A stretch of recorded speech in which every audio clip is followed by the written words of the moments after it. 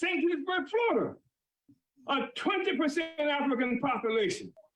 And Jesse courageously stood up and ran for mayor in that city off the slogan, unity. You want to unite this city? Unity through reparations. And he ran next to Comrade Akile Anai, who was also attacked in St. Petersburg, Florida.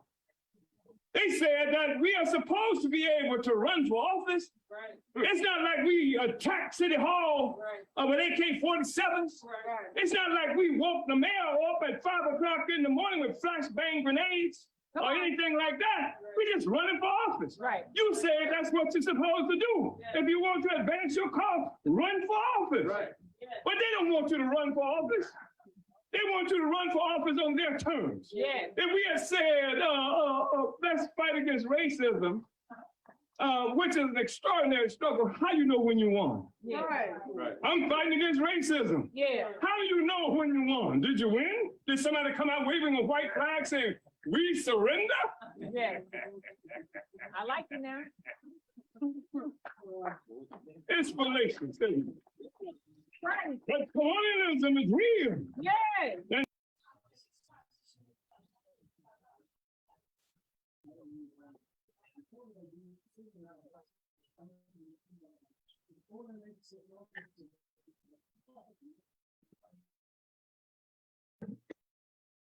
Uhuru, and welcome everyone.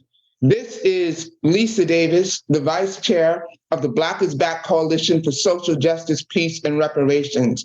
And before going any further, I just want to say that the Black is Back Coalition for Social Justice, Peace, and Reparations, we are an organization of over 120 people and organizations, and that we stand 100% behind our chairperson, Omali Yeshitela, and the African People's Socialist Party, which is a member of our coalition. We are 100% in solidarity with them. We stand behind them. We condemn these outrageous terrorist attacks by the state.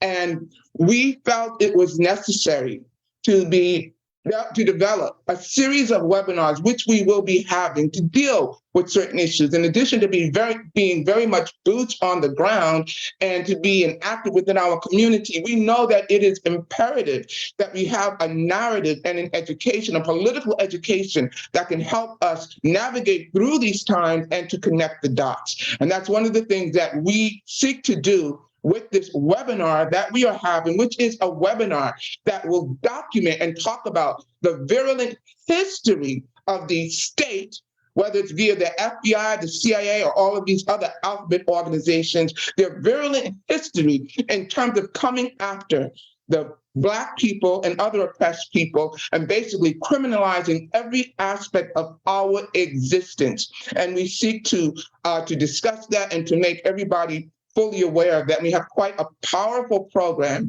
and we will even be discussing with one of our attorneys about what to do when the FBI or the state comes to your door if they have not already done so. And so it's going to be a very powerful webinar. We will also make sure that these recordings are available, but please continue to stay with us and to listen, and we appreciate all of your support. And again, I just want to emphasize one of the objectives of this webinar today is to make sure to make it clear and to show how the FBI, the state, how they have criminalized every aspect of our existence. And we will be getting into all the ways, big and small, some obvious and some not so obvious.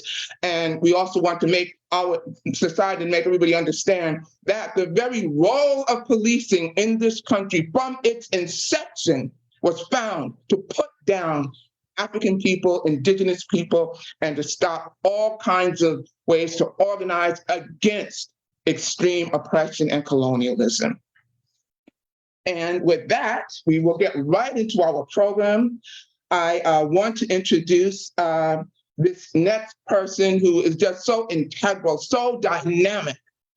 She is the secretary of the Black is Back Coalition, but she needs a much better title than that. That doesn't begin to describe all that she does. I like to call her the Secretary General, but she is the Secretary of the Black is Back Coalition. So much that she puts into, so much of the work she puts into this helps to literally get our organization to function. She is the secretary. She's also a member of the African People's Socialist Party. She is one of the writers for the Burning Spear newspaper. And her name is Sister Ilikia Ngoma, and she provides a lot of information about Haiti. Dear Sister Ilikia, Uhuru. Uhuru. Uhuru, Sister Lisa, thank you for that introduction. As Vice Chair Lisa said, my name is Ilikia Ngoma, and I am the Secretary of the Black is Back Coalition for Social Justice, Peace, and Reparations. And before we begin, I'd like to echo her thank you to everybody who is participating with us in this special webinar themed FBI attacks because Black is back. History of FBI attacks on the Black Liberation Movement. So right now, I will be giving an introduction of the steering committee of the Black is Back Coalition, beginning with the coordinating committee, which is responsible for the day-to-day work of the coalition. So first we have, okay, there we go. First we have Chairman Omali Ishatella, who represents the African People's Socialist Party in the steering committee of the coalition, as well as is the chair of the Black is Back Coalition itself.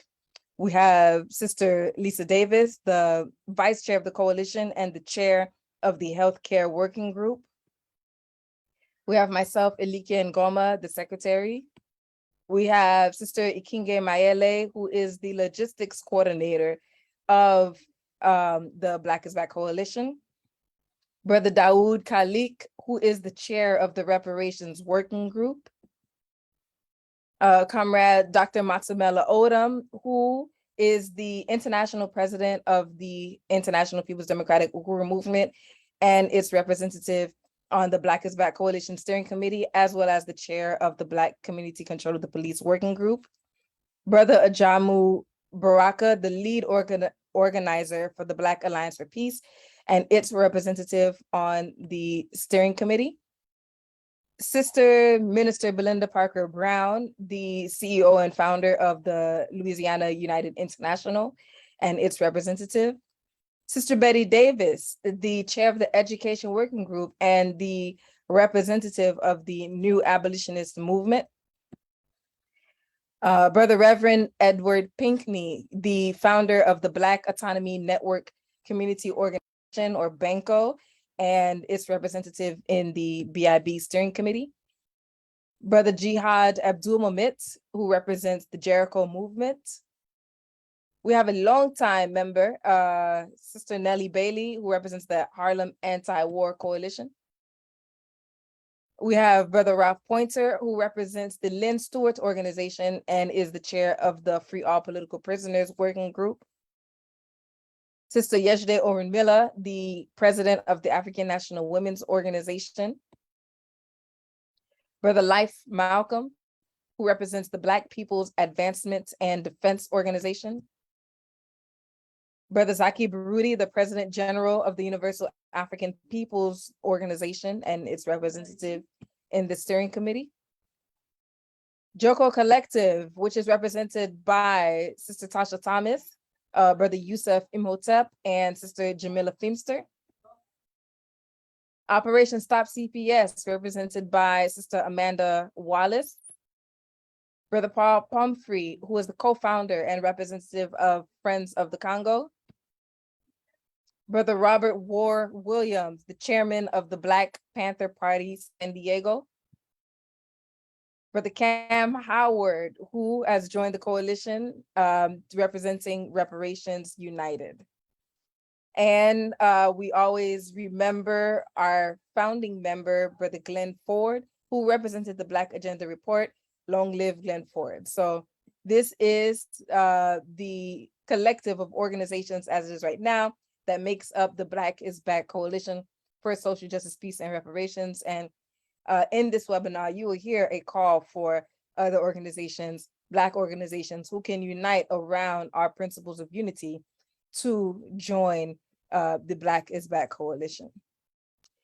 With that being said, it is a privilege and an honor to introduce the person who is going to make our opening statement, which is the coalition's chair, Omali Ishitela. Let me read this.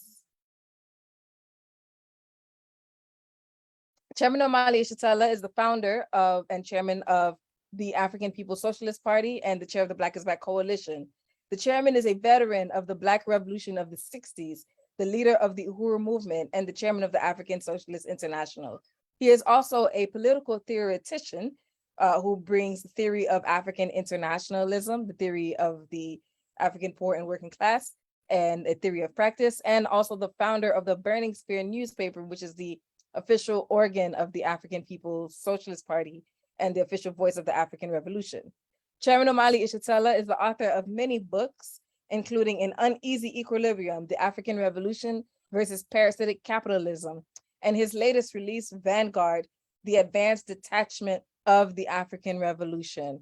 Uhuru, Chairman Omali Ishitela. Uhuru, I want to thank you very much, Comrade Sister Secretary Alikia, and a special statement of appreciation to Comrade Vice Chair Lisa Davis. And also want to just recognize this incredible steering committee of the coalition that has just been introduced to everyone.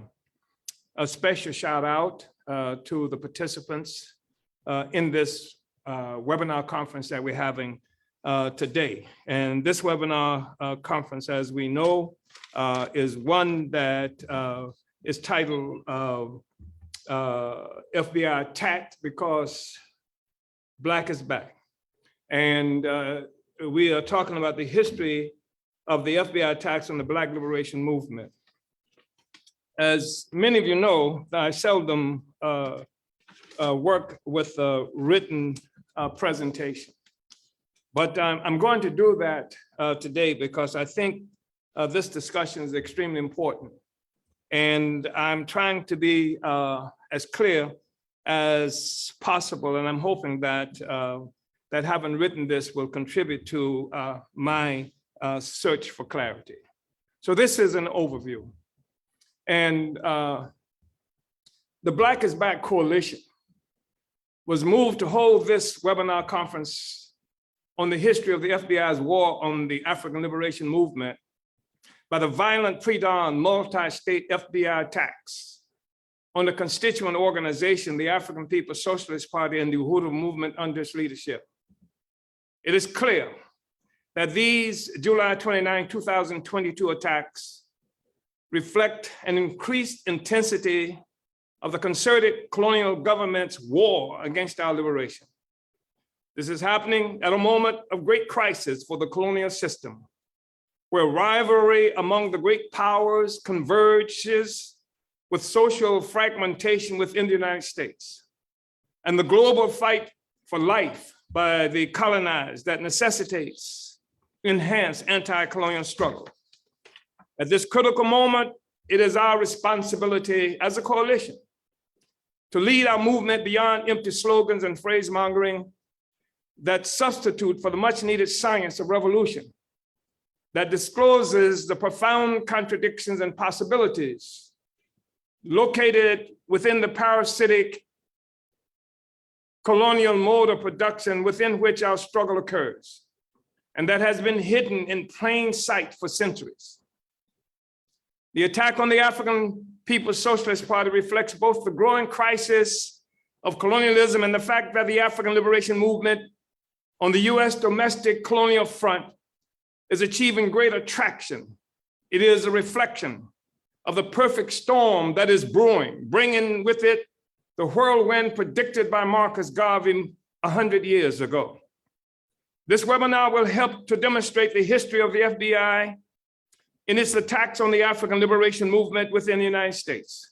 We will see that the FBI actually cut its teeth in efforts to undermine and destroy the Universal Negro Improvement Association and African Communities League of Marcus Garvey. This webinar will also expose the fact that the July 29, 2021 FBI raid on the African People's Socialist Party and the Uhuru movement was done with the very same allegations made against NAACP co-founder W.E.B. Du Bois in 1951.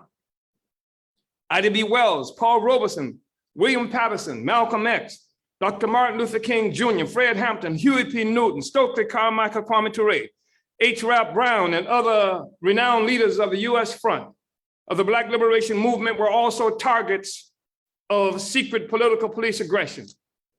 But so too were cultural icons like Josephine Baker even, Aretha Franklin, and many others who had a mass following independent of the control of the United States colonial power were also targeted or targets of FBI intrigues.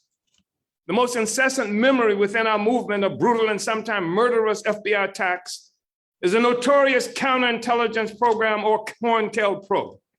And while it is important to recognize the implications of the FBI counterintelligence program that misidentified our anti-colonial organizations, and this intentional misidentification of our anti-colonial organizations as Black nationalist hate groups, and to remember that the FBI was said to claim that the Black Panther Party was the greatest threat to the internal security of the United States since the US Civil War, it is equally important for us to understand that Black freedom has always been illegal within the United States, and that various instruments of US colonial state power were always utilized to crush our freedom efforts. It didn't begin with the FBI or the Black Panther Party. It began with the founding of the United States as a settler colony, as an export of European empire to shores beyond Europe, as part of the process of creating the colonial mode of production that envelops the world.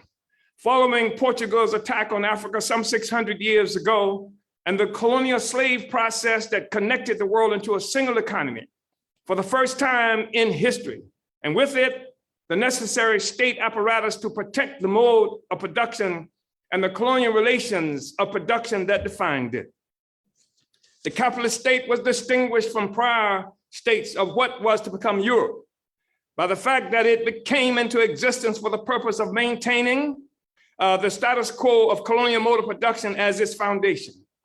Marx misidentified this colonial mode of production by calling it the primitive accumulation of capital, the foundation of the economic process from which Europe and European self-consciousness were created. The US settler colony automatically criminalized the indigenous from whom the land and resources necessary for capitalist production were forcibly expropriated. The settlers quickly and necessarily criminalized the colonially enslaved Africans, who became first commodities and first workers, upon whose whip-scarred backs capitalist production rested uneasily. Ordinary settlers became whites in this process, and through this conferred citizenship were automatically deputized as slave catchers, the genesis of the police and popular manifestation of the colonial state that even reveals itself today in various iterations within the United States and the colonial mode of production globally. Within the colonial mode of production, anti-colonial resistance is necessarily made illegal by the colonizer, whose very existence as colonizer requires the parasitic domination of the colonized. While it appears untrue that Harriet Tubman ever made such a statement, it is nevertheless conceptually significant that she is alleged to have stated the capability of bringing even more enslaved Africans to freedom within the US if only we knew we were enslaved. The success of the US military defeat of the anti-colonial Black revolution of the 60s resulted from a counterinsurgency that included an assault on the ideas of the revolution, on developing revolutionary anti-colonial theory throughout Africa, Asia, and Latin America, and within the United States. Malcolm X, Kwame Nkrumah, Patrice Lumumba, Che Guevara, Robert Sobukwe, Amilcar Cabral, ad infinitum. Subsequent to the military defeat of our revolution of the 60s, the struggle became one defined not to overturn the colonial relationship that enchained us as Africans, but to moderate it, to make it more accommodating, especially for the aspiring neo-colonial African petty bourgeoisie. Reform became more than a tactical vehicle toward total liberation, but an end unto itself. The demand for Black power morphed into the whimpering complaint that Black lives matter. A movement that sacrifices the long-term interests of the suffering working class masses for immediate reformist advantage for the African petty bourgeoisie is the definition of opportunism. The opportunism that has enchained our struggle more firmly than the bondage of physical slavery, especially since the military defeat of the Black Revolution of the 60s. COINTELPRO was real, but it was only the name given to one iteration of organized colonial state power designed to prevent our people from achieving the aims the concocted quote by Harriet Tubman declared to be possible. We must reattain our status in the human family as a free, dignified, self-governing people. And all our political work must be designed to negate the colonial power that holds sway over every aspect of our lives, politically, economically, socially, culturally, etc. It is the work of the African People's Socialist Party and the Uhuru movement to achieve these aims that the FBI understood to be criminal, not because the work broke any laws except those inferred by colonialism that prohibits challenges, even legal challenges, to the foreign and alien colonial power violently imposed and maintained over our lives. The work done by the African People's Socialist Party to build the Black is Back Coalition for Social Justice, Peace, and Reparations was our contribution to provide ideological coherence to our movement, provide organizational unity, and to massify our understanding that all our political efforts must contribute to a united trajectory towards self-determination and an end to the humiliating colonial domination that defines every aspect of our lives and threatens to do so for generations of African people yet unborn. These are some of the understandings that must result from this important webinar during this time of imperialist crisis where the colonizer and his chief hegemon are pushing the world toward the potential of nuclear annihilation through wars, threats of wars, and increasingly desperate great power rivalry. Moreover, it was the colonial mode of production born of and extending from the enslavement of Africa that initiated the great climate crisis, destroying the ice caps and natural heating and cooling processes of the planet. Indeed, it is the colonial movement that is the true environmental movement, another task imposed on the backs of the oppressed who have been thrust into this parasitic, life-sucking colonial mode of production. This webinar conference is designed to alert our movement and people to the machinations of the US domestic political police known as the FBI, and to reinitiate a process of educating and informing our movement of how best to protect ourselves while advancing toward the inevitable liberation necessary for life of our people and the peoples of the world.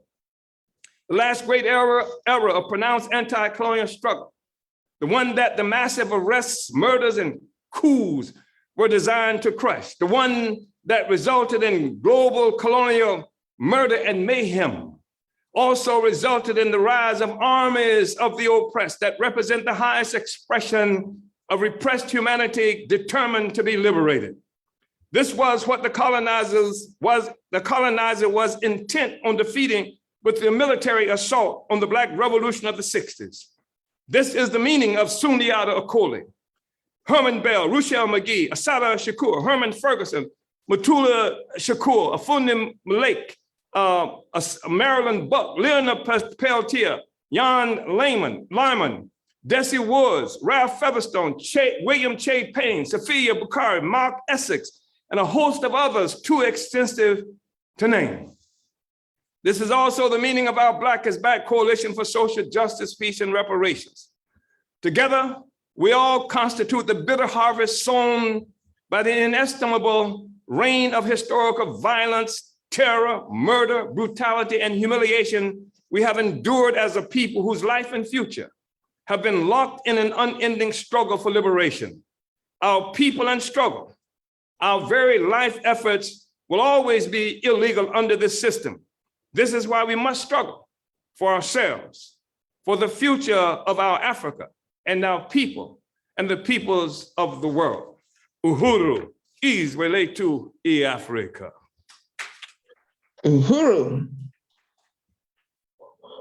So I want to thank you, Comrade Sister Vice Chair, I tried to be expeditious in this presentation. I worked very hard at You are on the money and on the mark, every word, and greatly appreciate it. And uhuru. And with that, we are going to now we have two panel discussions for this webinar, in addition to a presentation about what to do when the FBI comes knocking at your door. And just to go over a few housekeeping instructions, if you have any questions, please make sure that you put the questions in the Q&A section of the of your screen if you're watching, wherever you're watching from, if you're in the room with us in the virtual room, because if you put it in the chat scrolls and we can't keep up with it, but we surely want to make sure that we get everybody's questions and try to answer as many of them as we can. This next presentation is going to be providing us with a little bit of the history of the FBI attacks, FBI/state attacks on our people. And our first presenter is Yejide Oren Mello. She is the president of the African National Women's Organization. If you're not a member of that organization, you should please look into becoming a member of that organization. She is an international, the African National Women's Organization is an international organization founded by the African People's Socialist Party in March of 2015 to address the specific oppression that African women face as a result of colonial domination. As president, Sister Yejide is responsible for the international growth of ANWO by creating initiatives that respond to the economic and social conditions that remove African women from revolutionary political life. It gives me great honor to present Sister Yejide Oren Mello, and she will have 10 minutes for her presentation. And thank you, and uhuru. Uhuru. Thank you so much, comrade. I'm having some instability problems with my internet, so I hope that I come over clear. I just want to appreciate the chairman's overview and just everything that he said in regards to just the overview of the history and what we're going to be presenting today, and just him as my leadership in the African People's Socialist Party. And of course, I just want to also salute everybody else who's on today's webinar, including my comrades Ilikia and Comrade Lisa. So I too have prepared something written and just so I can keep focused, but I'll start now. African people have been fighting for our freedom since Africa was first attacked by Europe. This has always pitted our struggle for self-determination against the colonial mode of production. We are talking about a mode of production that raped, pillaged, enslaved, and colonized peoples and lands. With both ends of the rifle, machetes, and any other types of weapons of mass destruction they can concoct to beat back our struggle. The colonizer is always developing strategies to infiltrate and destroy our efforts to free ourselves from their grip. Why? Because without us, they wouldn't be able to survive. A few days ago, Joe Biden was talking about how much his administration has accomplished for the people of his country. He capped it off by saying that the United States is the only country that has faced adversity and come back stronger than it did before. He alluded to the United States being a great beacon of freedom. Of course, this is the narrative of the colonizer. But what do the colonized say? Martin Luther King Jr. said that the United States was the greatest purveyor of violence. That was in 1967, and they killed him. There's a man who touted nonviolence in the face of violence. And in 2023, we started the year with the murder of Tyree Nichols at the hands of the colonial police. It doesn't matter that the police were Black. It matters that they are agents of the colonizers carrying out colonial law. But unlike their white counterparts who can kill and get off, they go directly to jail. In my lifetime, there has been constant war managed by US imperialism. I was a child, but I remember Oliver North and what the US government called the Iran-Contra affair. The scandal, they call it. But it wasn't some trivial scandal. It was a serious network of US agents, government officials that attempted to undermine the Nicaraguan fight for self-determination by supplying opposition with guns and money in exchange for cocaine that was sold in the United States as a fundraiser for its efforts, resulting in the crack epidemic in African communities. I mean, this scandal had horrific consequences for millions of people around the world. It's sort of like defining Christopher Columbus discovering America as a little white lie. Like the colonizer trivializes everything and its impact on the people that they devastate. I mean, the chairman says that they are not devils and we have to be dialectical, but this is diabolical, right? You see, the United States, the place where they say you can bring your tired, your poor, your huddled masses yearning to breathe free, the wretched refuse of your teeming shore, was just a call for desperate Europeans who sought a better life for themselves and did so on the backs of Africans and indigenous people. In order to get that better life, they had to stand at the feet of every hanged Negro, rape every Black woman, call every Black man a rapist, burn a cross at every home, bomb every church, and drop bombs on thriving communities. You come from a place from starving, filthy, disgusting, everything filled with constant violence to a land that was carved out of the blood of Native people. You can have that little house on the prairie as long as you're willing to defend it by fighting and killing Native peoples who have used that prairie for centuries for their family. No, Joe Biden. The United States is not the beacon of freedom you say it is. It is, as the chairman says, a prison of colonized nations. So when the FBI fixed themselves to draw up the indictment against the Uhuru movement, they were attacking the ongoing struggle for African self-determination, the African freedom struggle, a movement that has set a goal to extricate ourselves from the binds of colonial domination. Like Harriet, Nat, Marcus, Malcolm, and Nkrumah, Sankara, the Panthers, Bishop, and so many other African people who have fought for our freedom, the party has set a course and are organizing our way out. The party and the chairman are the vanguard. What is the freedom we are talking about? Because sometimes it's not really clear on what freedom is amongst Black organizers, right? But when we talk about freedom, we are talking about a freedom that overturns the current social world order, that destroys the colonizer. And by doing that, essentially destroys the colonized, that it frees people and lands up to determine our own future without the ever looming threat of violence that comes from the colonizer nations. These nations wage campaigns to infiltrate, subvert, kill, and destroy our struggle. Because without this parasitic relationship to the colonized, they could say that what Joe Biden says, that their success is dependent upon our oppression. The Uhuru movement, like so many other Africans who believe that they should be free, have rejected the way things have been for so long. We have rejected the centuries-long war against our existence and have the audacity to tell the world that we want our freedom by not cowering in the night, by organizing a response to the colonizer in every community that we can, building organizations and institutions that have become the beacon of light for the African working class. We are doing it out in the open in every community we can. We create Burkina Fasos, or lands of upright men and women. And what we create now in times of serious crisis and oppression is just the baseline of what we can achieve. Imagine if we have access to all of the resources and land, the incredible things we could accomplish for ourselves, and to know that when we free Africa, we can free the world. Obviously, this is a challenge to the colonizer. This is what they constantly develop strategies to undermine our efforts. So when they created this indictment and attributed our freedom struggle to the Russians and not to US colonial violence in the prison of nations that they've created, they are opening up another campaign of untruths, or continuing their campaign of untruths. Well, they've made a mistake, haven't they? The Uhuru movement is prepared to put the colonial state on trial if they ever try to pursue the delusionary indictments.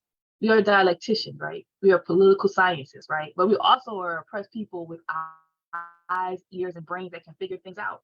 We can connect the dots, All we have to do is look back at our history. In every nook and cranny, around every corner, the presence of the colonizer is there, foot on our neck, squeezing the life out of us. They have targeted entire movements like the UNIA, the Panthers, the Sojourners for Truth and Justice, or individuals like Claudia Jones and Paul Robeson, Ida B. Wells, MLK, Asado, all of these dangerous Negroes, right? So if we look at some of these dangerous Negroes and see what they've been targeted for, what the full weight of the American government has weighed down on them. We can look at Claudia Jones, who was a journalist, a Black woman journalist in the 1940s, a communist, somebody who has been organizing and writing around the Scottsboro boys trial.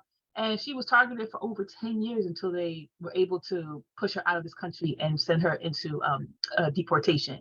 If we look at also Ida B. Wells, who was a prominent African woman who was a part of leading the campaign, the anti-lynching campaign in the United States, also a journalist, also writing to organize and on the ground organize. And this is who the FBI has targeted. These are people who were concerned about the interests of the African working class, interests of African people who have been targeted and oppressed for so very long, and wanted to expose it. And we're exposing it to the entire world. This is what was a challenge and continues to be a challenge to the colonizer who we've been up against since they first attacked Africa and colonized most of the planet. So, if we look also at the Sojourners for Truth and Justice, which was a group of African women who had organized themselves against U.S. policy in African communities, and one of its members included Eslanda Robeson, who was the wife of Paul Robeson, and we also know that Paul Robeson was also a target of the FBI as well, and Hoover's administration. So the FBI had designated this organization and said that their real desire was to incite a revolution for Black people. That they organized around issues that were that targeted Black people in our condition and created conditions whereby we were fighting for our lives.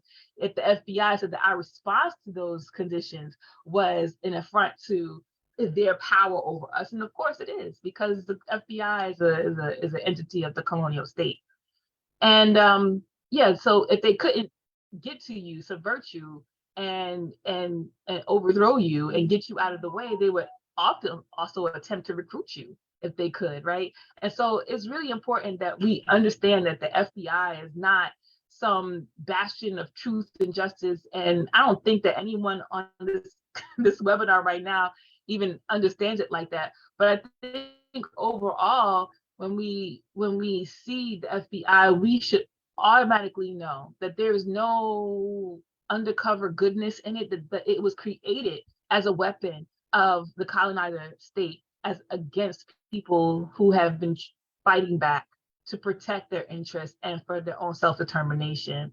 And even as recently as a few years ago, created this designation called Black identity extremism, right? Like, so it basically criminalizes any efforts that Black people are making to be self-determined and create our own freedom.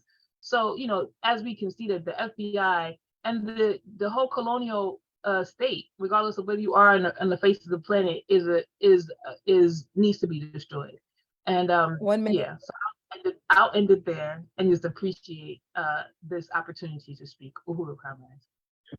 Uhuru, and thank you so much. And Sister Ejide, just to let you know, we've even had discussions to have a webinar talking even more specifically about how Black women and our families, including children, were also targeted and spared nothing. And as you're talking, I can't help but to think about Billie Holiday and how the state came after her for the song Strange Fruit.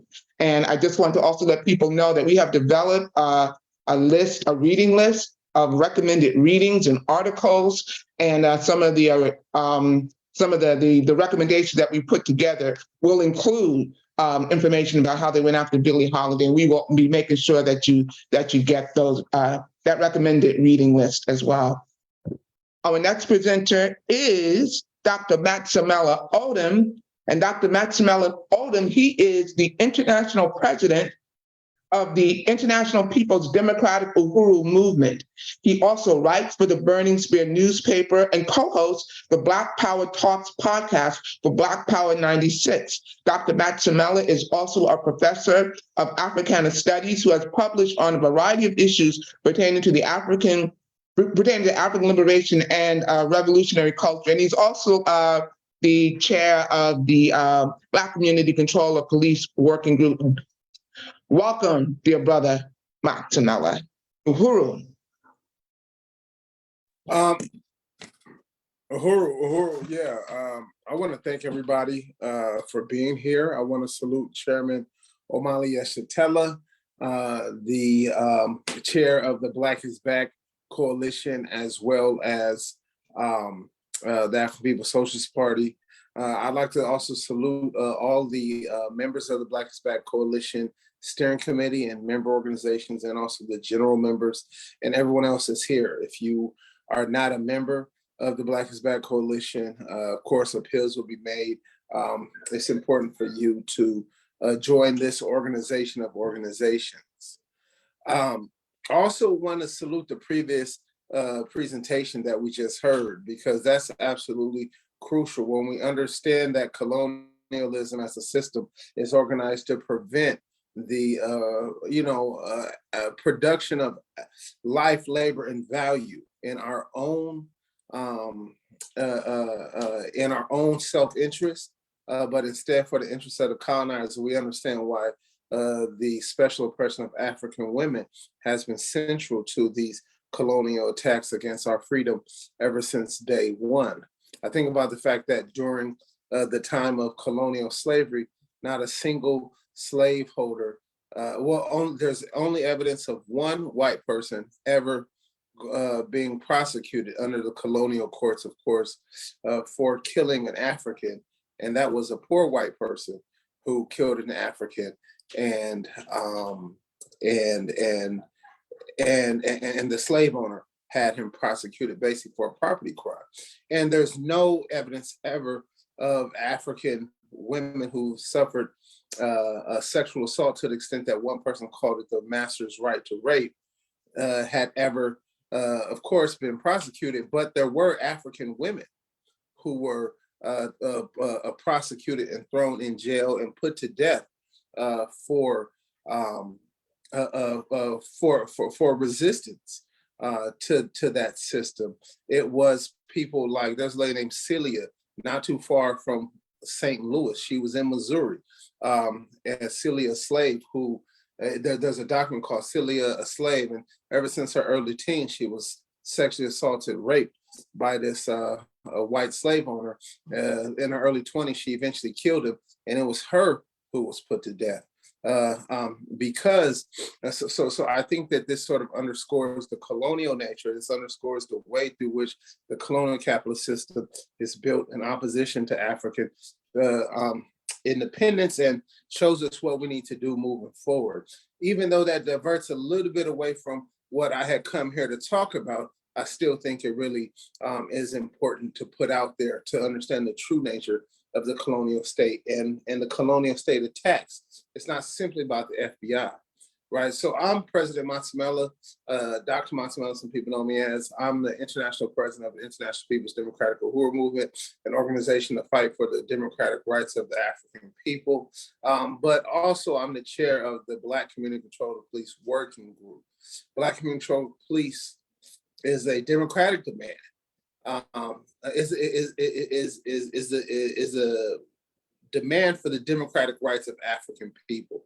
It demands the immediate withdrawal of all domestic military occupation forces from Black communities. This democratic demand assumes the ability of African people to mobilize for our own security and to redefine the role of the police so that it no longer functions as an agency imposed on us from the outside. Black Community Control of Police understands that the primary contradiction we face is colonial capitalism. So that's important.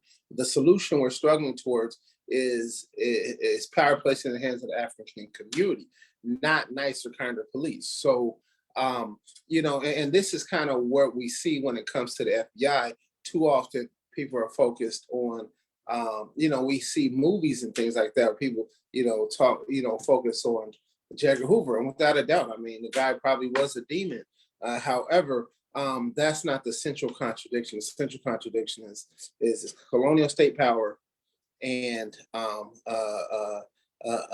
African oppression.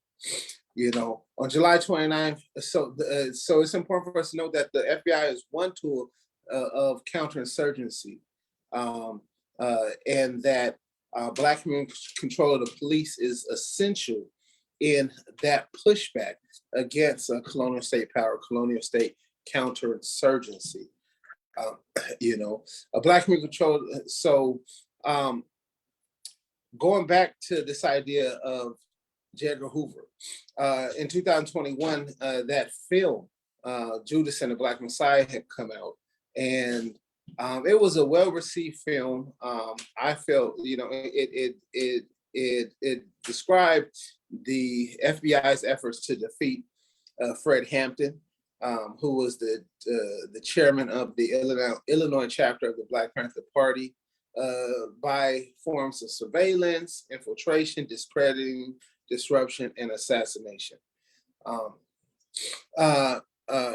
Like I said, I appreciate the widespread of the film because it really sort of brought back Chairman Fred's name and his assassination into the common discourse of Africans coming up. In many ways, I take for granted the fact that, like, I know about Chairman Fred now being in my early 40s, but people just 10, 20 years below us didn't necessarily know about him. I felt like this was an important conversation we had around Chairman Fred at that time, because it showed him as heroic, a loving man, a person who sought to unite African and other colonized people and even white workers and things like that, who was taken out by the colonial state in a cowardly snitch.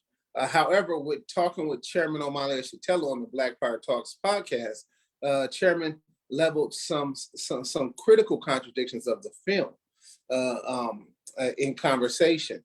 Chairman said that the film overlooked Fred Hampton's position as an anti-colonial revolutionary involved in an international movement.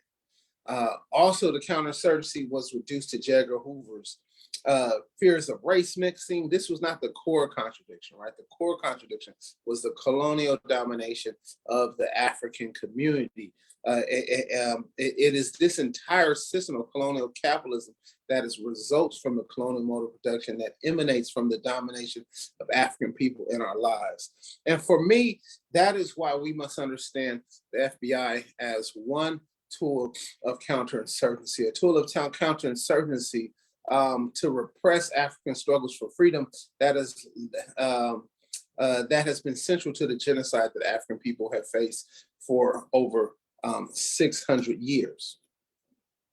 You know, we saw it in all forms of genocide and counterinsurgent tactics, such as sicking dogs on humans, ripping babies out of women, you know, burning people alive, having people drawn and quartered. All this stuff is meant to repress the urge for. We got 2 minutes, right?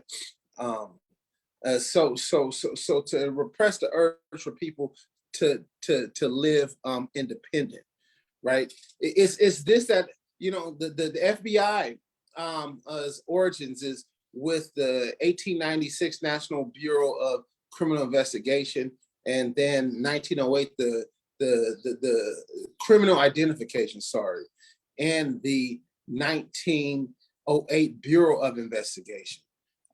However, and then in the 1930s, if I'm correct, it became the Federal Bureau of Investigation.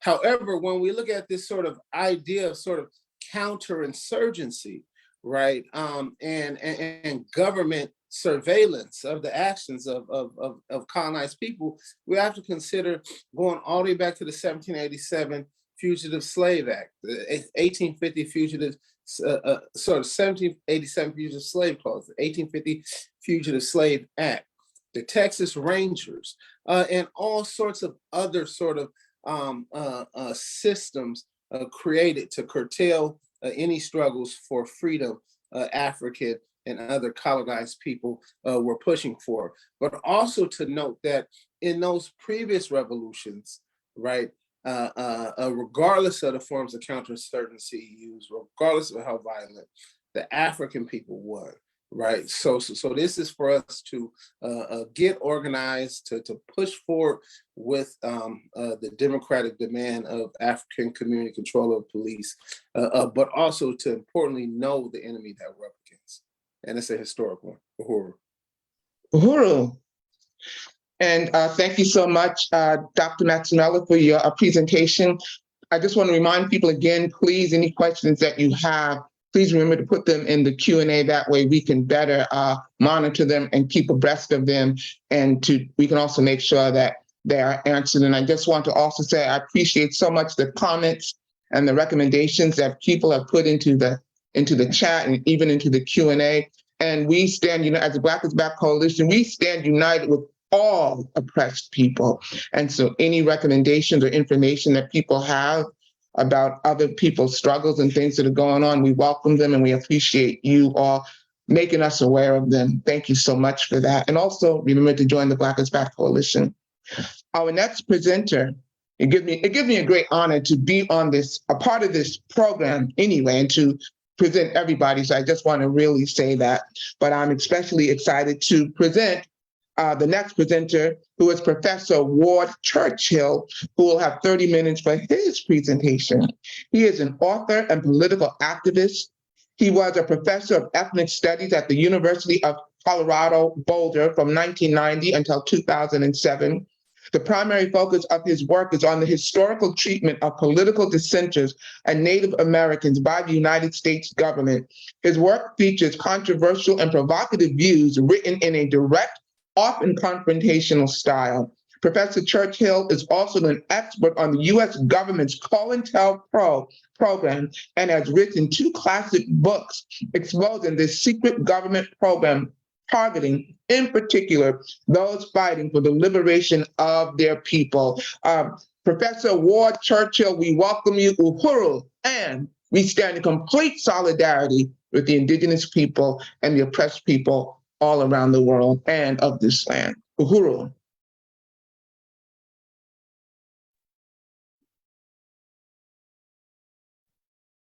P.O. Wow. The presentations thus far have been wonderful, incisive, directly on point. Chairman O'Malley in particular covered considerable portion of what I might have framed in my remarks here. But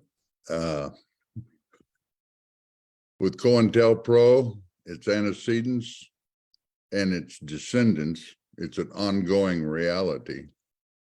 There's far more than can be encompassed in a half an hour or a day. And because it's continuously evolving, that situation would remain. But let's say, first of all, and the word's been used by others, I think all panelists, from Chairman O'Malley and the preceding 2, have all referred to counterinsurgency. So let's start with the fact that COINTELPRO, which is a cryptonym, it would be considered an acronym, except it was secret during the period of time when it was actually in use by the FBI. And it breaks down as the CO comes from counter, the IN, TEL comes from intelligence, PRO comes from program, counterintelligence program, which sounds kind of innocuous. It's also a misnomer. And it was innocuous on its face. One has to wonder why it had to be a cryptonym. It's because most of what came under it was technically illegal in the United States at the time. But the misnomer part has to do with the fact that counterintelligence per se is intended. There's actually a mandate for the FBI to pursue counterintelligence operations, but the mandate uses the term correctly, which is to counter the activities of agents of foreign powers, usually citizens of those powers, but not always, but nonetheless operating in behalf of foreign powers at the expense of the United States to violate security. That's espionage, sabotage, and so on. But the foreign element is what's key. insofar as the mandate goes to nullify, to counter, and to stop the activities that come within that range. Those who were targeted as operatives of foreign powers, one form or another, non-citizens for the most part, were not subject to the constitutional protections of the United States. They were suspended. The objective of counterintelligence operations was, and this is the FBI's term, to neutralize the activities of those who were targeted. Neutralize. And that can go from exposing them when they needed to be functioning in a clandestine capacity, to discrediting them if the exposure itself was not sufficient to nullify their activities, to contriving cases which might result in their incarceration, but at least tie them up in judicial processes, insofar as they were mostly of foreign extraction. They might be green card aliens, they might be landed immigrants, they might be whatever, but a non-citizen capacity, or people who had misrepresented facts of their background in gaining immigration status and had, as immigrants, become citizens. If there was that history of misrepresentation in their petition to become citizens, they could be deported, they could be incarcerated. And in particular cases, key targets might be assassinated. They were subject to forms of monitoring, surveillance, and so forth, which were prohibited. Constitutional reasons for use against citizens of the United States. Doesn't mean that the prohibition was always respected. The FBI had a long history of operating in an unwarranted manner in surveilling U.S. citizens as well as non-citizens. Black bag jobs, the burglary of their offices or homes in search of intelligence. They were not stealing valuable items. They were stealing mailing lists. They were stealing financial records. They were stealing address books. They were stealing all manner of records having to do with organizational activities or personal activities, and so on. It was intelligence gathering for purposes of neutralization, all of that. Well, the reason that you had this cryptonym in effect was that COINTELPRO was the utilization of this broad range of tactics intended to destroy the effectiveness or operational capacity of the targets against the U.S. citizens, members of organizations, groups, whatever, that were considered subversive of the status quo. In other words, they were undermining white supremacy, colonial order of things, as has been described, to be categorized in that fashion by the Bureau as a citizens organization caused you to be targeted, and you were to be neutralized by whatever means were necessary within the continuum of operational tactics and so forth that defined counterintelligence against foreign powers. So you were essentially declared to be a non-citizen. You were essentially declared to be an enemy that needed to be destroyed for preservation of the existing order in the United States. And colonialism, that's been pretty well described here in prior presenters. I have really nothing that needs to be added in this context, but that's the nature of the order. It takes many forms in its ramifications, the nuances by which it affects its lives, and that's comprehensive. That's the order that's to be maintained. My grandmother used to tell me that there was a place for everything and everything should be returned to its place. Now, she was a neatness freak, but that's a sort of a cliche, turn of the phrase with which most people would be familiar. May not practice it, but they'd be familiar with the adage. In the context we're talking about here, the rule would be translated as there's a place for everyone and everyone is supposed to remain in their place. Getting out of your place, getting uppity, as the white supremacist vernacular would have it, was cause for being targeted to one extent or another.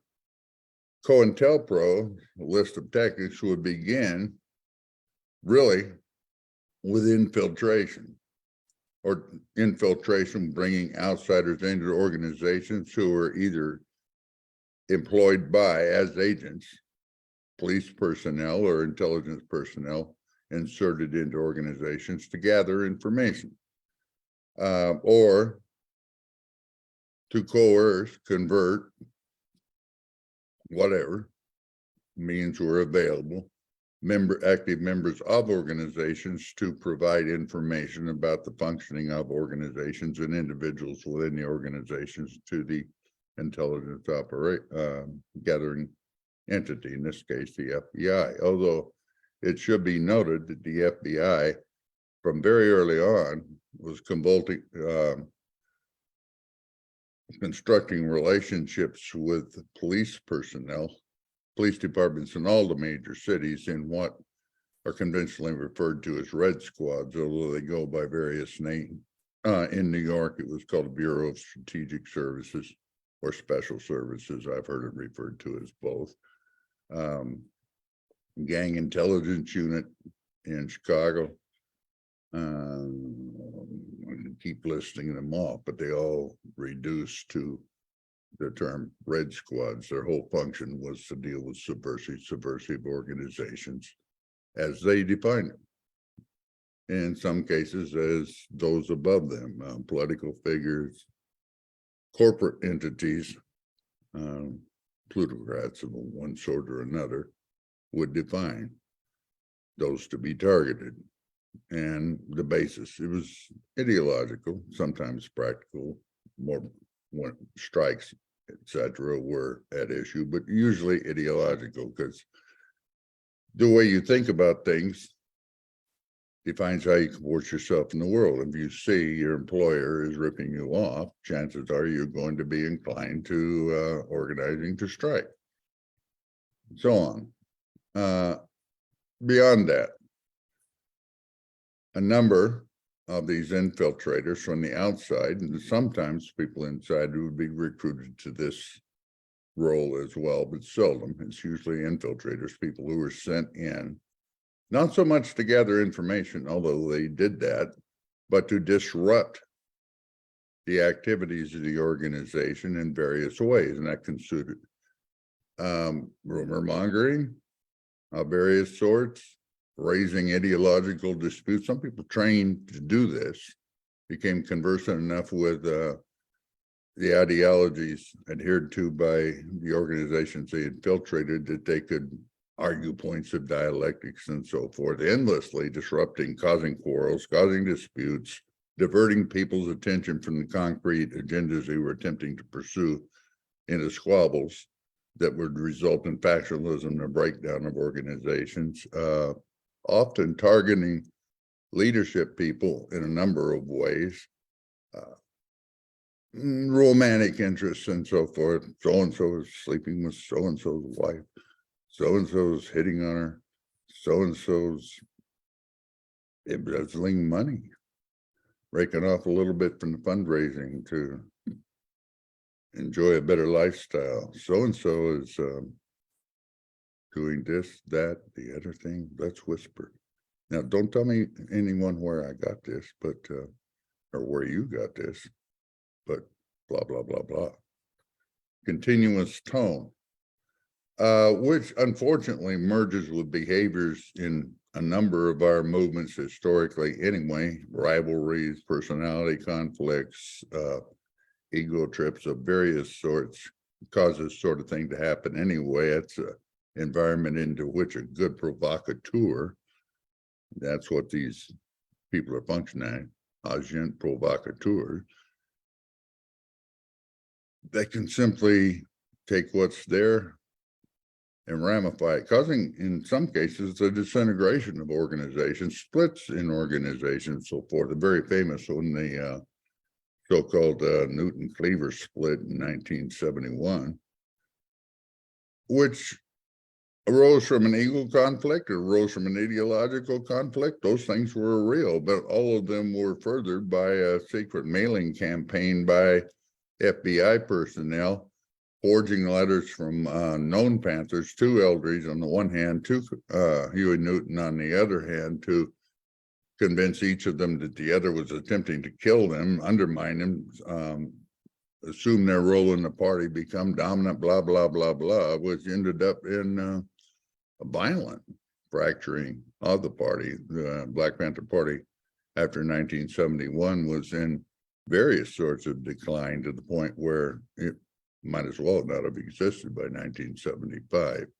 There was something called the Black Panther Party, which was maintained by the Newton faction, I guess you could call it, in Oakland, Bay Area. Up until 1981, I believe it was, the one constructive function that it did was maintained was running a community school, which was gone by 1981 too. And then there was no more Black Panther Party in the original form, period. But it had effectively gone out of existence as a result of this kind of undermining that occurred a decade earlier, really. The next level, if you would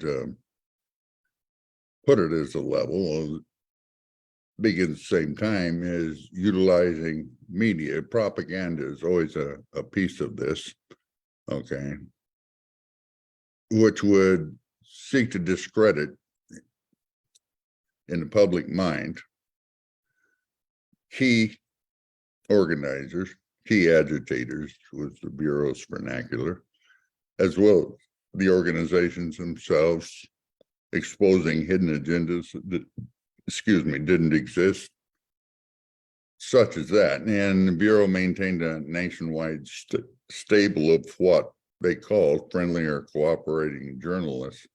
Often you had pieces of journalism, I'm putting quotes around that, written by FBI specialists themselves in what was called the Public Information Division of the FBI, a big one.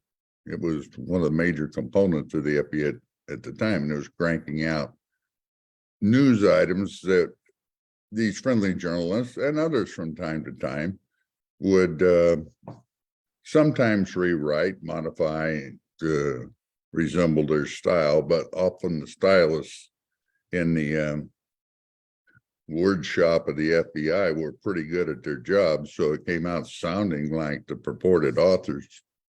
Often enough, Ron Koziel in Chicago, in connection with the Hampton case, which was mentioned earlier on, he simply signed his name to things that were written by the FBI, or repeat verbatim what they told him on the phone, presented as news, to discredit, destabilize, ultimately to destroy the organization. So you've got that. Then you've got what's called badjacketing. And I should have mentioned this in relation to the agents provocateurs. A particularly effective means of whisper campaign was for an agent or an operative, an infiltrator, an agent provocateur, to target somebody who was well thought of, who was effective as an organizer or whatever, and start the whispering campaign to the effect that they were actually a police infiltrator themselves. So you had the agent discrediting the bona fide activist, causing him to be, him or her, to be mistrusted, neutralizing their effectiveness. Okay. And you had cases where that was done, you know, one agent managing to do it to 20, 30 people within an organization. The guy in Chicago O'Neill, who was the infiltrator who served as Fred Hampton's bodyguard, and gave him I gave the police raiders maps, gave to the FBI, who provided it to the police raiders, maps of the apartment showing where various pieces of furniture were, including Hampton's bed, which was highlighted. Then slipped Hampton a glass of Kool-Aid laced with succobarbital before the event. Then he left. He wasn't there, of course, when the raid occurred, but Hampton was basically unconscious when he was killed. The guy I worked with, Mark Clark, I don't know whether he had succobarbital slipped to him or not, but he was pulling security, was basically asleep when the attack began, so he never had a chance. They never had a chance. In fact, the one shot fired by the Panthers that night was a shotgun that Mark was holding in his lap when he was shot point blank in the chest by Gloves Davis on the way in. It was part of his death reflex when he was hit. Bullet went essentially into the ceiling, and that was all. The rest of the 99 odd shots that were fired were all fired by the police, including the shots that were fired into Fred Hampton and hit Verlaine Brewer and others. So, this gets quite serious. Now, what happened with the Hampton raid and Clark is the top of the heap. I mentioned assassination, but before you get to assassination, they'd already worked this out on Fred Hampton as well. He had been convicted of stealing ice cream from an basically an ice cream truck on a hot night in the park. He liberated the ice cream and handed it out to kids in the park who couldn't afford to buy it. He was given a prison sentence for that, but there had been an appeal, and so he was out on appeal when he was killed. Incidentally, I'm not all that fond of the movie. I'd have to go with Chairman Amali and his analysis of it, but there was more than that. I had personal knowledge of some of the actors in this, and no, that was a sanitized thing, but it did, as was pointed out, get the conversation going and get it on some younger people's radar that Fred Hampton existed and so on. Much more powerful speaker, much more eloquent speaker, much more incisive speaker than anything that was shown in the film, but that would have made the film dangerous. Before that, you have pretext arrests, and these were used extensively, and most often by the police collaborating in these counter-subversive or counterinsurgency operations. A notable case, it was used as a template really in the operations against the Black Liberation Movement and others for the duration of COINTELPRO, was undertaken against the Revolutionary Action Movement in Philadelphia, summer of 1967. And they arrested people with no intention, no hope really of obtaining a conviction. And if they did, it would have been minor offenses, but they'd arrest them for anything on site on the street, take them to jail, then they'd have to post bond and usually mount a defense in order to be acquitted and out. But as they posted bond and started to leave the police station, they'd be arrested on an undercharge and taken right back into the jail. And by the end of the summer, you had activists, and RAM was not a large organization, but people just separating from the organization to avoid more of this harassment. You know, people who are facing 6 and 7 trials over nonsense, really. But in each case, they had to come up with bail. The organization had to come up with bail if the individual did not have it, and retain lawyers, incur legal expense, bankrupted the organization basically, and drove a number of the members out of it. And that was extolled in a lengthy memorandum by the special agent in charge of the FBI office in Philadelphia as a technique that could be replicated to good effect elsewhere. And of course it was. that was standard practice, man. You'd be hauled in and hauled in and hauled in, police coming to your door, so on, serving warrants on things like unpaid traffic tickets, whatever. And then serious trials that could be undertaken for the same reason. They did not necessarily expect to obtain a conviction, but you could keep people tied up completely in the legal system for months, exhaust organizational funds. And so for fundraising being used not for constructive engagement with the community and things like the Panther survival programs, but going to mount legal defenses for Panthers. At one point had 60 people facing significant criminal charges. And as we know, and as was figured in the calculations of the FBI at the time, some of these are going to result in convictions. And we've got people still in prison who have done 40 years and change, 50 years in some cases. We had a guy in California, Chip Fitzgerald, an LA Panther, who went in 67 and he died within the last 6 months, still in prison. So that permanent neutralization there, but you could not obtain that conviction, and the person was not deterred by other techniques down the continuum. Then assassination was an effective nullification, neutralization, if you will, of a key activist that they were targeting Hampton, but they may also have been targeting, they were also targeting Bobby Rush, that is Congressman Bobby Rush, who was the defense minister of the Chicago Panthers at the time, but he'd had a familial dispute and gone home that night. Otherwise, he would have been in the apartment and he was to be taken out as well. And they may have been targeting Mark Clark for that matter, because he was being recruited into the Chicago loop of things, but he was the head of the Panthers in Peoria, which is where I worked with him. So he was a key individual in his own way. These are taken as successes.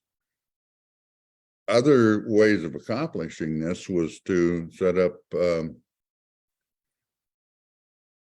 intra-organizational disputes like the Hampton Cleaver split, which resulted in fatalities straight down the line, or inter-organizational disputes, such as the cartoon campaign in the late 60s in LA between the Panthers. The FBI was putting out cartoons in style used by the Panthers.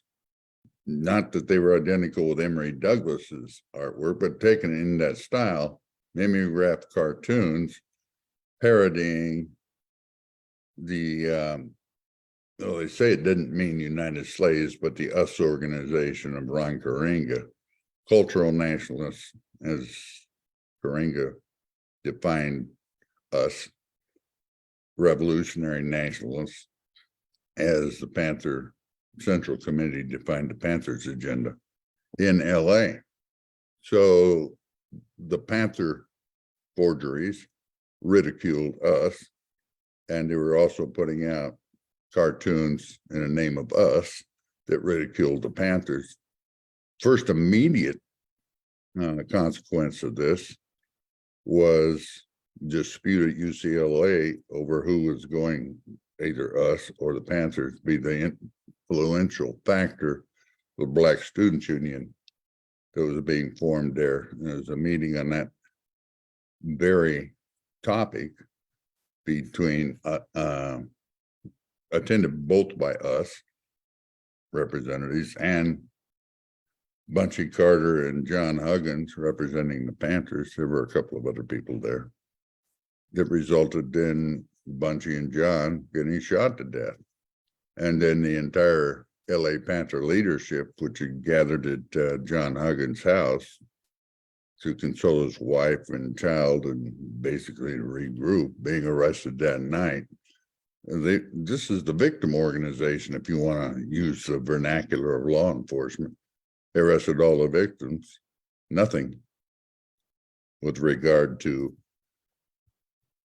the perpetrator organization, which would be us. Turns out Claude Hubert, who was the actual trigger man there, was an FBI operative that was functioning in us, and also the two Steiner brothers. There's a fourth individual that was involved whose name I cannot recall, and he just disappeared. Hubert last known working for security services in Guyana. So he was consistent. He'd been moved to Guyana out of the United States, was never arrested. The Steiners were down there too. And then in Suriname, they had been arrested, sentenced for murder, and then walked out of San Quentin. Don't walk out of San Quentin. Anybody familiar with that prison? I mean, they just walked away and turned up in Guyana and Suriname. One of them finally wearied of, after several decades, being in Suriname and came back. I went to prison for a brief period. I think mainly for escaping under California law. And that's that. But that was major blow, obviously, to the LA Panthers.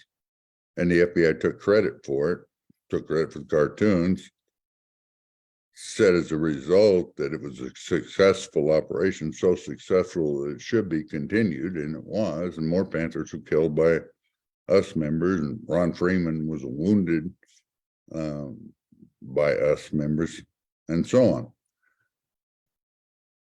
So assassination inflicting fatalities and key people can happen in a number of different ways. I know of no instance where an FBI agent per se ever pulled a trigger. Police and other political activists were essentially conned into it.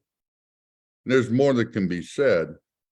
COINTELPRO began in '56 as a counter-subversive operation against the Communist Party, but expanded. The really intensive part begins in the late '60s. Although you'd had things like Bill Sullivan, who was basically in head of domestic security, under which COINTELPRO operation fell, concocted a set of tapes and so forth that were sent to the back of Martin Luther King, suggesting that it would be sent to the press unless he was right. Basically committed suicide, took himself out, basically, was what they want. Be self-neutralizing. Now that was obviously in the earlier '60s, but from 1968 onwards, you had this really intensive wave of counterintelligence operations directed at, well, the term was used, what they call Black nationalist hate groups, Black liberation movement, basically, in which they acknowledged 230 odd major 295 major operations targeting organizations and individuals. 230 of them aimed at the Black Panther Party. And it was ongoing, although the intensity had eased up in 1971 when a citizens commission to investigate the FBI, a clandestine group in Pennsylvania, pulled what was called a black bag job I mentioned earlier. It's a burglary, but their burglary was on an FBI resident agency in Media, Pennsylvania. They took all the files. Basically, it was a black bag job, only run in reverse. The FBI was short-circuited by that one. Really intensive search for the so-called, well, they were burglars. People were never apprehended, but they were putting the select documents as they analyzed the files out to the media, some of which contained that cryptonym, COINTELPRO, and people were starting to ask as a result of that, what the hell is COINTELPRO? And one thing follows another up to the church committee, where there is a lot of disclosure of what had been done, but also a lot of containment as to the extent of it. So the church committees useful the record that they were published in, I think, 6 volumes, official record, including a detailed account of the campaign to destroy the Black Panther Party. It's useful, puts it on record officially, hardly to be denied. The FBI documents cited in order to validate it by Congress. But, you know, there were key components left out, like they never concluded that some of those targeted were framed, didn't lead to review of cases, opening up people coming out of prison. And it did not acknowledge that there were actually assassinations involved. Like pointed to the appearance that the FBI was trying to instigate.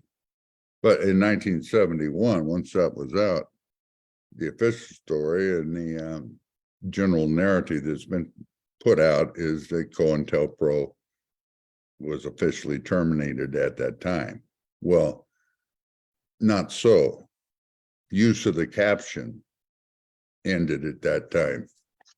And there was considerable amount of drawdown in terms of the frequency of the operations, but even in the order to stop using the caption, J. Edgar Hoover himself said that there would be a tighter control level of authorization exerted such operations in the future. And in 1975-76, in their final report, Church Committee pointed out that they had uncovered at least 5 operations that appeared to carry the signature of COINTELPRO ongoing at the time, and they were intending to investigate those, but never did. COINTELPRO continued. Rather than talking about extremists, they started talking about terrorists. And so it's counterterrorism operations. And they've got a number of other captions, but the operations have continued right up to present. And what's being dealt with in terms of the raids nationwide, really, multiple city raids on the organization here, the Uhuru movement in general, is part of that. And if I had more time, I could link it back to the Palmer raids in 1919, 1920, multi-city raids targeting immigrant workers organizations and so forth. But I think what I will do is say that I have written up, as was pointed out, in a couple of books, along with a co-author, Jim Vanderwall, Agents of Repression and COINTELPRO papers, which were very recently republished, reprinted, whatever you want to call it, by Black Classic Press. So they're available.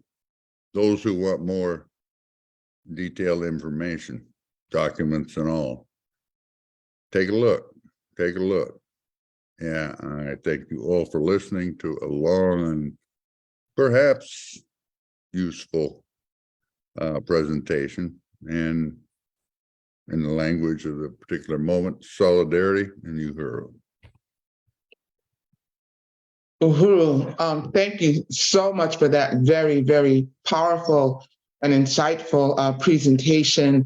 Certainly, we do have some of your books. We want to make sure all of your writings are presented that people can reference and can look up. And also, let me just say this to everyone, because I know we talk about such serious issues, and I always say that as the moderator, I just hate having to call time on anyone, but this is just the beginning.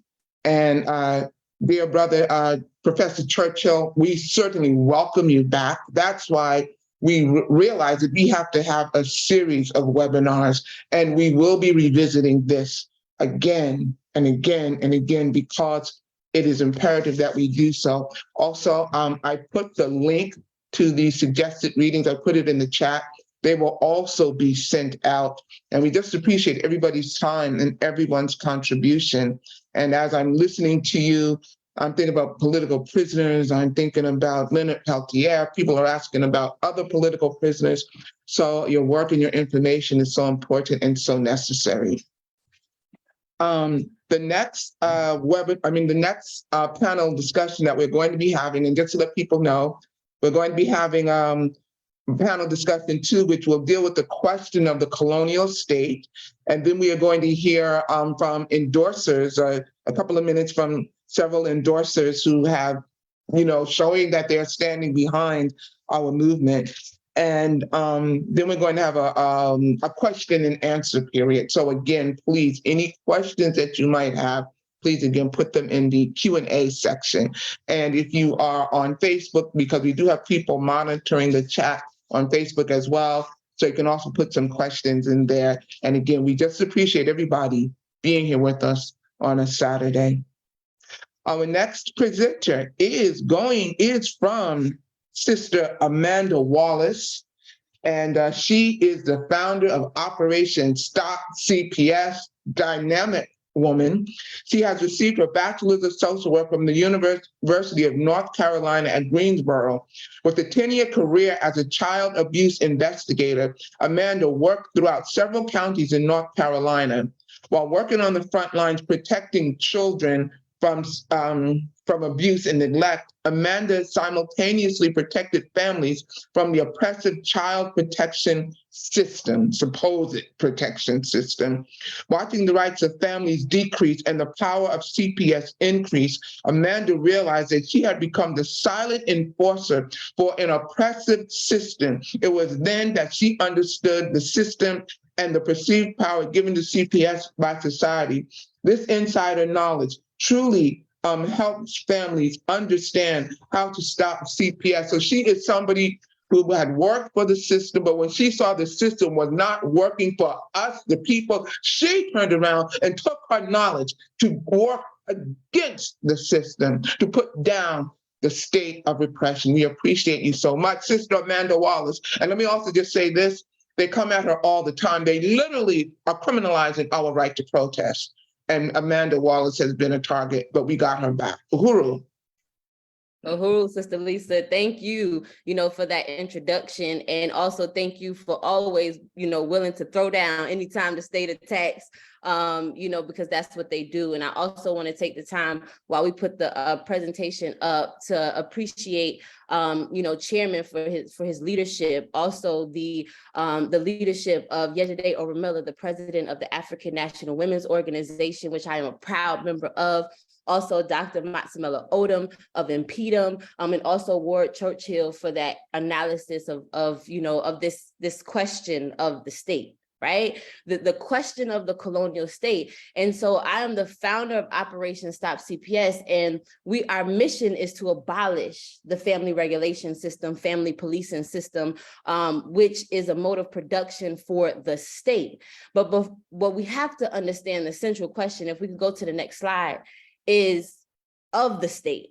Because if we don't focus our attention there, we will think that Florida is known for its nice oranges, and we want to go and turn up in Miami, and we want to go and visit Texas because everything is bigger there, and we want to go gamble in Nevada.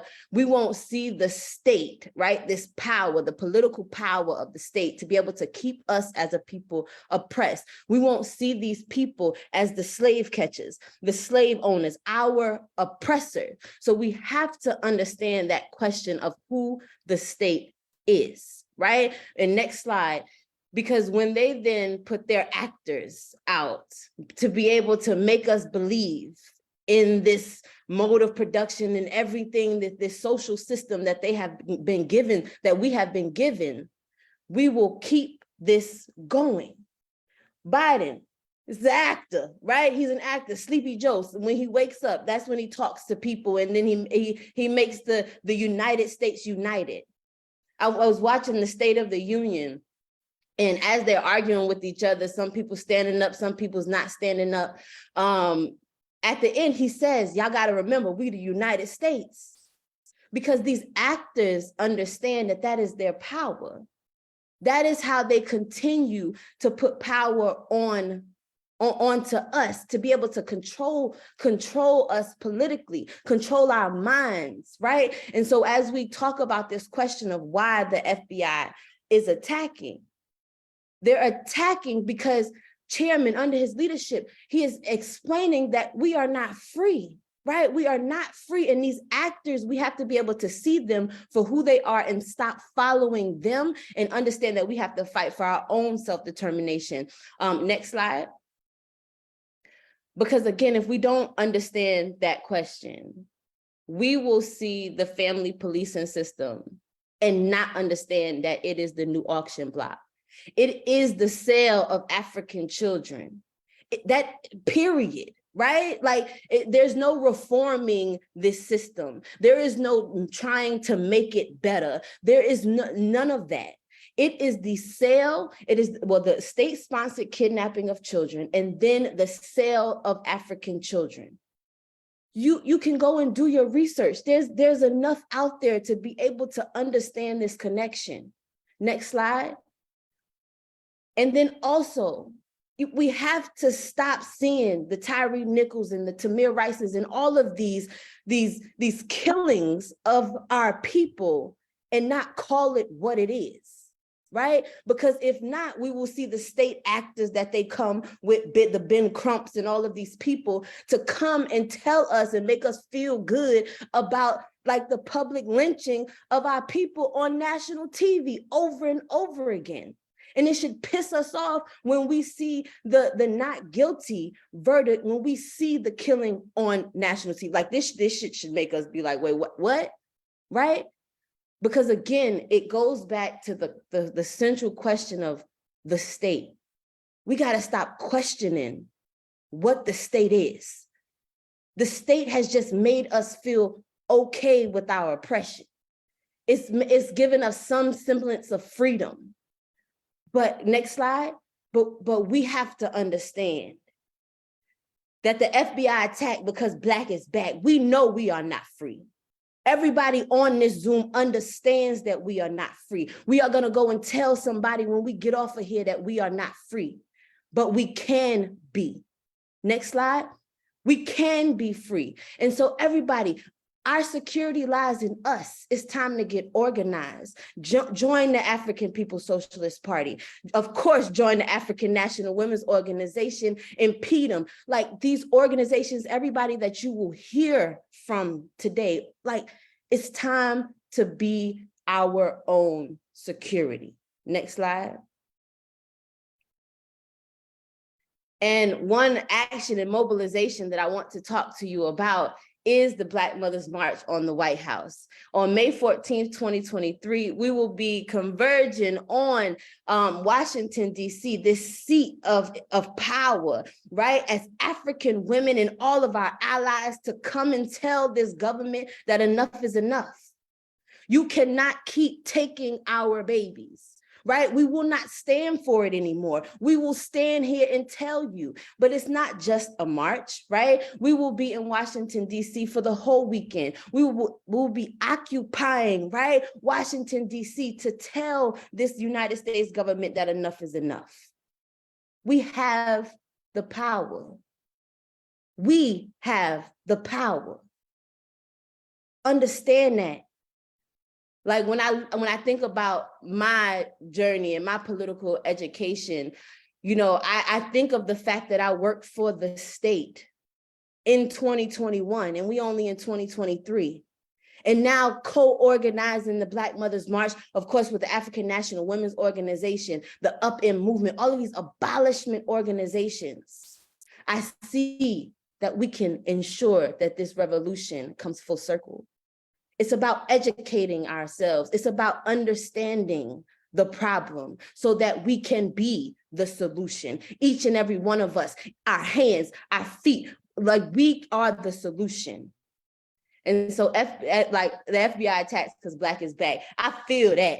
Like I so feel the title because we understand that Black is back. Next slide. And so you can support our work, the work of Operation Stop CPS. You can scan the QR code, follow us on social media, understand that we are in North Carolina primarily attacking the hell out of this state. And of course they love to attack back. But we understand that we got to be free because these African women, as they're fighting for their children, they can't fight for the revolution. They can't fight for our freedom. And so we got to make sure that that happens so we could continue this revolution. Uhuru. Uhuru, dear Sister Amanda, thank you so very much. And again, I want to encourage everybody to please look at Operation Stop CPS and look at many of the videos that they have published. Sister Amanda, what is your website again? If you could put it in the chat room, because it's so important that they document this information. They have videos, literally, of the police, hospitals calling the police, and the police kidnapping newborn babies from the hospital. And I want to specifically use the word hospital in reference to the medical system, although today we're not going to be doing a presentation about that, but we need to understand they have utilized every system against us, and that medical profession is also one of them. And also, I just want to say that as I'm listening to people's comments, I just wanted to briefly make people aware or remind them, as we know, we heard about the sentencing of the horrible person mass shooter who gunned down people in Buffalo, New York, about 10 or 12. He deliberately targeted. Well, I just want to let people know that he was able to be online openly talking about this for several months. He was able to publish manifestos. He was able to do all of that kind of stuff. The Uvalde shooter, the same thing. You will notice that there's a pattern. We always tend to think that these shooters are just isolated cases, isolated incidences, that they just decide to get a gun and do what they do. But no, many of them are connected on the internet, on these sites. And there were at least 3 mass shootings that happened before the FBI's virulent attack on the African People's Socialist Party. I bring this up because the FBI doesn't go after people like that. They somehow can't catch that. You know that Professor Ward Churchill was talking about many of their tactics, but yet these people get by them some kind of way. It is deliberate. They instead were monitoring the African People's Socialist Party and other people of the Black liberation struggle, because today we are still considered a far worse threat than any people who are actually committing violence against our society. As long as you do it to uphold the brutal white power structure system, they don't have a problem with that. Uhuru. Our next presenter is another powerful, strong sister. I just love these people so much. Sister Belinda Parker Brown. She also has 10 minutes. Sister Belinda Parker Brown, she is with Louisiana United International. She is a strong comrade and a fierce organizer. She is an educator, a researcher, a life specialist, community organizer, motivational speaker who has spent the majority of her career enhancing the potential of others. Diverse audiences have benefited greatly and responded enthusiastically to Mrs. Parker Brown's wealth of experience. She is currently the president and chief executive officer of Louisiana United International. And the LUI is a bipartisan social justice organization whose mission is to champion the protection of human rights, including the civil, constitutional, and societal rights that are all too commonly trampled in today's world. The LUI speaks for the person or group that cannot speak for themselves and has a proven track record all across the state of Louisiana. And Mrs. Parker Brown is also the co-host of a talk show called A Force for Justice and is a nationally recognized advocate. Uhuru, Sister Belinda Parker Brown. And please be sure to put your website in the chat as well. We want to make sure that people got these websites, that they know how to get in touch with all of these powerful organizations that work with us. Uhuru. You're muted, we can't hear you.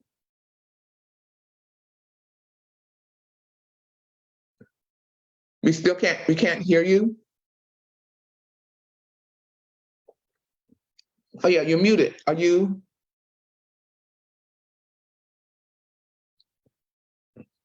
We still can't hear you. You unmuted yourself?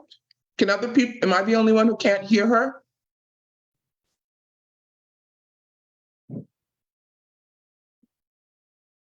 We still can't hear you. We can't hear you. Do we have a tech person who can maybe help? I see that it shows you're muted. Is there? Sister, do you want to try again? Sister Belinda Parker Brown, if you're there, we still can't hear you. Now it sounds like we got sound. You're on mute again? Can you hear me now, I Lisa? can hear you now. Uhuru. Hurrah. Okay, when we have something to say, can you see my video? All right, Yes, we let's can see jump you. right into this. You know, there's always technical difficulties with me because I know that I have something to say and I want the people to hear me clearly.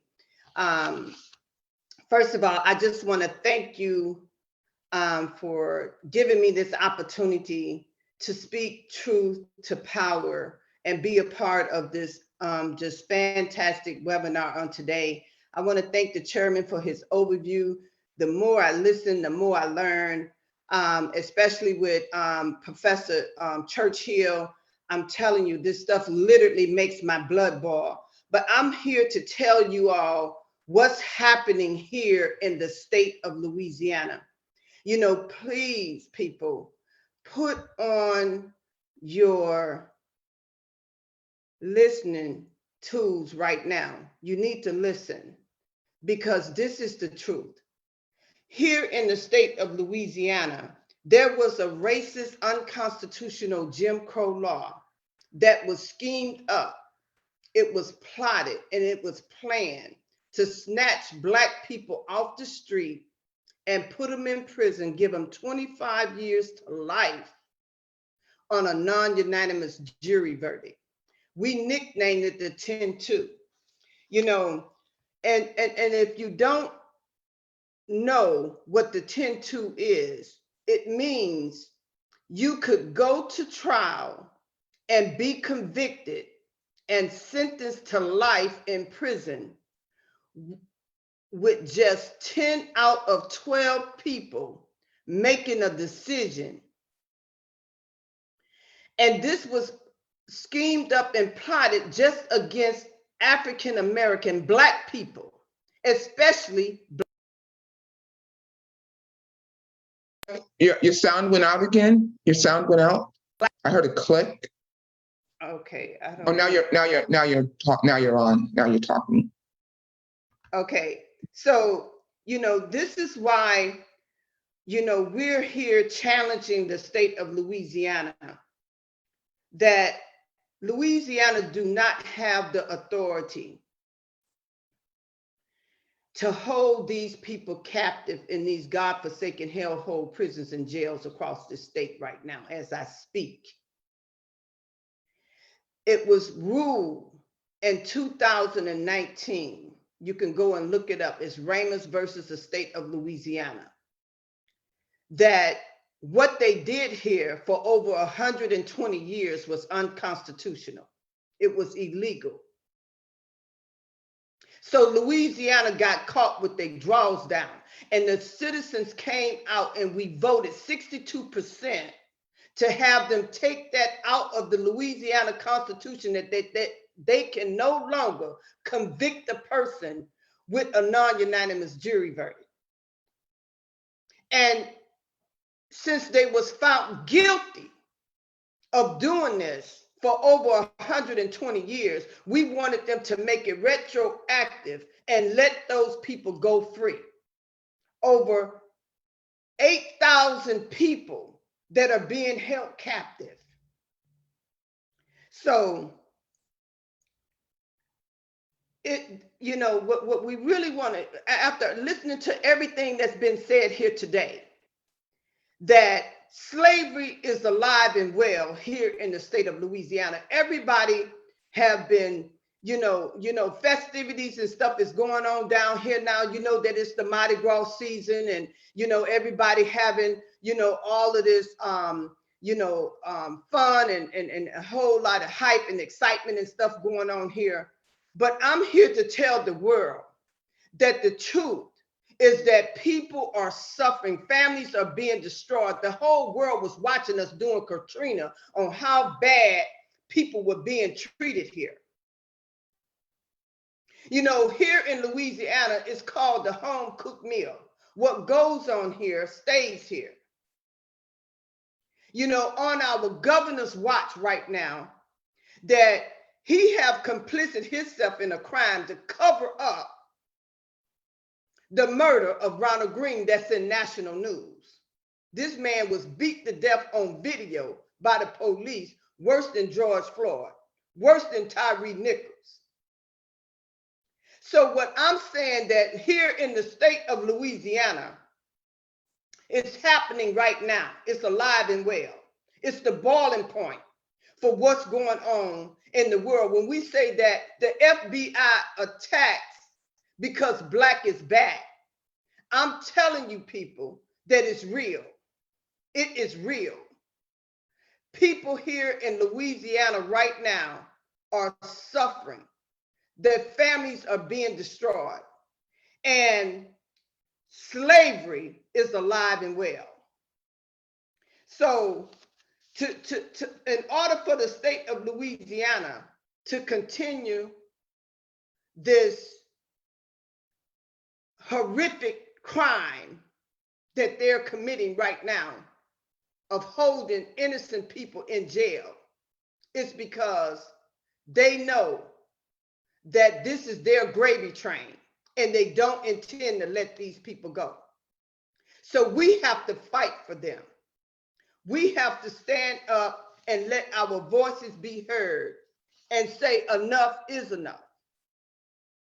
If it's ever been a time for the state of Louisiana to be put on notice that the people here are not going to tolerate this anymore, then now is that time.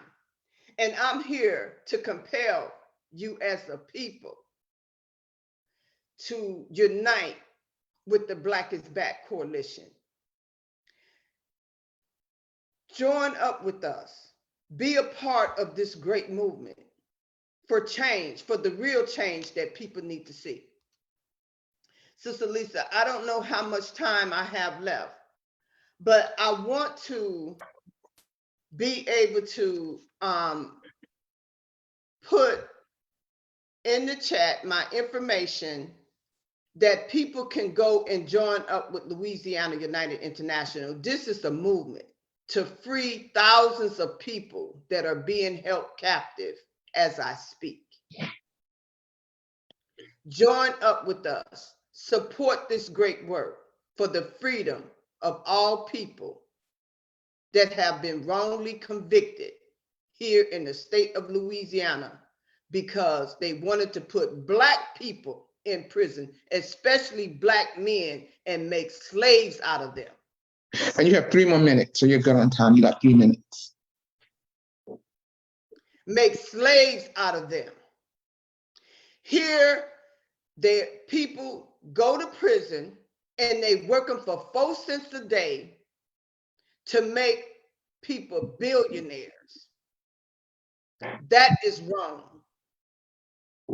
So on that note, it's time for us to stand up and fight back against this type of injustice here in the state of Louisiana and join up with a powerful organization like the Black is Back coalition that is on the forefront of these type of atrocities that are happening to us as Black people.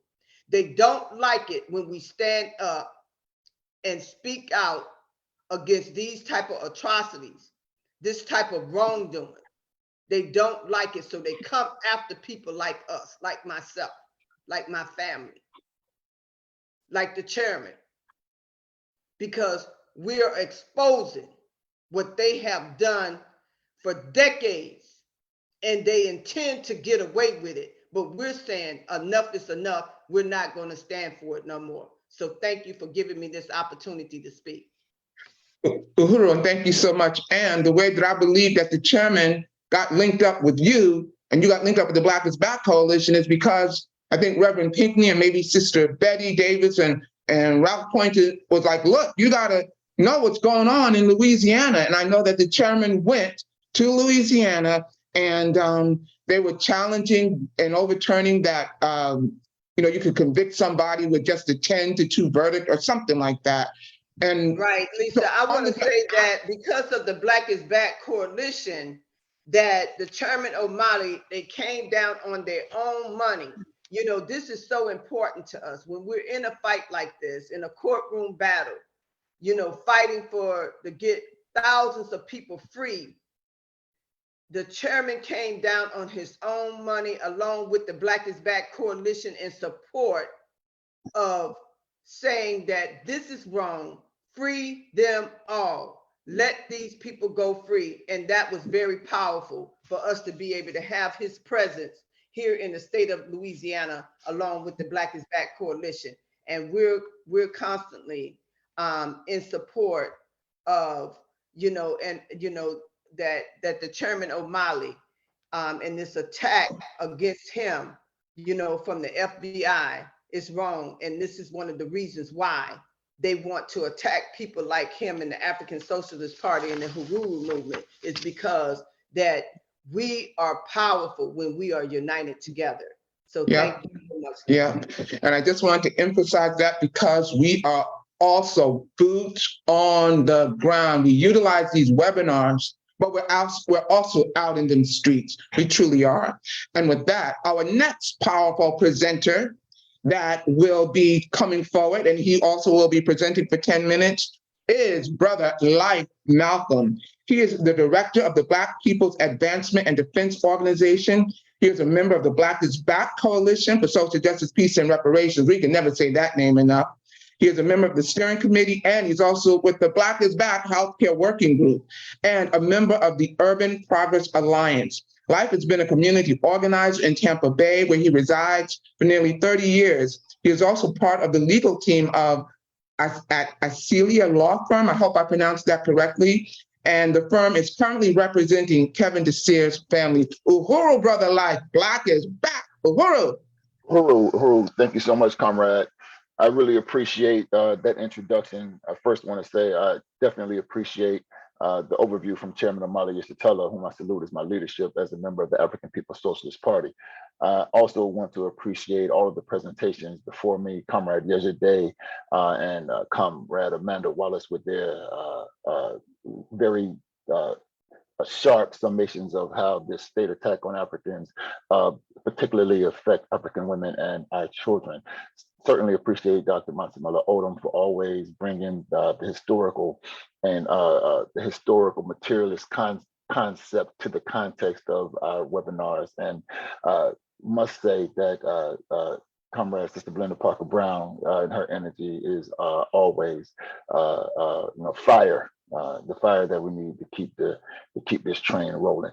One of the things I'm charged with doing today in this presentation is discussing how the state not only acts in the form of the FBI, but also in other ways, such as the police. I live in a place called Tampa, Florida, where the police have been particularly brutal to African people for decades. Some examples.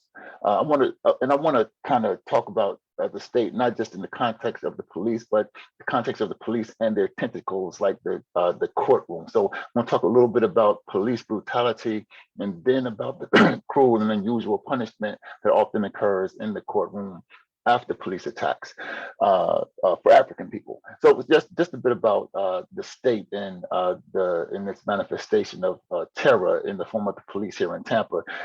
We can first go back to one of the largest rebellions in the Tampa Bay area. 1967, the police killed a young African named Martin Chambers, shot him in the back as he ran away from them. Chairman laid out in the overview that a crime, you know, to oppose slavery if you are an enslaved African or whoever you are, but certainly if you're an enslaved African, you know, to oppose slavery, to run for freedom is certainly, you know, a crime. It's unlawful to do that. And so this young African Martin Chambers, as he ran away from the police, shot in the back, trying to climb a fence, and African people stood up and rebelled against that, burned much of the businesses in the area where this occurred to shambles. And Comrade Sister Belinda Parker Brown is right. You know, we Black is FBI attacks because Black is back. Whenever we stand up, you know, you see a vicious response from them. And so we stood up, and the state's response to Africans standing up in response to them brutally murdering Martin Chambers was to eradicate the whole burgeoning, so-called burgeoning Black community at the time, and left what used to be known as Central Avenue in place of that burgeoning business district, some kind of a skate bowl where people could come and skateboard. So the police attacked our African brothers, shot and killed them. We stood up and rebelled. They wiped out markets, doctors' offices, lawyers' offices, theaters, nightclubs. We were socialized, and the rest of it. Fast forward 2 decades later to 1987, the police killed a young man named Melvin Eugene Hare, choked him out, blood choke, put pressure on his carotid artery so that the blood couldn't go to his brain, and he died. You might remember that's the kind of injury brother George Floyd suffered, and Melvin was a brother characterized as having some kind of mental illness. He was he was diagnosed with schizophrenia, right? And so you have this brother who needed help, but instead what he got was choked out and killed by the police. And again, the people rose up and fought in a tremendous way in what was called the College Hill projects, College Hill and Ponce de Leon projects.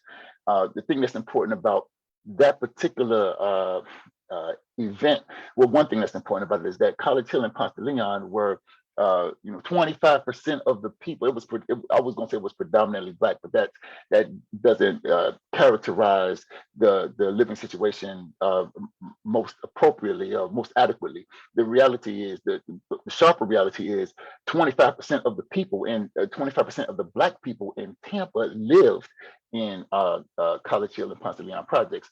Heavy concentration of African people in those projects, but you have these white cops, these agents of the state patrolling this all Black community where a quarter of the Africans in the community live. And you have these agents of the state terrorizing African people all the time, and ending up killing this young brother who just needed some help. Then you fast forward to 2014, a very similar. Well, let me back up a little bit. Another instance of police brutality in Tampa that stood out for a lot of people was when this cop named Mike Roberts. He was I met the guy a couple of times. He was what you call a canine cop. And he had the dog, and I can attest that this two-legged dog, Mike Roberts, was more vicious than the four-legged dog he had with him. Always on the attack. Whether African people were at the park trying to have fun, African people were at the nightclub, hanging out trying to have fun. No problem. Nobody up in any kind of uproar, chaos. This guy always showed up. Mike Roberts always showed up with his dog, causing problems. Well, one day, as was his custom, he saw this brother named Umberto Delgado pushing a shopping cart down the street, and some claim that Umberto Delgado had some mental issues, and so here comes the two-legged dog with this four-legged dog and runs up on Umberto Delgado for no reason. The brother just going down the street with his shopping cart, minding his business, and Mike Roberts jumps out on him and attempts to take his life, but Umberto Delgado was able to stand up and successfully defend himself against the vicious attack of Mike Roberts. And Mike Roberts, he's no longer with us today. But the thing is, it's not crazy to want to defend yourself or to defend yourself against agents of the state who we see do us harm and attack us all the time. In a similar vein, you fast forward to 2010, you see Dante Morris, who was a brother that again, Dave Curtis was one cop, and Jeffrey Colcab, another cop. I had some familiarity with Dave Curtis. As a matter of fact, just hours before he attempted to attack Dante Morris, he was at my mother's house looking to attack and perhaps capture one of my cousins. And so, I mean, I'm familiar with the guy. And so here he takes his bad guy show on the road and runs up against Dante Morris, who was able to successfully defend himself and preserve his life against David Curtis and Jeffrey Colcab. 2 minutes. 2 minutes, stood up and he won. Well, let me move more quickly. Let's move to the courtroom then. Jennifer Porter in 2004 ran over 4 children, killed them, 4 African children, killed 2 of them, a 13-year-old and a 3-year-old. She pled not guilty to leaving the scene of an accident involving death and received no jail time, just a little bit of probation, and tried to get off of probation early. You also have people like Deborah LaFave, who was a known rapist, right? Who admitted to doing it, but the police and the courts and the judges said that she was too pretty to go to prison, and she did not go. You have this whole kind of thing where, on the one hand, white people can get away with murder, can get away with rape, but then you have Africans like this one. A 20-year-old, I know, I've represented him. The young brother was caught with a gun one time, and so he ended up on probation. They caught him again. He had 1 bullet. Then they want to put him in prison for years.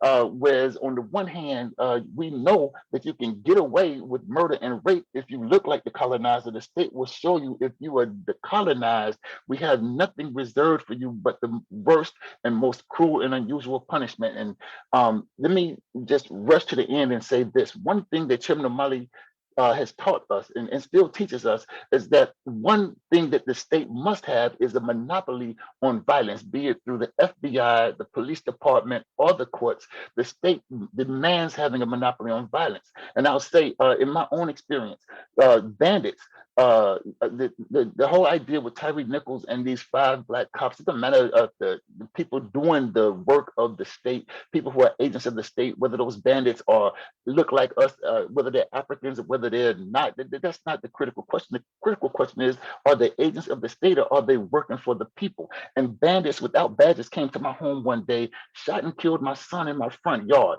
And the guys who did it, well, at least one of them who murdered my child, went to court and got off. But it's not the court's responsibility to deal with that stuff. It's our responsibility to do so. However, as Sister Belinda Parker Brown stated, the state is well aware that when we stand up and do for ourselves, we eliminate their ability to have power and control over our lives.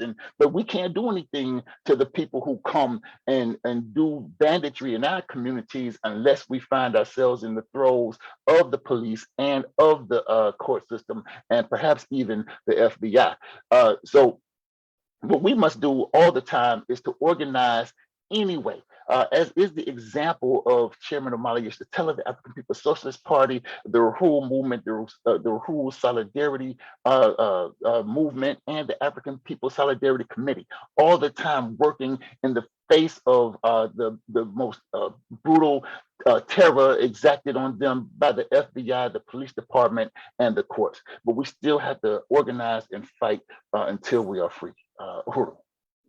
Uhuru, dear brother Life, thank you so much. And as you are talking about this, you could have been talking about any state, north, east, south, or west. I'm in the northeast, and the same things that you were talking about happened exactly, almost identical to what happened that I've seen many times, like in Boston, young little Black child running away from the police, gunned down and killed. Newark, 1967.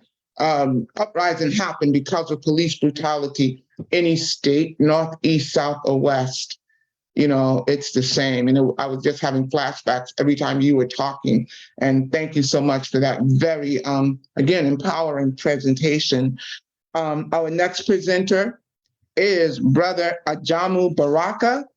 And Brother Ajamu Baraka, he was the 2016 Green Party's candidate for vice president. He is also the national organizer for the Black Alliance for Peace. He is a self-described human rights defender whose experience spans 4 decades of domestic and international education and activism. His roots are in the Black liberation movement and anti-apartheid and Central American solidarity struggles. And let me just say, brothers and sisters, and especially if you are African, you must follow the Black Alliance for Peace in terms of navigating and understanding what is going on throughout this world and the United States and its army of oppression and imperialism. Brother Ajamu Baraka, Uhuru. Uhuru. And thank you so much for that generous introduction. And let me say, it's always an honor to be a part of these webinars, to be a part of the Black is Back coalition, to be connected to the International Uhuru movement, and to be in support of the African People's Socialist Party. This is truly a historic moment. It's important that we recognize that. What we heard this morning, again, is a reminder of the situation that we are facing, that we are, in fact, at war. And our responsibility is, in fact, to prepare ourselves and to be able to engage in this objective reality that we face. Because right now, as we have heard, this war is a one-sided war. And our responsibility is to ensure that that relationship is, in fact, altered. We're talking about the war. We're talking about the war and the front line of this war being executed by what entity? The colonial state. It's important that we understand that this colonial state that we are up against is a colonial state that was established, and we're talking about now in North America for a second, in 1609. And basically, the colonial state has been continuous. There's been no interruption. The forms of rule have slightly changed. It became more centralized and national once the pigs that were part of the initial settlement of North America rebelled against the bourgeois enemies or their enemies in the UK and England, and they established through what they call a revolution, the United States of America. But the continuity of white colonial power continued. And that's important for us to understand, that we talk about and we look at the various periods of resistance of our people, of other colonized people. We remind ourselves that this resistance has been focused on one continuous enemy, both in the United States of America, this territory that they call that, and globally as the US transformed itself into a global empire. We remind ourselves, Africans, because we recognize that at this particular moment, that there's a desperation among our enemy, that this enemy state is committed to trying to maintain its global hegemony. It exists as a consequence of its ability to suck the blood, as Malcolm talked about, to suck the blood, the value of the colonized. Without that relationship between the metropolitan centers and the global South, the colonized global South, and the colonized people within the confines of the United States of America and other parts of the settler regimes, it couldn't exist. The international capitalist order would crumble in a day.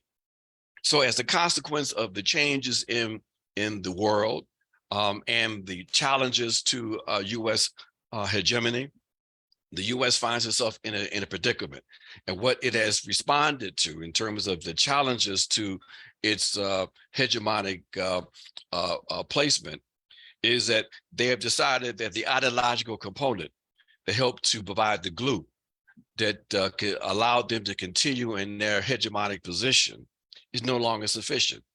What they are in committed to now is using physical force, state violence, to maintain their hegemony, both domestically and internationally. In other words, they have in fact declared war on us, okay?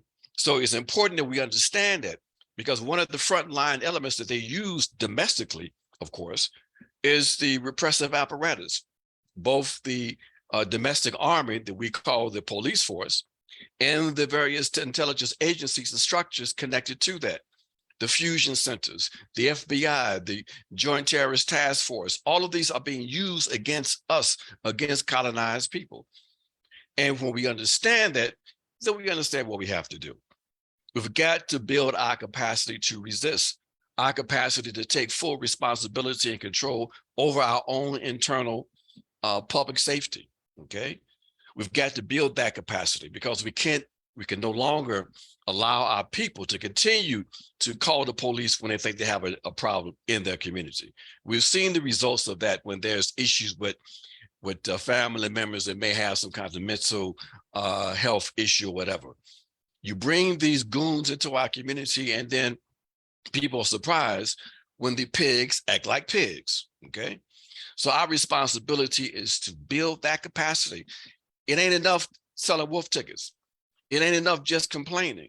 We've got to build the ability to engage in collective resistance. Collective resistance is a human right. Self-determination is a human right.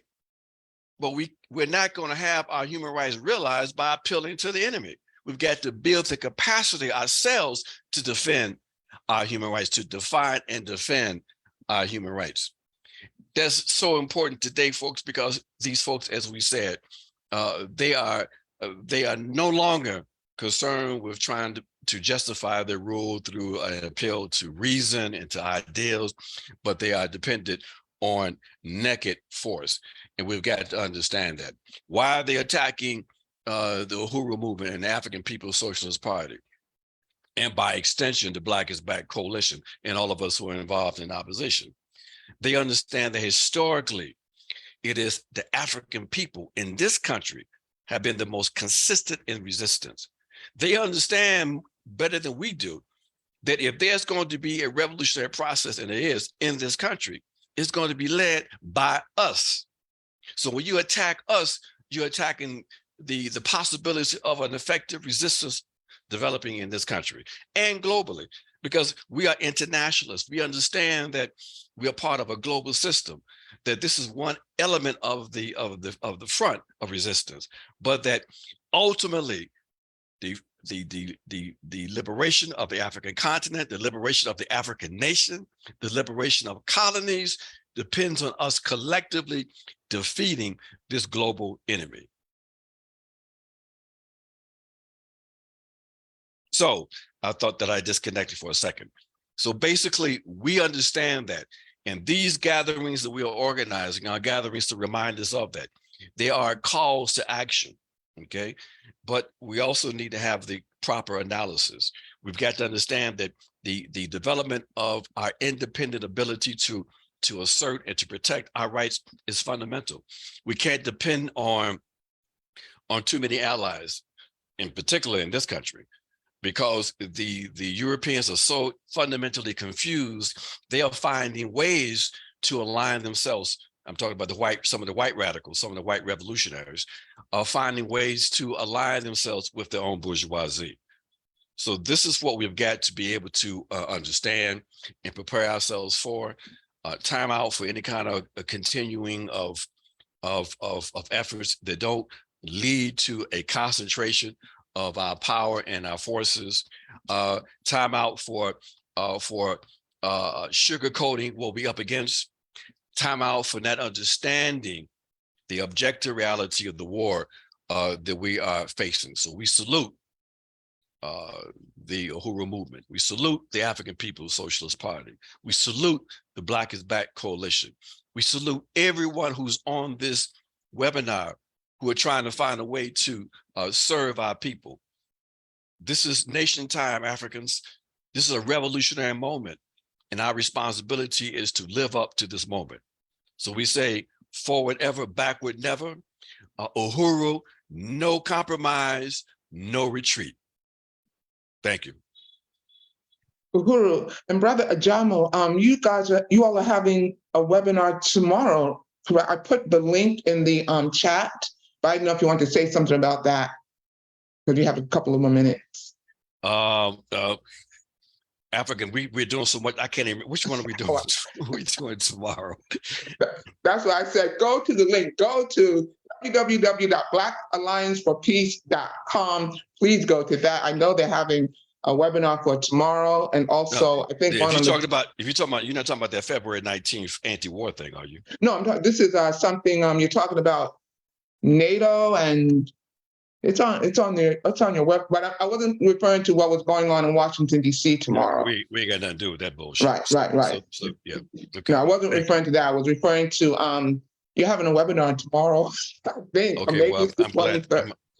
Yeah, Maybe I'm confused, but yeah, you all maybe a week please later. go. Right, they have so much. They are, having so many different events. So please follow the Black Alliance for Peace. Imperative that we do so as African people. Uhuru. Uhuru. And the next presenter is going to be the chairman. As we already, as Sister Elikia already read his bio earlier, I'm just going to bring him up. And Chairman, for this particular section, you have 15 minutes to present. And Uhuru. Thank you very much, Comrade Sister Vice Chair Lisa. And I want to just acknowledge everyone who's participating in this webinar conference. I want to salute all the members of the steering committee of the Black is Back Coalition for Social Justice, Peace, and Reparations. I truly believe that this coalition is one of the most important things that's occurred for our revolutionary movement since the 1960s, when the United States government did succeed in militarily, violently suppressing the Black Revolution. Not only inside this country, but globally. It's the time we saw the overthrow, murder of Lumumba and Congo, in Nkrumah, in Ghana, an assortment of people, Sobukwe, South Africa, the wounding and capture of Che Guevara in Bolivia, and then his assassination subsequent to that. And then, of course, we could point to this happening around the globe, and certainly, we would have to point to the murder and mayhem that was waged against the African people in this country. And I might also say against, in particular, specifically for the purpose of this discussion, the Puerto Rican independence revolutionary movement, which is extremely important. And some of them came under assault by the FBI for the work that they were doing in solidarity with Cuba around the same time frame that the FBI attacked the African People's Socialist Party and the Uhuru movement. I want to say that I think that it should be recognized that the name of this coalition, Black is Back Coalition for Social Justice, says a hell of a lot.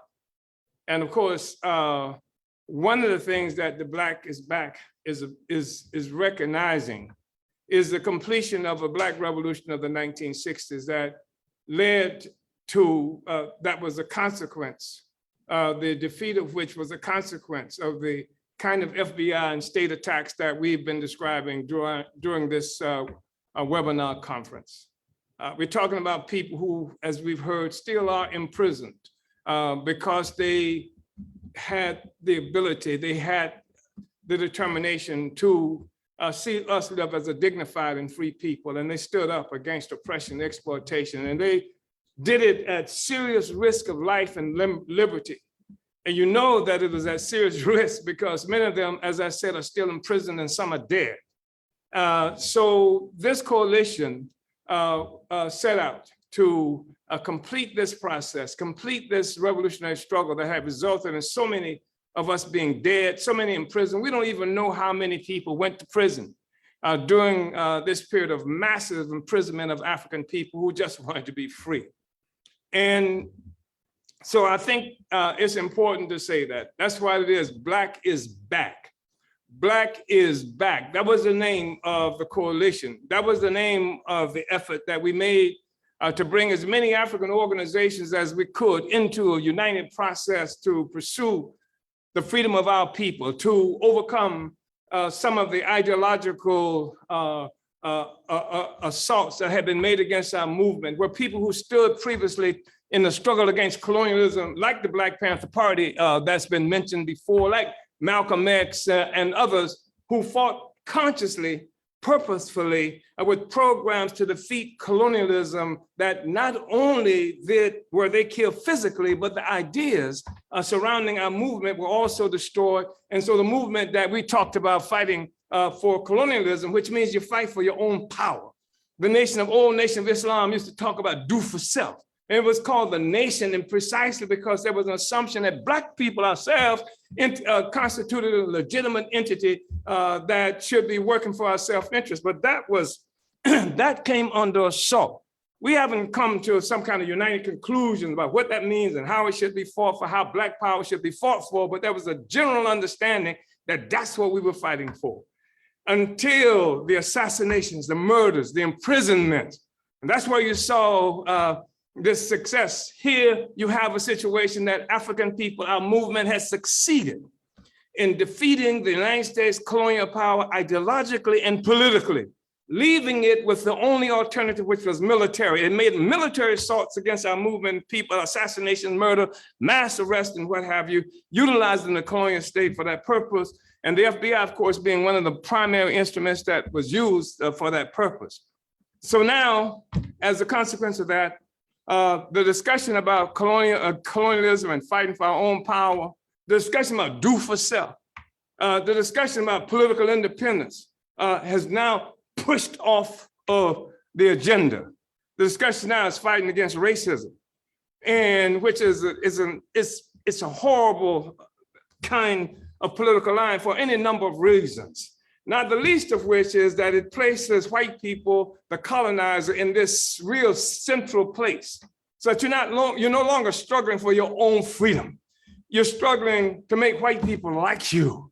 You're struggling against the ideas in white people's head, as though you can be free depending on what they think, as opposed to what you need to be struggling for, which is power. So that if we have the power, that's what the Black movement was about. That's what do for self was about. That's what the nation concept was all about, fighting for power. Because if you have power, it doesn't matter what is in the heads of anybody who doesn't like you. But they got you making white people like you, learning to walk like white people, learning to talk like white people, learning how to be like the colonizer, and even integrating into the colonizer system, as opposed to finding your own system that negates the influence and power of the colonizer. Black is Back says that we have moved beyond that point of simply running around talking about fighting against racism. We have moved beyond. The reason there is a component of this coalition, a working group, that is called the Black Community Control of Police Working Group, is because of a conscious intent to move beyond this whining Black Lives Matter that doesn't tell you anything, doesn't give you any leadership, doesn't give you any direction, doesn't raise any critical question, except that you're concerned because white people don't like you or don't think Black Lives Matter, and you're saying Black Lives does matter. What the hell does that mean? We've seen Joe Biden say that. Joe Biden, who is the author of the 1984 omnibus crime bill that's responsible for locking up and killing so many people, including possibly George Floyd and Mike Brown here in St. Louis, where I'm standing. But he can say, Black Lives Matter. He can kill you and say, Black Lives Matter. Doesn't tell you anything but Black community control, our people, the control of the police by our community, by our people. That's a powerful statement and tells you something that you should be working for. That's part of what this coalition has brought back into existence. We say Black is back. Black is back. That's the direction we're moving in. So this coalition has been extraordinarily important. And part of what it has done, as I mentioned, is fight to bring the anti-colonial movement back into existence, to fight against the ideological assaults that fractured our communities, fractured our leadership, so that we didn't know what the hell we were fighting for, so that we even ended up voting, thinking that we were doing something when we voted for Black people who, in our communities, who didn't serve us at all. And every year they show they didn't serve us, and we end up still voting for them because they're Black. We have some kind of false pride for the existence of a Barack Hussein Obama or a Kamala Harris, who not only does nothing for us, but not even advocates for us, even if they're too cowardly, even if they're too little-livered or spineless to do something for us. At least say, boss, let's stop messing over Black people. They couldn't even do that and don't do it even today. They can't even acknowledge that African people are oppressed. In fact, Obama in his infamous Father's Day speech in Chicago declared that the problem that Black people had, that our children had, that our young people and young boys had was something wrong with Black fathers. Black dad is in prison. Who put him there? Joe Biden put him there, etc. So this is a really important and powerful coalition. I just want to say that.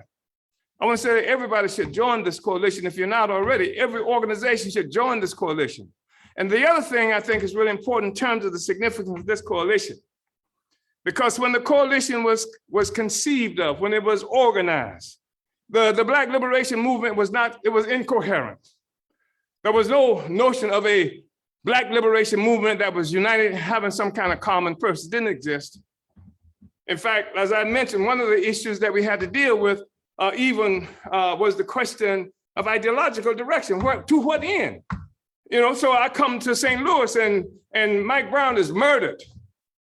And people are in demonstrations, massive demonstrations sometimes, but to what? Where are we going with it? This becomes a critical question for us and for the entire African liberation movement. So the Black is Back Coalition helped to pull that together. We had a lot of different forces, good forces, people who were working in the community, and we were able to pull all of that together in a coherent direction. This is what we have. Self-determination has to be brought back to the agenda. We say people like to talk about freedom, but the highest expression of freedom is self-determination, not voting for Joe Biden or Barack Hussein Obama. Self-determination. The fact is, people like to talk to us about how slavery was bad. Yeah, it was. People like to talk to us about how Jim Crow was bad. Yeah, it was. But so is integration bad. So, because the point is, what slavery did was steal from us our capacity to be a self-determining people. Jim Crow was something that impacted our ability to be a self-determining people. And integration does not give us self-determination. Only the defeat of colonialism give us the ability to self-determination. And that's what Black Power Blueprint and many of the projects of the African People's Socialist Party, they've been about. They've been negating the power and influence of the colonizer in our lives. And that's the significance of the Black is Back Coalition that make us problematic. So now we have a movement that is more coherent than ever. I was really impressed by the presentation that Comrade Jamu made just before me, because I know the struggle that it took for us to lead. When I say us, I'm talking about even the work that the African People's Socialist Party, just to even put the question of colonialism on the agenda. People are talking about colonialism all around the world. It's because the leadership of this coalition has projected that, not just in this country either, not just in this country, but specifically and particularly in this country as well. We have pushed it back to the surface. We have raised the issue of a colonial mode of production so that we are not seen as some kind of auxiliary to somebody else's history. That the fact is we've been pushed out of history by colonialism and a whole mode of production, a way of life that envelops the entire planet Earth is organized within this colonial mode of production, a parasitic mode of production that didn't just fall out of the sky. It came into existence with the attack on Africa initially, that consolidated the entire world eventually into this mode of production that provided wealth, resources, happiness, joy, good wishes, sleep, good sleep for the colonizer at the expense of those of us who were colonized. When people like to talk about this question, it's really important for us to say, you're talking about colonialism. People who benefit from colonialism often like to debate this question of whether or not you want to be a fascist, or you want to live under fascism, or you want to live under democracy. And they say that bad things are happening. Look at Trump, look at this and that. That's fascism. Ooh, woo, woo. Be afraid of fascism. What we say is that the significance, it doesn't matter if it's a fascist colonialism or a democratic colonialism. France was involved in the Second Imperialist World War, in the so-called war against fascism.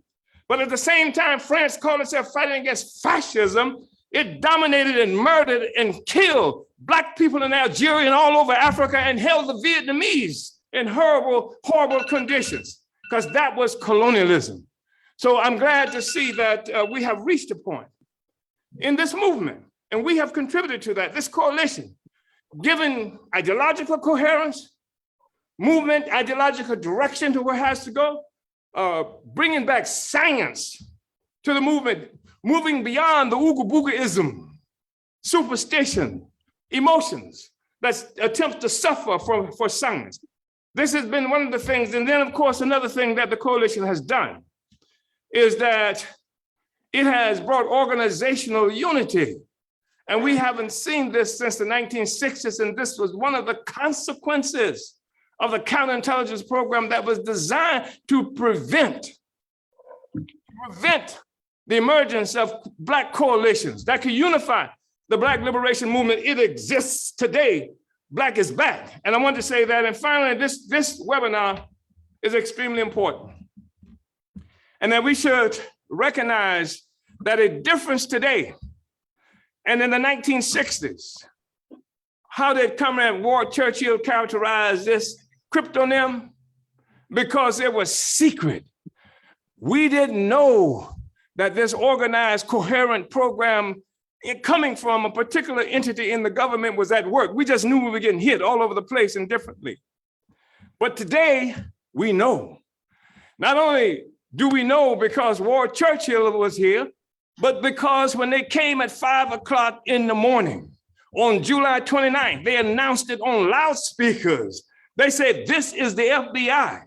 And when they handcuffed me and my wife right there on Redbud in that morning with the FBI there with automatic weapons and things, they said, "This is going to be in the news. This is going to be big news."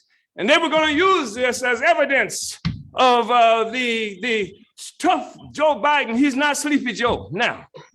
He's a tough Joe Biden running against Trump and any other kinds of forces. And they were going to use it, part of that. But what they did, when they did it, was announce to the world that this government is attacking us, attacking Black people. And they can't do it right up front. What did they say they're attacking? They said they were attacking Russians. Ain't no damn Russian on Redbud. I have not seen a Russian on 44 Bud. You know, it's a lie. And they attacked us in St. Petersburg, Florida. They said the Russians told us to run for office. There's nobody in America that has bled more, fought more, leadership killed more, trying to vote than Black people, and that was before there ever was a Putin.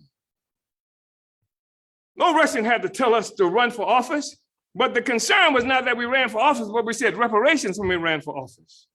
That we put reparations finally on the agenda. That we put a struggle against what they call gentrification, population removal on the agenda. That we put on the agenda Black community control of the police. That was the problem. They don't mind us running for office. They just want us to run for office on their terms, with their program and not a program for Black people. And that's what is the real crime that we are accused of being, that's the crime that we've actually been attacked for. Say that again? I'm sorry, 2 more minutes. Oh, good.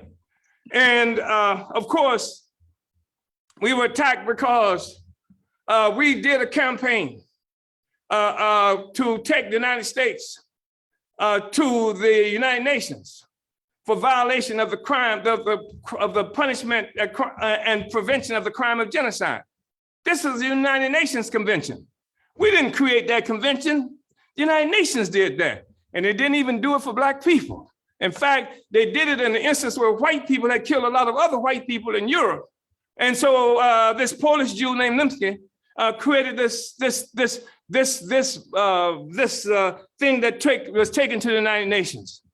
And even when that happened in 1948, and by 1951, Black people, William Patterson, Paul Robeson, others went to the United Nations and with a charge, we charged genocide about America in terms of Black people. So how do we need the Russians to tell us to get involved in the struggle against genocide? They stole from us, the FBI, 130,000 signatures that had been collected by people who supported this charge that we wanted to take to the United Nations against the US genocide against African people. They said that we did those things, that we ran these offices, and the Russians told us to do it, and that's why we did it. And these are just some of the charges that they've made against us. They said that I went to Moscow, and I did go to Moscow, but I have also been to Spain, and I've also been to England a number of times, and I've also traveled to Suriname, that was mentioned here. I've traveled all around the world. I was in Nicaragua when the Reagan administration declared publicly when it came into office that henceforth struggles for freedom would be characterized by the United States government as terrorism. This was public policy. That was the response to the struggle of colonized people to be free.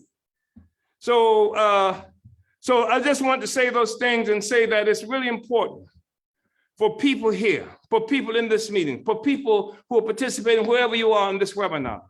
You have to publish this information. You have to pass it on. More and more Africans have to be able to see it. More and more people around the world have to be able to see it. You have to make your politic represent standing up as African people against colonialism. Because how can anybody in the world unite with you? Can you see yourself in an international meeting saying, I'm fighting to make white people like me? But if you struggle against colonialism, it's widely recognized around the whole world as a legitimate struggle. So you have to take the struggle out to the world. We have to expose the FBI. We have to take advantage of the education that's being brought here, how to deal when the FBI comes to our communities and things like this. And we have to support the organizations that are trying to work in our communities. I want to say those things as a part of a summary of this immediate process right now. And I want to call on people again. You have to join the coalition if you're not a member.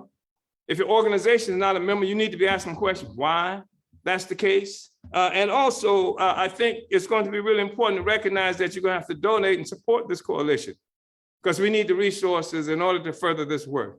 Thank you so much, Sister Vice Chair Lisa, and all of the presenters who preceded me. I thought that was extraordinary to see the growing coherence of a movement, ideological, political coherence of our movement, and the organizational unity of a movement that the government had determined would be destroyed and would never see the light of day again.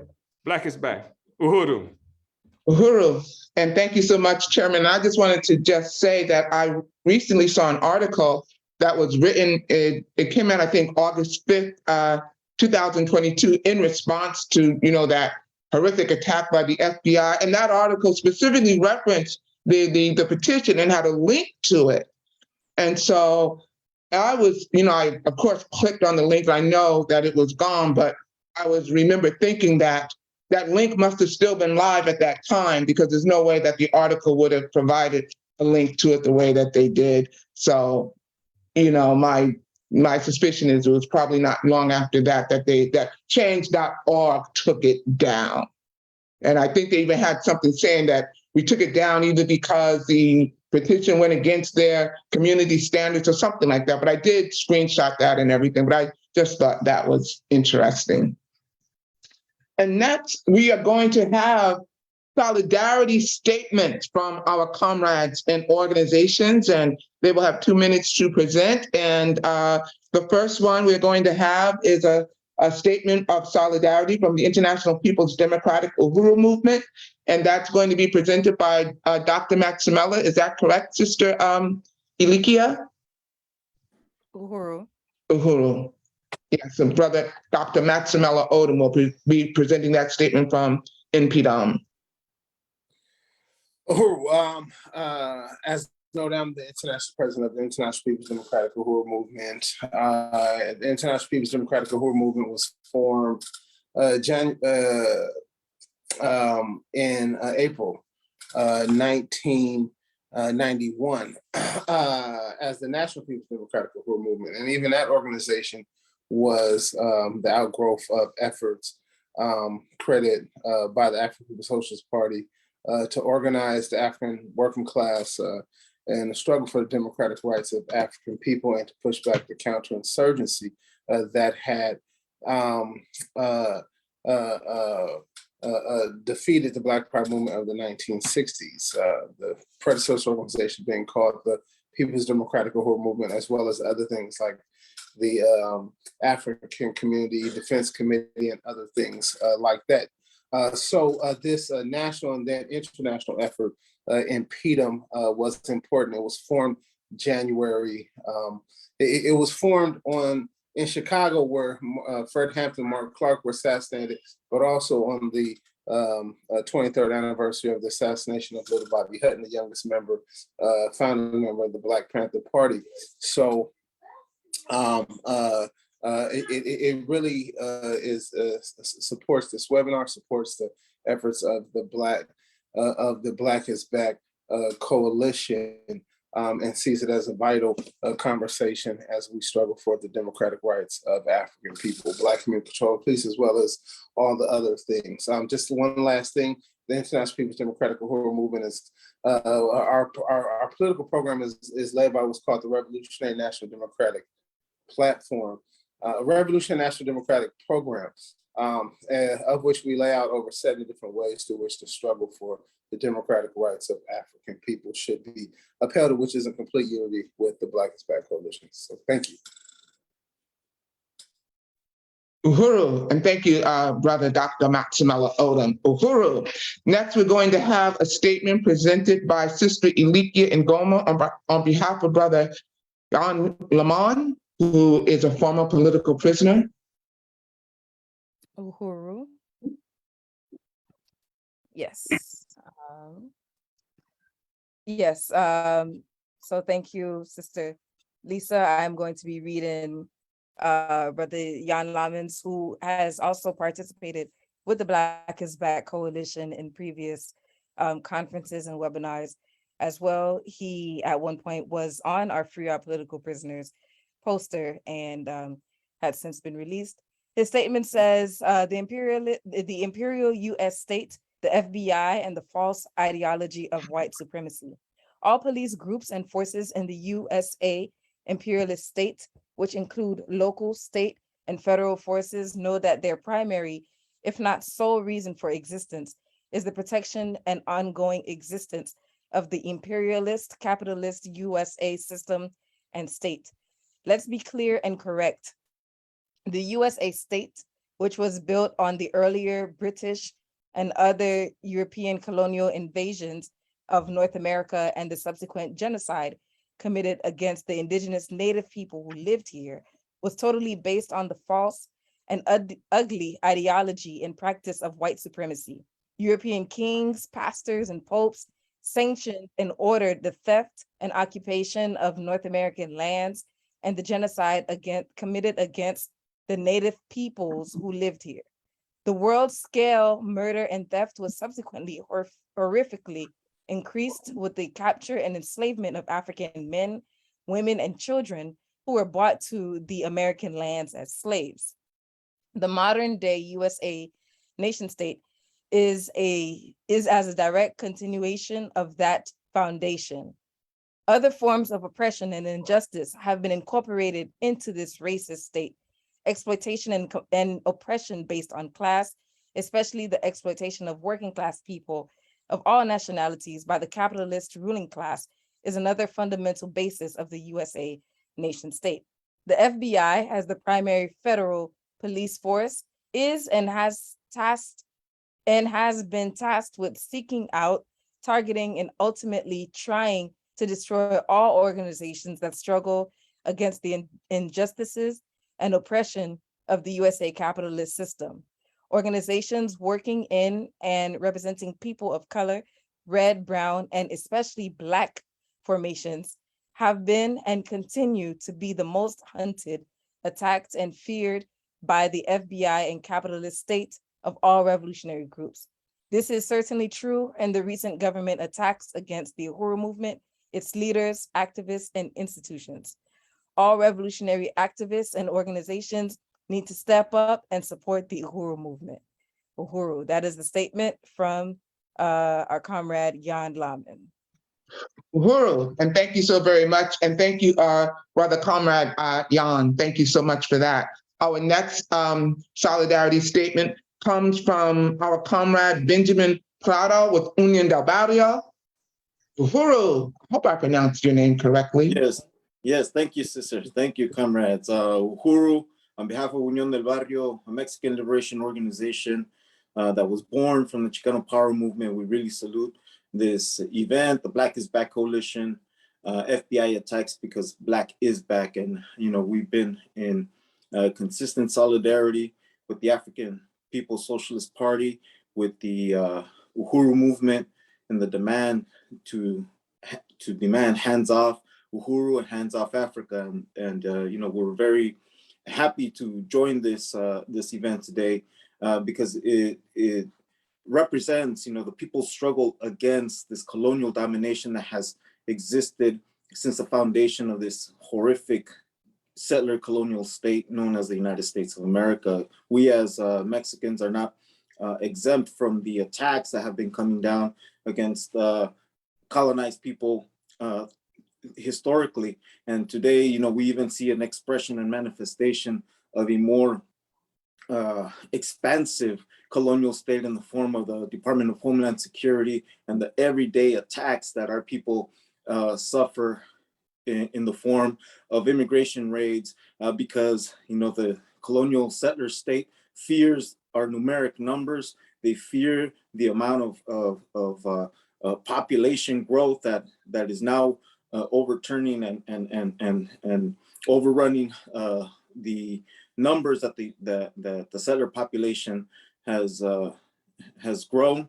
Our population is now becoming a much larger majority. It's seen here in California, and they know that in the moment that our collective consciousness, our organizational power, and a revolutionary thought and organizational process that will unite our people, they see us as an even preemptive war against Mexicans by detaining us, by snatching us off the streets early in the morning, by throwing us in these concentration camps known as private prisons.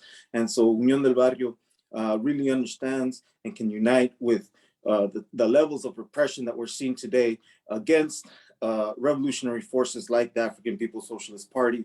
And there's a deliberate attempt, right, to want to somehow construe this horrendous narrative that and lie that it was the Russians, right? And we know that that's not true. And so we unite with this event. We unite with the struggle to bring back the purpose and objective of the Black Power movement, which is to create power. And that's exactly what Unión del Barrio has learned over these many years, is the necessity to build an anti-colonial dual and contending force that is able to defend our people. And I'm just going to go ahead and drop in the chat, an example of what we've been doing over the past several years in defending our own community from this repression that we see on a daily basis, the attacks against our communities.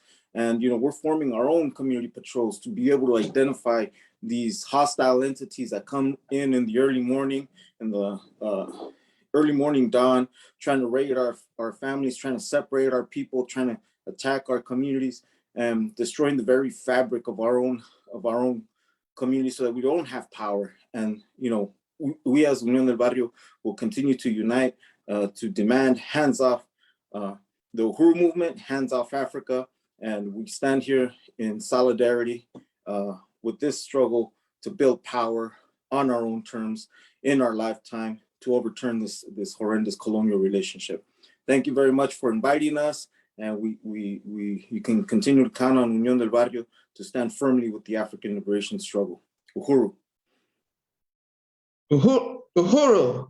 And we stand strongly in solidarity with Unión del Barrio and all people fighting against oppression. Our next presenter is going to be Brother Maurice Carney. He is with the Friends of the Congo. Uhuru.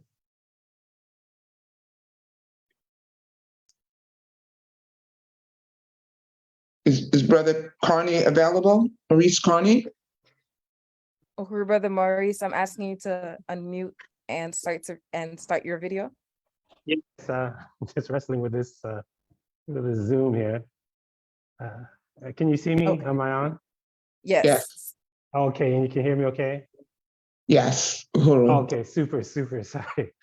Uhuru, brothers and sisters, thank you so much for inviting Friends of the Congo to be a part of the gathering today, part of this this grounding. You know, we just came out of commemorating the assassination of Patrice Lumumba, January 17th, which we call Lumumba Day, where we see it as a key form of resistance to uplift Lumumba, his life, his teachings, especially considering that the colonial forces wanted to not only rid Lumumba of the Congo and Africa physically, but also in name, memory, and what have you. So each year, Friends of the Congo assure that we uphold his name, his teachings, his appeal for African nationalism, Pan-Africanism, self-determination as a means of resistance. And shortly thereafter, we joined with our brothers and their sisters in Guinea-Bissau in upholding Amilcar Cabral, who was also taken from us on January 20th, as a day that the Cape Verdeans celebrate and commemorate Cabral. And in a few days, we'll be commemorating El Haj Malik El-Shabazz, Malcolm X. We're not engaging in hero worship or resting on laurels and history, but we're pointing out to our community, our constituents, that the forces that were at work in the 60s that got rid of so many of our freedom fighters, whether it was at home on the continent or even abroad here in the United States and throughout the Americas. Each July, we commemorate the lives of Lumumba and Medgar Evers to share with the connection. Both Lumumba and Medgar Evers were born on July 2nd, 1925. Both of them were gotten rid of by the same system. And that system continues to attack, oppress Black people, African people to this very day, even if it is taken on a different name. Today, it's under the auspices of Black identity extremists. And it's under those auspices that we see attacks on Black organizations, whether they're radical or moderate. Our organization itself has come under tremendous scrutiny. There were demonstrations in DC a few years ago where buildings were burnt down. And before you know it, alcohol, firearm, and tobacco agents were at one of our members' doors, inquiring, were you there? What did you know about the arsons that took place downtown. It was done during the midst of a demonstration. That sends a chilling signal to folks who are organizing that no matter how moderate your organizing is, as long as you're Black and you're trying to be in solidarity with Black folks at home and abroad to organize, to change the conditions of Black folks, that you're on the list. So we're keenly aware of the attack that's unfolding against Black organizations, Black-led organizations that are have as their main or key priority self-sufficiency, self-determination, that are operating in the spirit and in the path of many of our fallen freedom fighters, that you're going to, be watched, at worst attacked, as the chairman shared, he and his wife handcuffed and dragged out of their homes. So seeing that in the current landscape, it's vital that we join together to stand with those who are facing the brunt of the assault of the capitalist state, of the imperial state. And that is what we're doing as Friends of the Congo. We bring our greetings, our solidarity, and to let you know that we stand with the, yes, bye-bye. We stand with you in these trying times, and we'll be there as Friends of the Congo. We encourage our network to do the same. Thank you. Uhuru, I just have to say, that's one of the cutest presenters I've ever seen. Okay, Uhuru, and thank you so much. All right, thank you, sister. Right.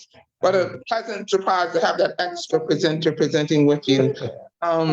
Yes, bye. We're going like now. Okay. Good. Just, your mic is still on, dear brother Maurice. Thank you. Our next presenter comes from our comrade Penny Hess. She is with the African People Solidarity Committee, and again, she'll have 2 minutes.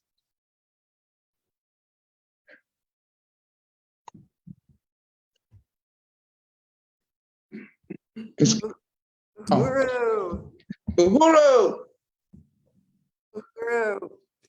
It's really an honor to be here today, and from the African People's Solidarity Committee, the organization of white people working directly under the leadership of the African People's Socialist Party, we salute this incredible event and the Black is Back Coalition, which has been struggling for so long. And we express our unconditional unity with the right of African people to fight to win the total liberation of Africa and African people everywhere, and to receive the return of African people's stolen land, stolen resources, and the value of their stolen labor in the form of reparations, the return of everything that is owed to African people. Salute our leadership, Chairman Omali Yeshitela, who has fought for the liberation of Africa for over 50 years. And from the African People's Solidarity Committee, we are committed to fighting to defend the chairman, Deputy Chair Ona Zane Yeshitela, and the African People's Socialist Party from this vicious FBI attack from our front in the white community, organizing other white people to stand in genuine solidarity with the liberation of Africa and African people and for reparations. And we profoundly unite with Chairman Omali Yeshitela's analysis, African internationalist analysis of colonialism as the main contradiction in the world today, which the chairman has defined as the colonial mode of production, which means that it is colonialism and only colonialism that produces life for white people at the expense of African people, indigenous people, and colonized peoples around the world. The colonial mode of production explains the world for the colonized and the colonizer. And we unite that white people are the colonizers living on the pedestal, on the backs of African, indigenous, and colonized peoples and their land and resources.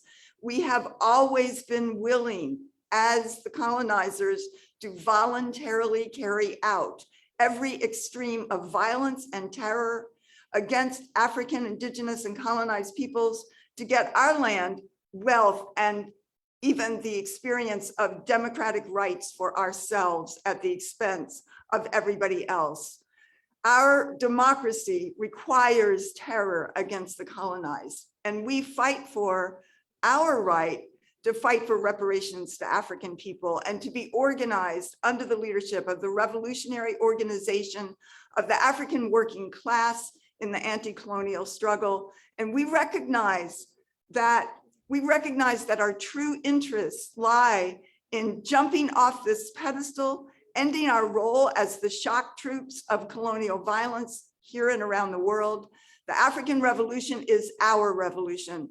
The victory of African and colonized peoples will bring the only future for this planet, to bring it to a world without war, without human imposed suffering and violence in all forms, a world of peace and rebuilding of human society and all life, which is only possible under a world dominated by the interests of African and colonized peoples.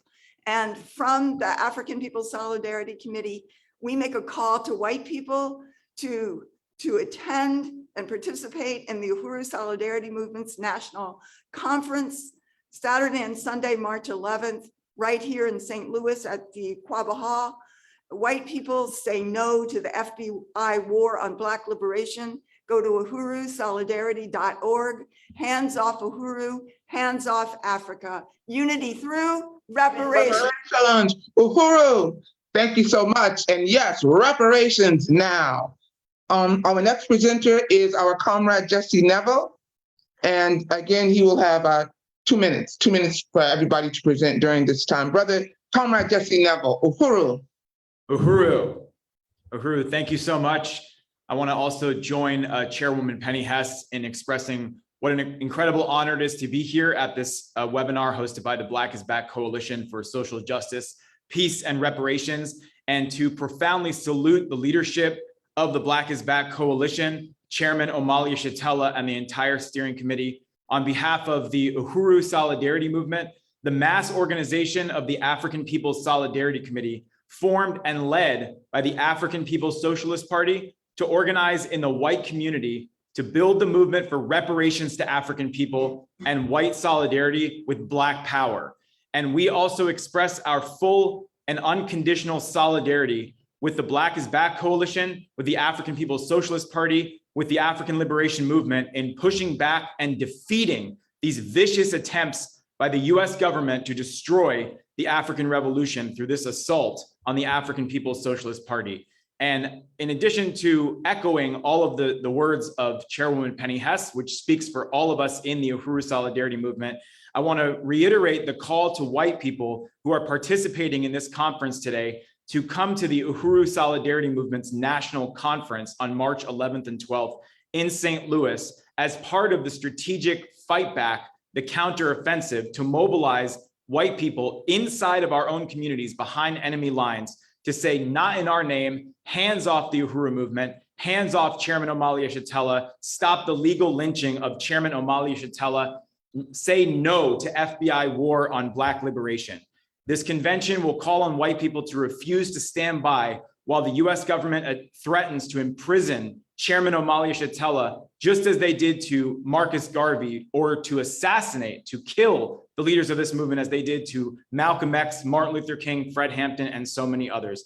As has been demonstrated by this conference today, this will not be a repeat of the 1960s, in part because the solidarity movement exists behind enemy lines. The party has created a new front behind enemy lines to break the isolation imposed on the African liberation movement. So for white people, that means we have a role, we have an assignment, and we have a responsibility. We cannot sit on the sidelines. It is time to organize, end our isolation from the peoples of the world. Unity through reparations is how we join humanity in building a world without oppressor and oppressed, colonizer and colonized. White people say no to the FBI war on Black liberation.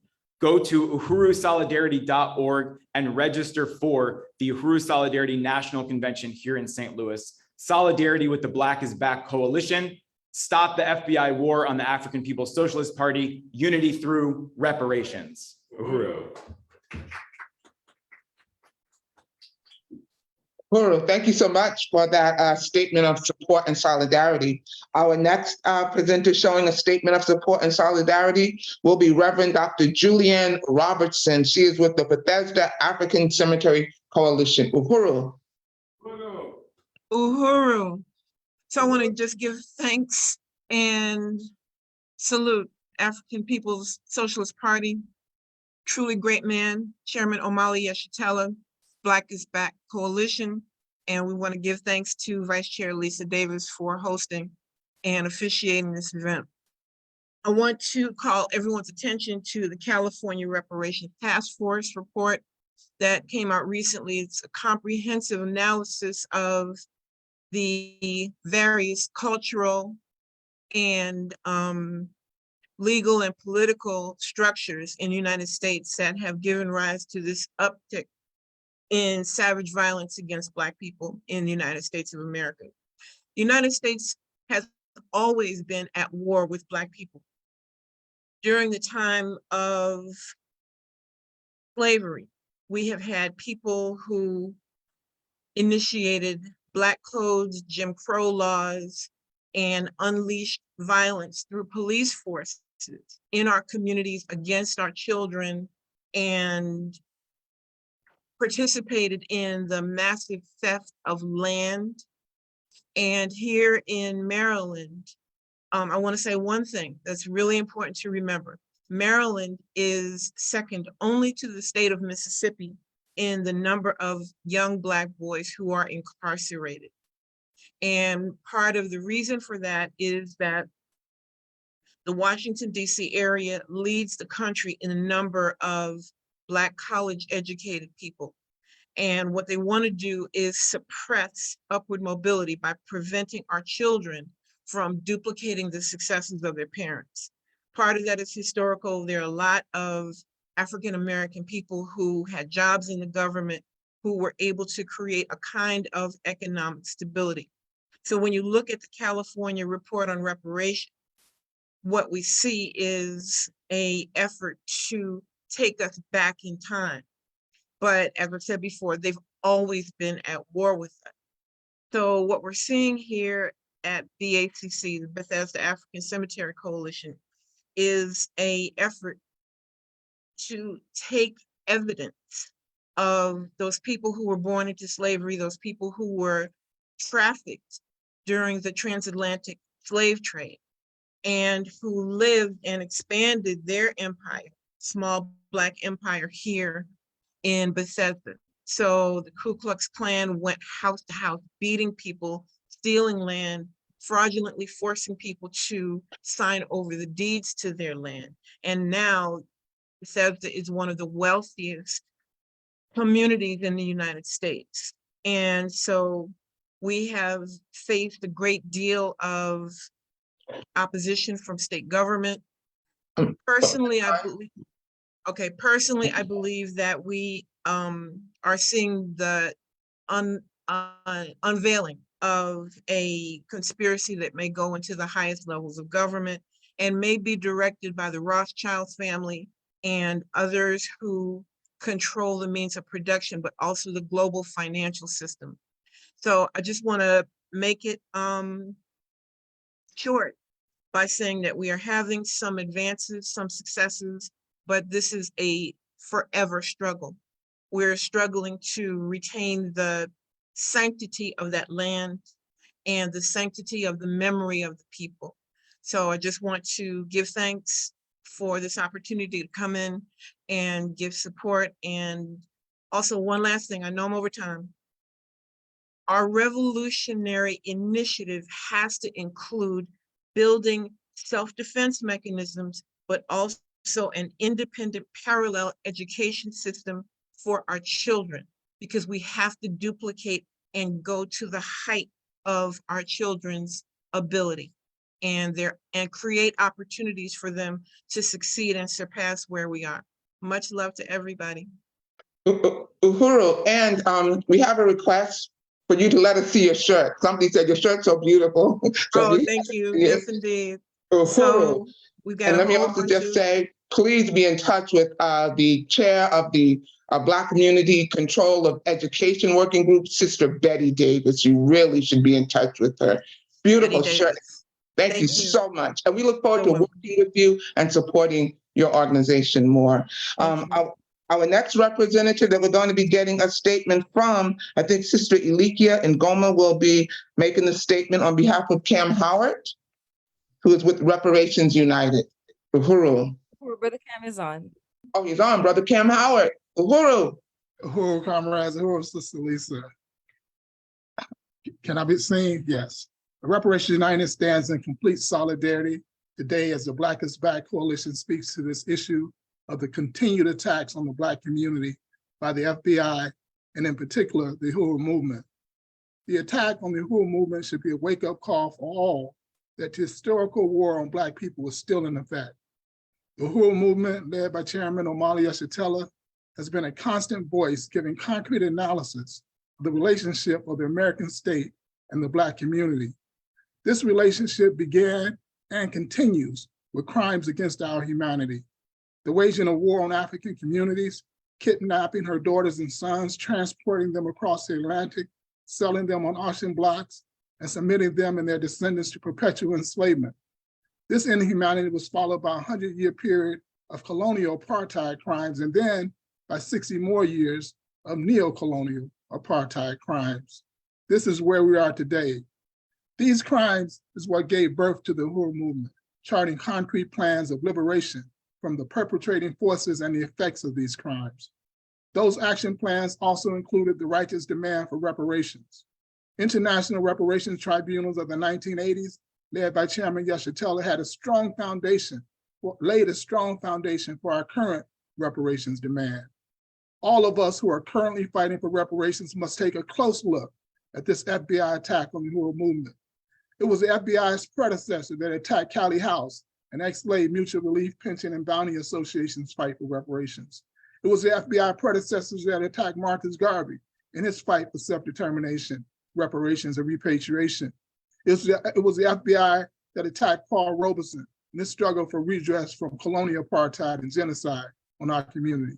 It was the FBI that enacted the criminal murders COINTELPRO operation against the Black Power movement, a movement that also had a strong platform of reparations. It is this same FBI who's today attacking one of the longest and current leaders of the reparations movement, Chairman Omali Yeshitela.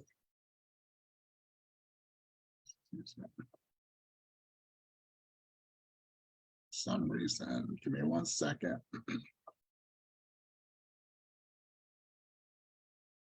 Not only must those of us fighting for reparations pay close attention, but we must also learn from this current attack, as well as from the past, and we must engage in a shared collective defense of the Uhuru movement right now. An attack on the Uhuru movement by the FBI is also an attack on all of us. Liberation from crimes of colonial domination and reparations for those crimes are two sides of the same coin. They know it, and we must also. We stand in complete solidarity. Uhuru.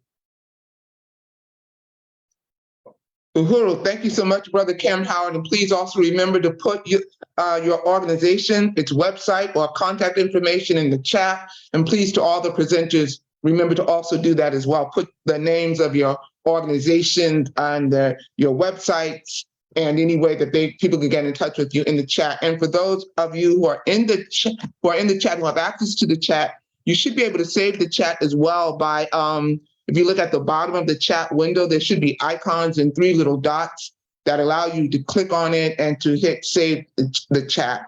And that will help to save. There's so much wonderful information being presented in the chat, and we want to help you capture it all. And our next presenter for this segment is our brother Akiba Rudy, who was right there on the front lines in St. Louis the day of the attack. The next thing I know, he is standing right with the chairman when they called that press conference. Brother Akiba Rudy, he is with the United African Peoples Organization. Uhuru, Black Power, Black Power to the people, and Assalamu Alaikum. let me just say this, that the Universal African Peoples Organization we are in total solidarity with today's webinar that deals with the FBI attacks because Black is back. Yes. But as I was listening, and let me just salute every presenter, everyone that has endorsed this webinar. But as I was listening, my mind went back to several realities that really I'm trying to soothe my brain, because historically, we know that this society, these colonizers have murdered millions and millions of our people. As the brother from the Congo made his presentation, my mind went to King Leopold and the genocide he committed in the Congo.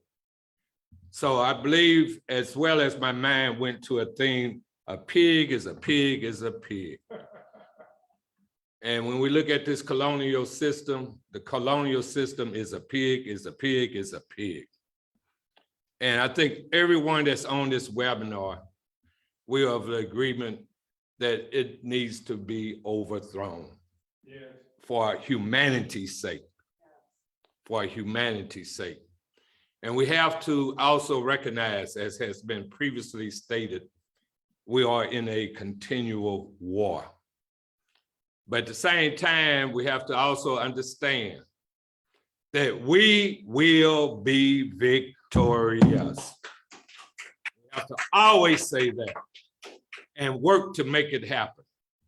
But the task for each of us who understand what we're dealing with, and we're dealing with the greatest terror organized system of humanity, that to counter that, on the real side, we have to have armies of righteous people that understand that to have a new world order, that we have to do, as one of my comrades from the past used to say, 3 things: organize, organize, organize. And that was from Kwame Ture.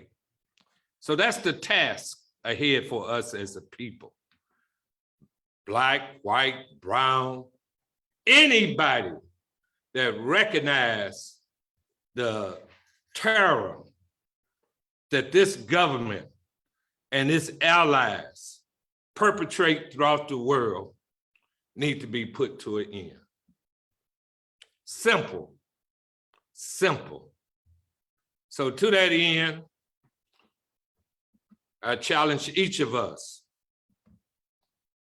to heighten our game. Because for me, I got one prayer, because I consider myself a spiritual person, that I would like to see liberation in my lifetime. And that it's a no-brainer that everybody in our community needed to stand with Chairman Omali Yeshitela and the assault on the Uhuru movement. And the assault on the Uhuru movement is an assault on the Black is Back coalition. So I say to hell with these colonizers. We coming for you and we'll be victorious. Thank you. Uhuru, Uhuru. And dear brothers, Aki Baruti, they do an excellent newspaper that they print out, and they also have a website, so please follow them. And brothers Aki, if you could put your contact information and the website in the chat, if you could instruct somebody to do that, that would be great to do. The next item is questions and answers. We will take 20 minutes for questions and answers. Again, please, if you have any questions, please put them in the Q&A. And we do have some questions in the Q&A that we can start out with right now. In fact, what I will do, I will just read. You have about like 5 questions already in the Q&A. So I'm just going to read them, and then I'll give the participants on this in the program today the chance to answer them. And if there are some directly asked of any particular participant, I will let you know that. Vice Chair, before you begin, we will have to shorten it to 15 minutes. And also, please refer to the chat document that we're using The chat instead document, of chat of Zoom. Yes. is that in the Q&A? Because I don't seem to. Well, No, it's a separate. I can read the first one. It's a separate document that you have access to. right. So yes, while you find that, I can read a comment from Paul Caritas that says this fascist FBI assault on the African People's Socialist Party occurred on the watch of a Democrat president. He had not a single word to say about it. So clearly fascist assaults on those who struggle for African liberation are okay with him. We also received several comments of unity. Comrade Sayero, who said, teach, teach, teach, Comrade Orunmila. This was during President Yejide Orunmila's presentation. We also have Chess Henry, who's been very active in the chat, who says, Comrade Orunmila, such clear truths and hope. We have a question for Dr. Matamela. I don't know if he's back in place, but I'll go to a comment, then come back to the question. We have Sister Betty Davis, a member of the steering committee, who said, Uhuru, comrades, Jews in Germany yesterday, Mississippi in Missouri today, the rest of us tomorrow. We don't have to obey any Dred Scott decisions, and we won't. Betty Davis, New Abolitionist Movement. And we have a question from Reverend Dr. Julian Robertson that says, what are the chances that Jamil Al-Amin will get released? What was that charge a contrivance? That is the first question that we have. And then for Dr. Matsamela, it says, what is a recent history of, quote, Black on Black attacks versus cop on Black attacks? Uhuru. And Brother Matsamela says he's here. Uhuru, so I will begin, yes. If that person is still there, I think it would bear to you know, if they keep in the question. But I also think that Brother Life addressed some of this stuff already. Really in understanding that with the monopoly of violence, that the colonial state maintains, you know, all violence is the outgrowth of colonial violence. But I don't exactly know the idea of what's the history of Black on Black attacks versus, you know, cop on Black attack means or something like that. But especially one of the points in the Genocide Convention says that, you know, they impose the conditions of like life on people that really make life unlivable and stuff like that. So I mean, before any conversation about, you know, horizontal violence between African people, we got to address the colonial question.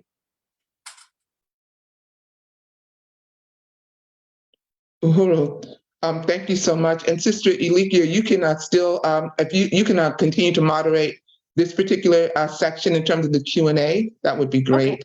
Okay. And I'm just gonna also just put out there, and perhaps if our brother, Professor Ward Churchill is still here, he could answer that, or anybody else.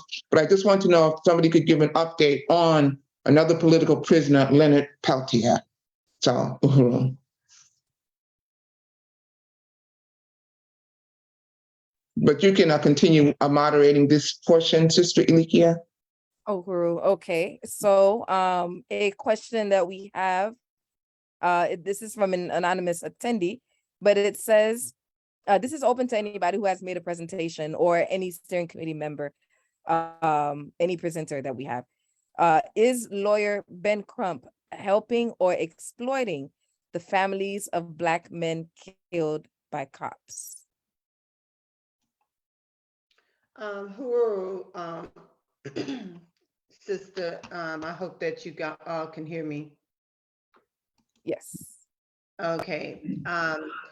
The problem is that, what happened is to when it comes to these type of situations where Ben Crump, he come on the scene and it's all about getting the families to accept the money and not get justice. And what we're saying is that they should be able to get justice and the money. Just to take the money is not getting justice. And this is one of the reasons why we see that these atrocities continue to happen, is because people basically sell the justice and for the money. And I think that's really exploiting the families, when they're not really getting justice for the murder of the killing of their loved ones by police officers. Thank you. Uhuru, thank you very much, Sister Belinda Parker Brown. The other thing, and I'm pretty sure if Chairman's there, he can expand on this, but the other contradiction is that, I mean, he's not just some benign lawyer, right? He comes in, and they say they speak for the family, and the family don't want the people to seek justice. The family don't want the people to do X, Y, and Z and things like that. So that is, and I've heard Chairman articulate it. So I know Chairman can come in and fully explain it, but that's the thing, right? They take these African people, African working class people who never either been in the spotlight or now they're in the spotlight because of this tragedy. And they put this guy out there and he says he speaks for them, and any actions of any people demanding justice, demanding advancing the struggle for the democratic rights and human rights of African people, to, you know what I mean? So I'm not explicitly saying, but it's like, that's the chief contradiction, in which he comes in, he makes some money, and even more, it's used as a way to silence the righteous struggle of the and uprising of African people, and it's a strategy that they perfected since the military defeat of the African Revolution of the 1960s. Uhuru, I will state it explicitly. Every African who's killed in that fashion, the way we've seen so many people killed, is like hitting the lottery for Crump. And he rushes in, he makes a lot of money for that. And then he, as Sister Belinda just said, he quiets the family. He even helps to corrupt the family in the sense that they are trained to be quiet and say everything is all right, system is good, and just one bad apple or something to that effect. People can't even complain. The objective is to get some money. And there's an assumption here that if the people make a serious complaint about the system, police, and what have you, they won't get the money. They fix it so that families who've never had anything in their lives, you've never heard of, they've never been in the newspaper, they probably don't even have a decent Facebook page. They've just been anonymous human beings out there, Black people trying to survive, sometimes under the cruelest, worst kinds of circumstances. And then suddenly they're elevated to international notoriety in a way. And they are somebody, finally, the child who was just killed, never was anybody before he was murdered by the state. They elevate this person to these heights. People who have no political education, nothing like that, they're saying, well, the family have to decide, et cetera. Like the family somehow, by virtue of one of the members being murdered by the state, suddenly become political scientists. Like they understand something about movement or struggle. Of course, they don't. And so what we have is that Crump, most often working in tandem with the good Reverend Al Sharpton, the Russian, and again, served to quiet the people and sometimes do it with drum beats and things like that. It's just an extraordinary assault on the people. It's a humiliating kind of thing that's perpetrated against our people, our movement, and it's a money-making machine. It's the lottery for Crump and Sharpton and people like that. And we have to really oppose it and say that we have to have a genuine movement that uplifts the rights of our people to be free and to be free from murder and to be able to say that the state did this, the colonizer did this, that they murdered this child, and that righteous anger is something, an organization is absolutely required to end this kind of thing from happening, not trying to get some kind of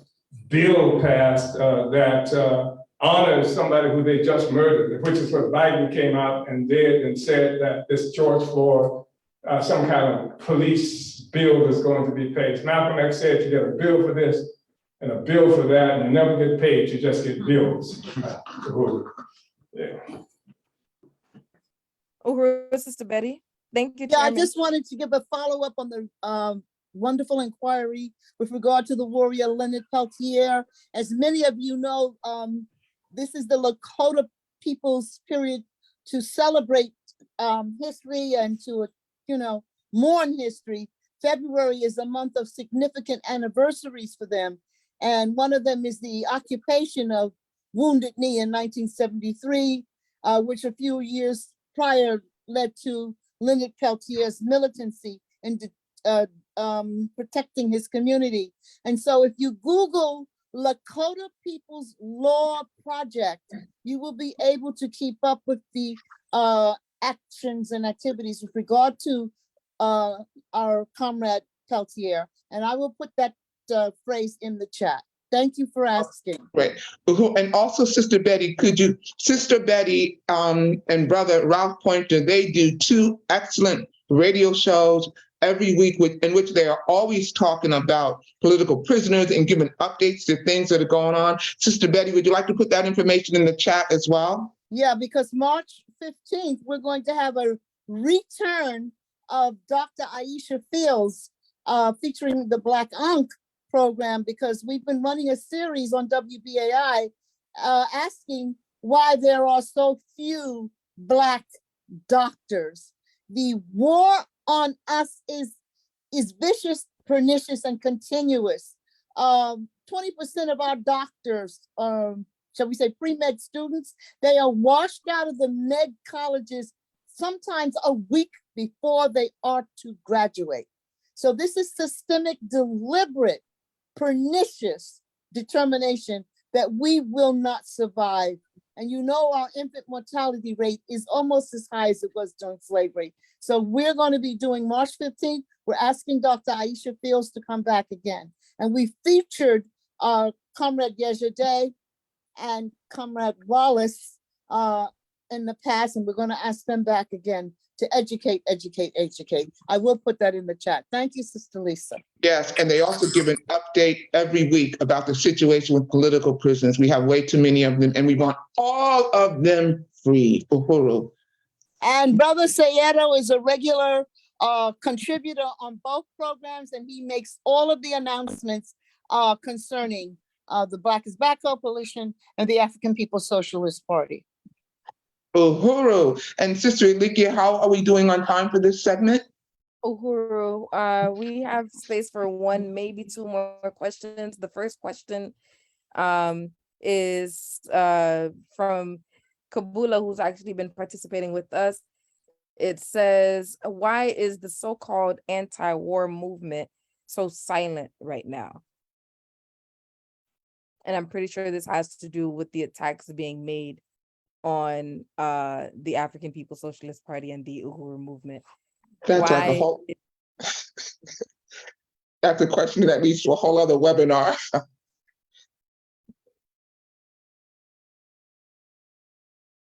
Did anybody want to? From my perspective, I would say, okay, go ahead. Go ahead, please, go ahead, answer. Comrade Sister. Okay, I was going to say that, one thing that if someone's participated with the Black is Back Coalition before in various webinars, we've provided an understanding of the, you know, the peace or the anti-war coalition that we often identify that, you know, when it comes to the struggles that are being made by African people, you know, in and out of the United States, as well as when it comes to attacks that are made against African people, they don't consider that as the wars that they are trying to end, or that the peace that has to be fought for. And that, you know, we've even had a previous theme that said, like several years ago, there is no peace. Africa and Africans are at war, because we want to talk about, you know, the contradiction that exists inherently with you know, the so-called anti-war movements, or the peace movements, or the white peace movements, however you want to characterize it. And so, you know, again, with the party and the Black is Back, we always raise the colonial question. And so anybody who has taken any kind of stance in support of the Uhuru movement has had to address the colonial question. And many of them cannot do that. It's against their interests to speak against colonialism. So they just say they, you know, they speak for peace and against war, but they don't talk about colonial war and the peace of the fight for colonized people, you know, for revolution. And that's what's going to bring peace to our lives. So I hope I could have, you know, given that. Aruda. Alicia, just quickly, I think it also is important to note that the Professor Ward Churchill noted the rise of COINTELPRO in the 1950s. And this is a moment in which the colonial world might define as a Cold War, because they had struck some sort of peace amongst each other. Meanwhile, waging a war against the colonized people of the world, trying to get free. So I think that you make a good point in underscoring the type of peace that these people are outlining. But I know that we got Chairman, and if Chairman. Uhuru, I want to thank the questioner.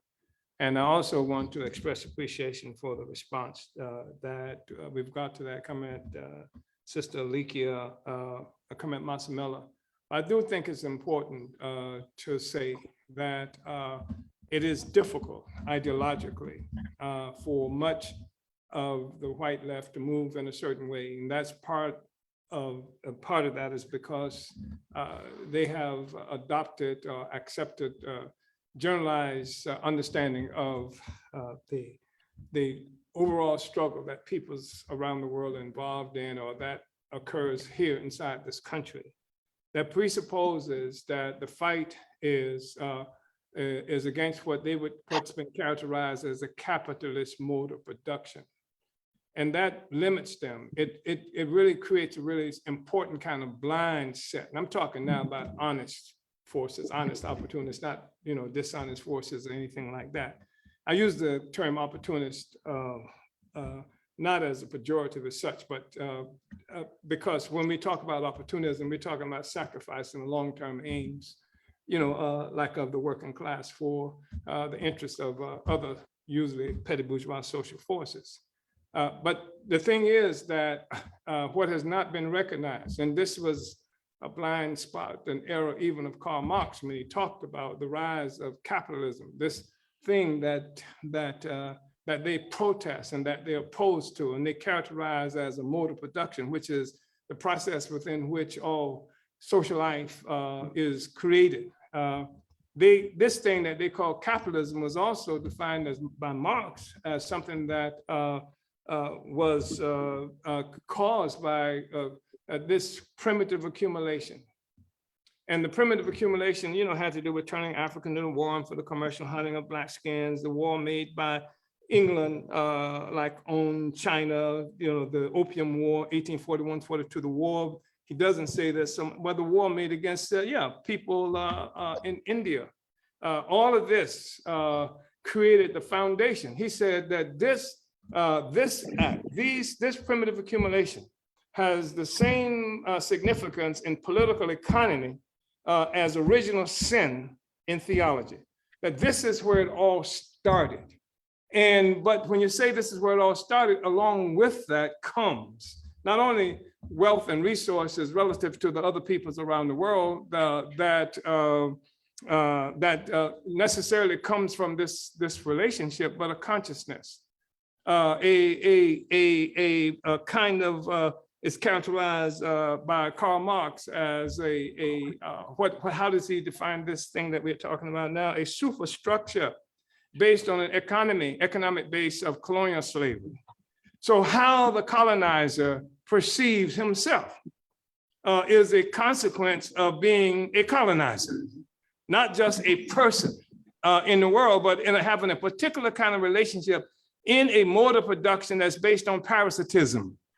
And this is the material world that creates the ideas, as opposed to the notion that many people have that's ideas that create the world. Is this the material world that creates the ideas, that influences the consciousness, and sometimes very militant consciousness, and sometimes very clever consciousness. But this fight that they're able to engage in is a fight against what they characterize as capitalism as it manifests itself as contradictions within the colonizers, among the colonizers, but they can't see the colonized.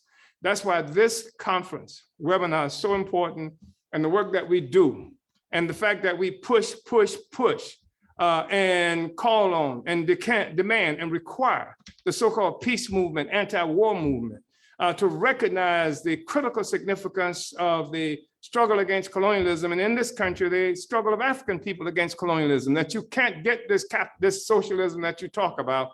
You can't destroy this capitalism that you talk about without first destroying its foundation, which is colonialism. So that's one of the problems that we have. So we continue to fight, we continue to struggle. We've even had endorsements from some of the significant peace movements, and we think that's right on. We want endorsements in terms of our opposition to this FBI attack, but we need more than that. When we call mobilizations and demonstrations against colonialism, 3 people show up, and even though they brag about being the largest anti-colonial, anti-war coalition in the world, 3 people show up. That's not permissible. And so what we're saying is that we have to continue to pursue this and delegitimize those forces who cannot unite with the just aspirations of Black people to be free from colonialism, colonial domination. So come with us on those terms. And I think to the extent that we are successful in pursuing these kinds of discussions, we'll see a likelihood that more and more of the peace people and anti-war people can join. The Uhuru Solidarity Movement, organization of white people under our leadership, exists in more than 141 cities in this country, white people. So we know what's possible, but these are people who are committed to struggle against colonialism, and they have united under the leadership of the African working class, which is a criteria for overturning the kind of oppression exploitation we see. I know that was a long-winded kind of response to that question, but I just wanted to say those things. Thank you, Uhuru. Can I just interject here? Did you guys have a chance to discuss in depth what your reaction is going to be to the removal of the radio station in Florida? The reason I'm raising that is because one of the reasons I read from the email that Comrade Akile sent was that you were accused of being anti-Semitic by some of the Zionist groups. And I found that absolutely flipping the script, since the Israelis are on the point of totally wiping the country of Palestine off the map. And all you have ever done is say support wars of liberation in Africa. So I just feel that the narrative here is just off the chart in America. We're gonna have to struggle because they have no ability to reason any longer. I was in a webinar with someone perhaps less than a week ago who 10 years ago, you probably know them, Sister Betty, came under attack by the FBI. I think 22 or so of them were subpoenaed by the FBI, and primarily because of their support for the Palestinian Front, Popular Front for the Liberation of Palestine. And so you have that happening by the FBI on the one hand. On the other hand, you have Jewish organizations that work directly under the leadership of the Israeli state. and that's permissible. But the notion that somehow we would have a relationship with NGO in Russia indicates that we have violated the Foreign Agent Registration Act. I live in places where by law, the school systems have to teach about the Holocaust, the Holocaust. They actually send teachers in to teach teachers how to talk about the Holocaust. I have a number of issues with that, but not the least of which is that this Holocaust racket. And this is not to say that bad things did not happen to Jews. But Lemke, who I just mentioned earlier on, when African people in 1951 went before the United Nations charging genocide, Lemke, the author of this convention, declared that this was not meant for Black people. The Jewish author, Polish Jewish author, said this was not meant for Black people. And the Holocaust thing is something that's used as a weapon against oppressed and colonized peoples around the world, because they don't want to deal with the fact that the capitalist, the whole world economy comes about as a consequence of the horrible wars, murder, brutality that has been imposed against Africans, indigenous peoples, and peoples around the world. Just in 1 year, 1966, the CIA facilitated the murder of 3 million people in Indonesia who just wanted to be free of colonialism. And how many Africans died from Leopold in Congo? And yet the worst crime that's ever been committed in human history is the crime that white people committed against white people. And so this is the way that they attempt to take away the initiative of African people in exposing the historically brutal genocidal nature of the colonial mode of production. Guess what? There was no such thing called genocide before 1948. So the murder of African people in Congo, the murder of African people in the trip from Africa to here, to dispersal of us all around the world, the numbers of people killed in India, none of that meant anything in terms of genocide. The disappearance, the near disappearance of the indigenous population, the war that's being made on a constant basis against the people, the Mexican people, where they have been separated from each other and families for generations by this, in 1948, by this artificial, this border that they created to facilitate stealing their resources and culture and everything else. No word called genocide. And so the Holocaust thing is used to hold up as the worst crime that's ever been happening in community, and not the crimes against the world that has been created by the colonial system that gave rise to the capitalism that many people in the peace movement claim that they are attempting to overturn. And Chairman, I'm sorry to keep to nag at this, but the other thing that I considered extremely annoying was that the Jewish people said the reason they were calling you anti-Semitic is because of support from Muslims for the Black is Back from occasionally Black Muslims in this country. Now, and they are saying that Black Muslims are racist. Now, that to me goes back to what Alambe Braff said. He was with Like It Is. He wrote the script for Like It Is. He said there used to be a time when anti-Semitism meant someone who did not like Jews. He says nowadays, an anti-Semite is anyone the Jews don't like. And so the script has been flipped. And anybody who does not understand what I am saying, just Google APAC and see how much of our tax dollar is going for APAC. And on that, I'll shut up. Exactly. Uhuru. That's it. Uhuru. Uhuru. Sister Ilikia, how are we on time for this section? Uhuru, we have to move from this section. I want to appreciate the chairman and Sister Betty, the chairman especially for that. Well, Sister Betty for raising the question, and the chairman for the response that he gave and the discussion that just took place as well. We have to move to the next section, which is to call on comrade sisters Ikinge Maele as well as Sister Belinda Parker Brown, to help make the call for membership and resources. I will be sharing the screen on my end. And right after that, just to let people know, we will be having a presentation by Attorney Colin Perot, and it's going to be about what to do when the FBI comes knocking at your door, or however they come. They don't always knock. Yes. Uhuru. Uhuru. Sister Kinge, are you available? I see Sister Belinda. Sister, okay. Yeah. All Yeah. right. So let me share again. Let's Uhuru. cut right to the chase. Go ahead, Sister Akinye. Yes, we're just going to get into it. I just want to thank everybody that has been participating in this webinar today. It's been absolutely excellent. So give yourself a hand. And I want to start out by saying that we've got an $1,100 goal, and we have $788 of that goal left to raise.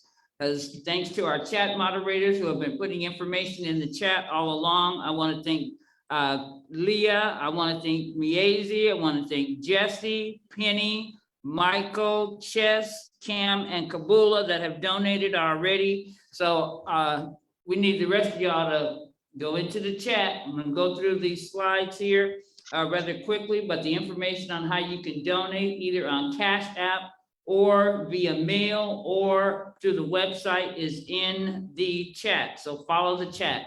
Again, our goal is $1,100, and we've raised all but 788 of those dollars now. So let's go to our giving levels. Uhuru. The first level is Queen Mother Ya Asantewa or Dorothy Lewis, who was one of our first fundraisers. And that's if you give $1,000 or more. Uhuru. Next slide. The next is the Chokwe Lumumba level. If you give $500 or more, I know somebody's got $500 that they don't know what to do with it. Well, this is what you can do. You can give to the Black is Back, help us get to our goal. Go ahead and put in the chat what you're donating. You see any level that appeals to you, go to the website, or you can go to our Cash App, which is $BIBCOA. $BIBCOA on Cash App. Next slide. Go ahead, Sister Belinda. All right, there we go. Marcus Garvey. Come on, people. $365. You know, a people without the knowledge of their past history, origin, and culture is like a tree without roots. Listen, people, it's time for us to come on and we don't want this to take up a lot of time. We want to go ahead and get, you know, I'm kind of, you know, Sister Kinye, the $1,100, you know, is not enough for what, you know, we're in the struggle, people. We are not safe. You know, freedom is not free. Go ahead to the next slide. There's also the Amiri Baraka level, which is $120 or more. And Amiri Baraka said a man is either free or he is not. There cannot be an apprenticeship for freedom. So we know that it takes dollars and cents to make this happen. We want to continue and will continue to do this work, but your contribution will certainly help us continue to do this work. So give. Go to blackisbackcoalition.org/donate and make your contribution. You can also become a member today. Next slide. There's also there we go. That's me right there. I'm gonna go ahead and put my donation in right now, because nobody is free until everybody is free, says my sister Fannie Lou Hammond, and she hit it right on the she hit the nail right on the head when she said nobody is free until everybody is free. People, it's time. This is 2023. It's no reason why we should be going through this. And make your donation. Go ahead, next slide. Make your donation today and join up and become a member. Again, how you can give is by going to www.blackisbackcoalition.org/donate. If you're sending a check, you want to mail a check to the Black is Back, care of myself, Ikinge Maele, at 4101 West Florissant, St. Louis, Missouri. The zip code is 63115. Make sure in your memo line that you put Black is Back. So we got $728 left to raise. Somebody can help us out by just going on ahead and donating $728. Then I can sit down and Sister Belinda can get off the mic. Sister King, I put in my $50 already. I just put my $60 donation in. All right, great. I just put in 50. All right. There's Sister Lisa with 50. Anything in the chat that we're not seeing? You know, we want all of our people to be free. You know, the question that came in earlier, you know, we know that they're watching us. The government is watching us. You know, I mean, you step outside there is no way that we're not being watched today, even in our homes through these smart TVs and cell phones and all of this stuff. You know, let them watch us. But it's not about what they're doing. It's about what we're going to do. Exactly. And that's what the Black is Back Coalition is here, you know, today to organize, mobilize. You know, this is a movement, people. We have to come together. You know, we didn't figure this out. Like the chairman said earlier, they know that we know that that is everything now. It's everything. There's nothing being concealed. We know that they're coming for us, so we're coming for them. You know, it's just time for us to say, we as a people is going to demand our liberation in this day and time, so we can see it with our own eyes. Okay, so let's give like Sister Kenya said, you know, we don't have to take up a lot of time with calling for resources. You know, somebody out there can write the check right now, and let's keep it moving. We got work to do. Yep, thank you to Johan for $25. Sister Lisa, we got $653 left to raise to make our goal. So and people, giving. people can also, I'm sorry. Go ahead. People can also do installments. You can also do installments. So if you want to do 100 today, and let's say you might not have all of the 100, then you can do like $20 a month, whatever will work for you. But we have always been our own liberators. Ain't no Democrats, no Republicans, or really any political party ever done jack diddly squat for us. It has been us. And Lisa, you know, I want to say that I am so excited to be a part of the Black is Back Coalition as a international organization.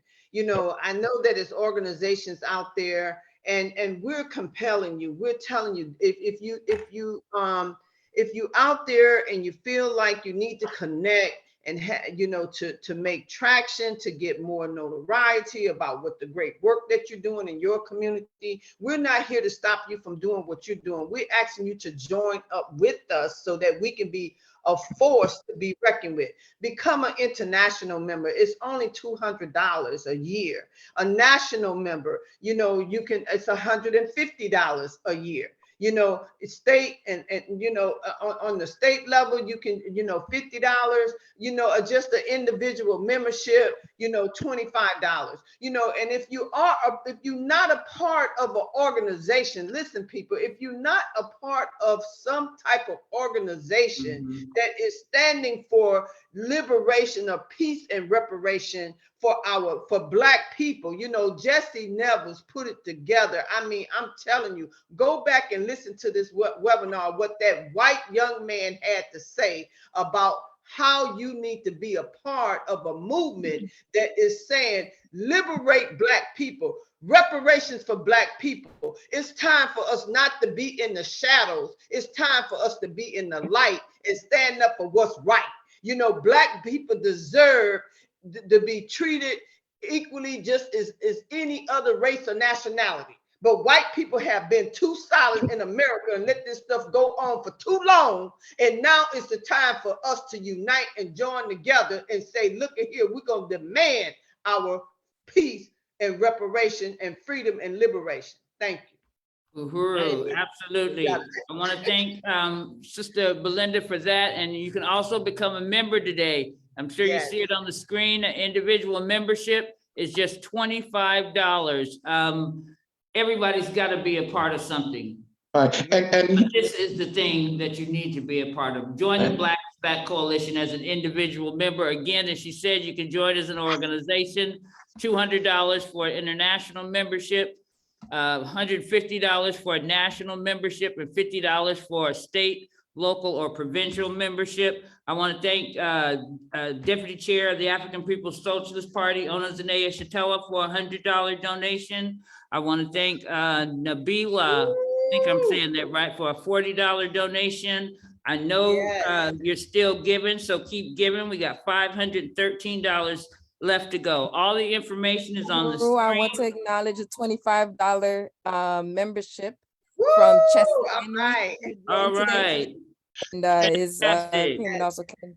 Yes, his or her. Yes, yes, that's wonderful. You know, I want to say this. I know we're running out of time, but you know, as an organization here in Louisiana, you know, I felt like, you know, I was all alone, and I reached out to the Black is Back Coalition. They came here, they embraced the work that I was doing here, people. It's no greater feeling to have a powerful organization, to be a part of something that can just uplift you and give you the hope and the encouragement that you need when you know that you're doing what's right. When the chairman came down here to Louisiana, and we went on TV and we went on the radio and we walked through the community, you know, it's no greater feeling than that, to know that I was not alone as an organization, boots on the ground in the trenches, fighting all by myself. And when I realized that the Black is Back Coalition was standing with me, it just, I'm telling you, it was such a great uplifting.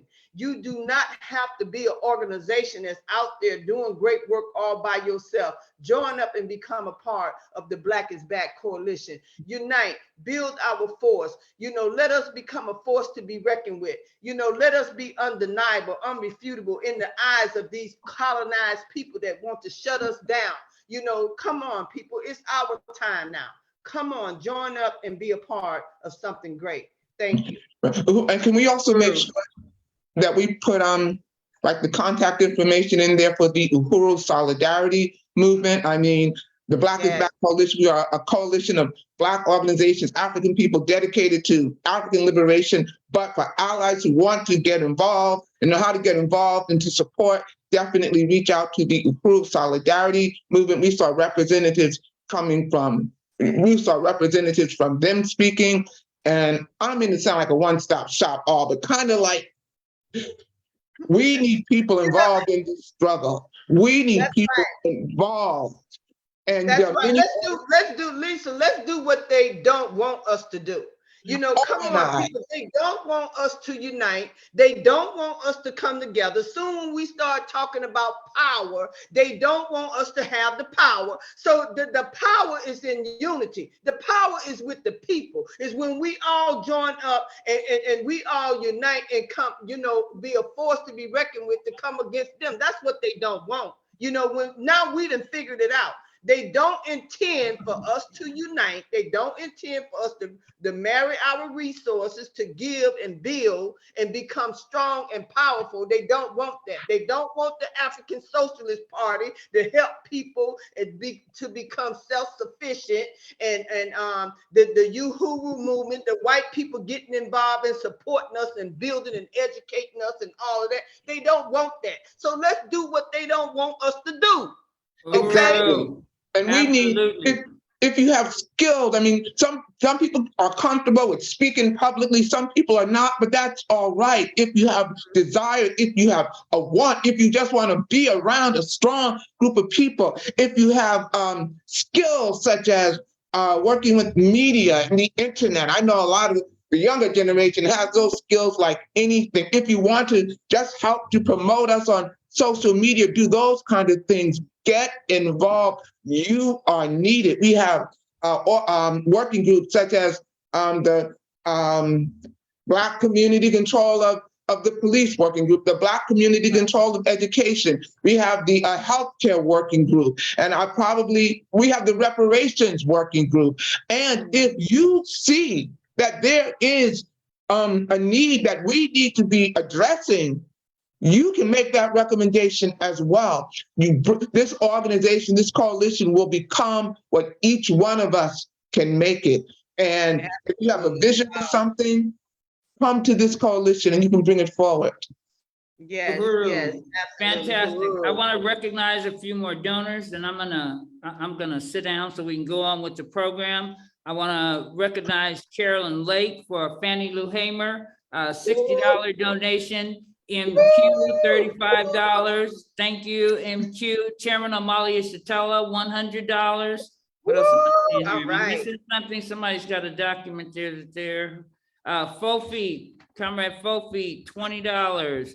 And looks like we are down to about $272 that we need to raise. We've got more of the program to go. We're gonna continue. Oh, Mozzamella, $50. All right, so we're We're running at out of time. $222. Yep, $222 that we need to raise, which I know we're gonna do before this program is open. It's a very important portion of the program coming up. Please keep giving. Join, donate, join, donate. Black is back. Black Black is back. Now let's talk about what we gonna do when they come for us. All right, come on And now. we got to be organized.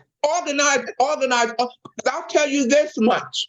There wasn't expecting this kind of organizing going on, because immediately when they came to their door with their flash grenades and guns, do you hear what I'm saying? Immediately, we were organizing immediately as soon as the word went out. So, yeah, so that's very important. And make them dead presidents turn over in their grave. Make them do handstands and contribute and give and support the Black liberation struggle through the Black is Back Coalition. And you see some of these organizations, just some of these wonderful organizations that are a part of the coalition. And you can also hook up with them too. And we thank you and we appreciate so much your time. But now we are getting into what to do when they come and knocking at your door. And the person who will be leading this presentation or will be doing this presentation is someone whom I had the opportunity to meet very briefly. I have to say that the Civil Talk Movement, an organization in New York City, based in New York City, within a week of them hearing about these horrible attacks, maybe less than a week. This happened July 29th. I think they had their press conference August 2nd or something like that. But they put that call out there, and it was a powerful press conference in Brooklyn in which many organizations showed up, and those organizations were representing like hundreds of people who couldn't even be there. And one of the organizers who showed up is this next guest, an attorney, Colin Perot. I hope I pronounced your name correctly. Anyway, he is a member of the New York Community Action Project, and they represent the National Lawyers Guild, and they did attend the powerful press conference on August 5th in Brooklyn, sponsored by the D12 organization in support of Chairman Amalia Shatella and the African People's Socialist Party, and strongly condemning these raids. They were out there immediately, and I'm just so glad to see that they have continued to work with us and with the Hands Off Uhuru campaign. You see, I'm wearing that shirt. You guys can also get that shirt. I'll tell you how to get it. But anyway, Colin, Uhuru. Uhuru, everyone. Hello, good afternoon. It's great to be here. I have a short presentation that I'm going to run through. I'm not sure if we can pull up the slide deck, or I can also try to share my screen if that's better. Okay, here we go. Perfect.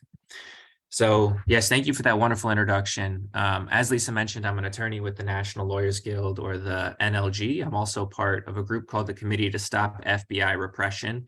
And it's truly an honor to be here with you all today with such incredible organizers and freedom fighters who have really been on the front lines against the FBI, fighting back against this repression and intimidation. And so the National Lawyers Guild, just very briefly, is a nationwide organization of progressive and radical attorneys that was founded a little more than 80 years ago, specifically to provide legal support to anti-imperialist struggles, anti-colonial struggles, labor struggles, and general progressive and radical movements. And today's program has been incredible. We've heard so much already about the crimes of the FBI against the people and the way that the FBI is weaponized to repress and to try to snuff out resistance and people rising up and demanding reparations and demanding their rights. And I've been asked to give just a very specific component of this, which is just a quick rundown of the best ways to respond in the moment if you find yourself in an interaction with the FBI personally. So whether they're approaching you at home, on the streets, whether they stop you in your car, maybe they go to your work, I'm going to let you know the best things that you can do in the moment and the best way to protect yourself in the moment. At the end of the day, fighting back and demanding justice and organizing is really the only way to put pressure on the FBI. But hopefully the information that I can give you today is going to help you get into the best position to fight back after the FBI approach you. And I know many of you are lifelong freedom fighters and know a lot of this information, but it's always good to have a refresher. And for those of you who are new to this information, I hope that this helps you if and when you have the extreme displeasure of interacting with an FBI agent. So the first thing that I want to talk about is, why would an agent contact me? So you might be thinking, I don't think I've done anything illegal. Why would the FBI contact me? Why would they show up to my house? I mean, we've heard so many examples today of people who have already had this happen to them. And it's important to remember, it might not have anything to do with you personally. It doesn't necessarily mean that you're under arrest or that the FBI is investigating you personally. There's a lot of different reasons why they might try to talk to you. And I'm going to quickly run through them. There's real reasons why they might talk to you. Of course, it's possible that they are investigating you or people you know, or they could just be fishing for information. They could think, well, maybe we can just put pressure on this person and maybe get them to give us information that we didn't already have about people in the movement that they might know. It's also possible that they're just trying to harass you for your organizing activities. Their goal is simply to intimidate you and to make you scared of fighting back, scared to attend conferences and panels like today's. And, the speakers today have made the correct point. The FBI attacks not because there's any crime or any, wrongful activity. The FBI attacks because Black is back. The FBI attacks because people are standing up and fighting for their freedom and organizing. And that's considered a threat to the existing power structures. And this has already been covered extensively today. But that has been their role throughout the history of this country, and that's their role to this day. So it's likely that they're hoping to scare you and make you afraid to do the work that you're doing. They could also be hoping to coerce you into becoming an informant, trying to put pressure on you to answer their calls in the future, maybe to tell them something that they don't already know. They're very creative and cunning and deceitful people, and they're not required to tell you their true reason for contacting you. There's no law that requires them to be honest with you. So on top of the real reasons, their true political reasons for harassing you, what are some fake reasons that they might give you if you say, I'm sorry, well, why are you trying to talk to me right now? There's a whole lot of fake reasons that they're trained to provide, and they come up with all kinds of different stories. Members of the African People's Socialist Party were approached, and the FBI said, we think someone broke into your car. We need you to come outside and check out your car. Sometimes they say, we think you're a victim of identity theft. We just want to talk to you and make sure that no one has stolen your identity. Or, oh, we think someone that you know might be in trouble, and we just want to talk to you about it and see if you can help. You have to assume those things are lies. You should always assume that the FBI is lying to you, because they are lying to you. They're not going to tell you their real reasons for contacting you. That's the bottom line. So because they don't have to tell you their real reasons, and because they are so good at lying, and because it's their job to lie to you and trick you, the safest thing to do is to not engage with the FBI during that initial interaction. So the first thing you want to do is stay calm and remain silent. So this is often the most difficult thing to do in the moment, because these agents, again, these are trained investigators. They're trained in how to interrogate people, how to make you feel like you're being disrespectful or rude, or, why don't you want to let us in? We just want to come in and talk to you. Are you really that afraid that you're not going to let us in? They'll say all kinds of things to try to make you feel like you are doing something wrong by refusing to speak to them. You are not doing anything wrong. That is exactly what you should do anytime the FBI tries to talk to you, no matter what they say the reason is. You have the right to remain silent. There's a very narrow exception that you just should be aware of, which is if you are stopped in a vehicle, they could ask you, if you're driving, they could ask you for identification, and you would be required to show proof of a driver's license. But that's essentially it. You have the right to not say a single word beyond identifying yourself in those narrow cases. And on top of that, because you will not know their reason for wanting to speak with you, you're just not going to be in a position to outsmart them in the moment, because you don't know what their objective is. You don't know what information they have already. You don't know who they've already talked to. You don't know what their goal is in the moment. And it's really dangerous to talk to them, because you have to remember, making a false statement to the FBI is actually considered a federal crime. And it's a trap that they use. The FBI knows this, and they use this aggressively as a weapon against people, because what they'll do is they will research you ahead of time and find out just innocuous information about you. Who are you friends with? Who are you associated with on social media? What events did you say you were going to on social media? You know, basic information like that. Who have you been seen in meetings with? What organizations do you support, etc. Then they'll approach you, and they'll start a conversation that seems casual, and they'll say, oh, you know, do you know so-and-so? And you might think, I don't really know that person. So no, I don't know them, you know, to the extent that I would have information about that person. But if you say, no, you know, not really, and then they can say, well, you're friends with them on Facebook, all of a sudden they can accuse you of committing that federal crime. Whether you would actually be convicted or not is a separate situation. They're just looking for a reason to arrest you, a reason to get more power over you. The more you say in that moment, the more power they have over you to twist it and to try to really put pressure on you. And you just have to remember that they have that extra tool in their arsenal that they will use against you. The next thing I want to say is that it's important to remember, even if you do end up answering a few of their questions, it's never too late to say, you know what, I don't want to speak with you anymore until I have an attorney. I'm not going to answer any more questions. Do not feel like just because you said you'd speak to them, all of a sudden you have to. You can always change your mind and say, you know what, I'm done speaking to you. You can give me your card and you can call my attorney, which I'll talk about in a moment. So again, the best way you can protect yourself and prepare to fight back in that initial interaction is by saying nothing. You do not want to give them anything they can use against you. The only exception is if they have a search warrant and they are in your home, and there's someone in the home that is having a medical emergency and their safety is at risk, you can make that decision to inform the FBI to say, look, this person is right here.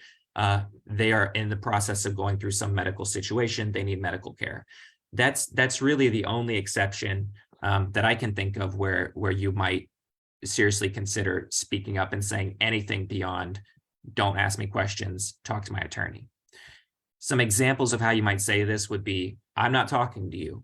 You can just say that. If that's what you're comfortable with, you can leave it at that. You can say, I'd like to talk to my lawyer before I speak with you further. That's maybe a way to de-escalate if that's something you're more comfortable with.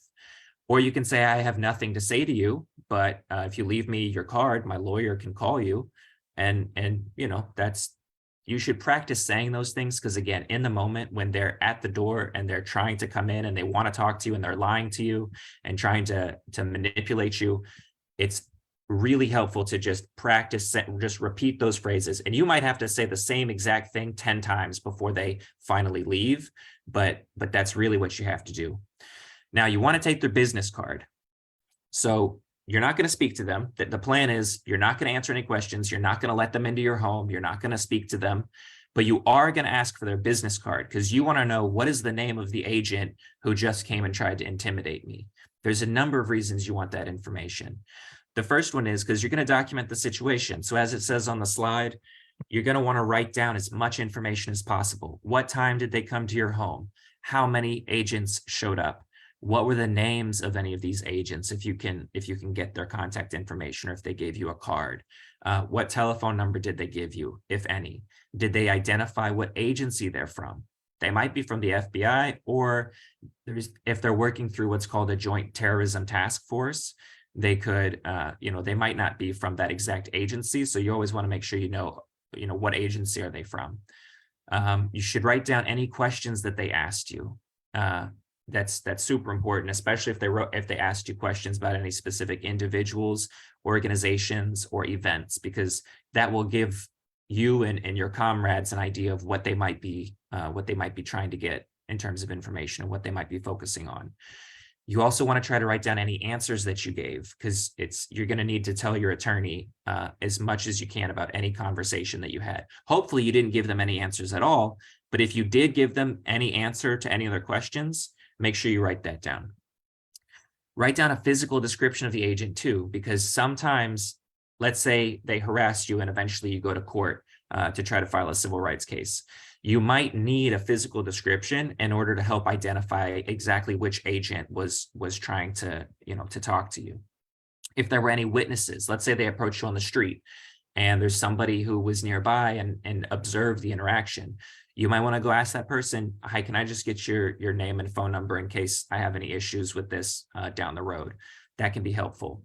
And I say to write it down immediately because your memory is going to be best right after the interaction, once they leave. And you'll have that adrenaline and you'll really be in the best position to focus and write down as much as you can remember. If you try to do it later, you might end up forgetting some details.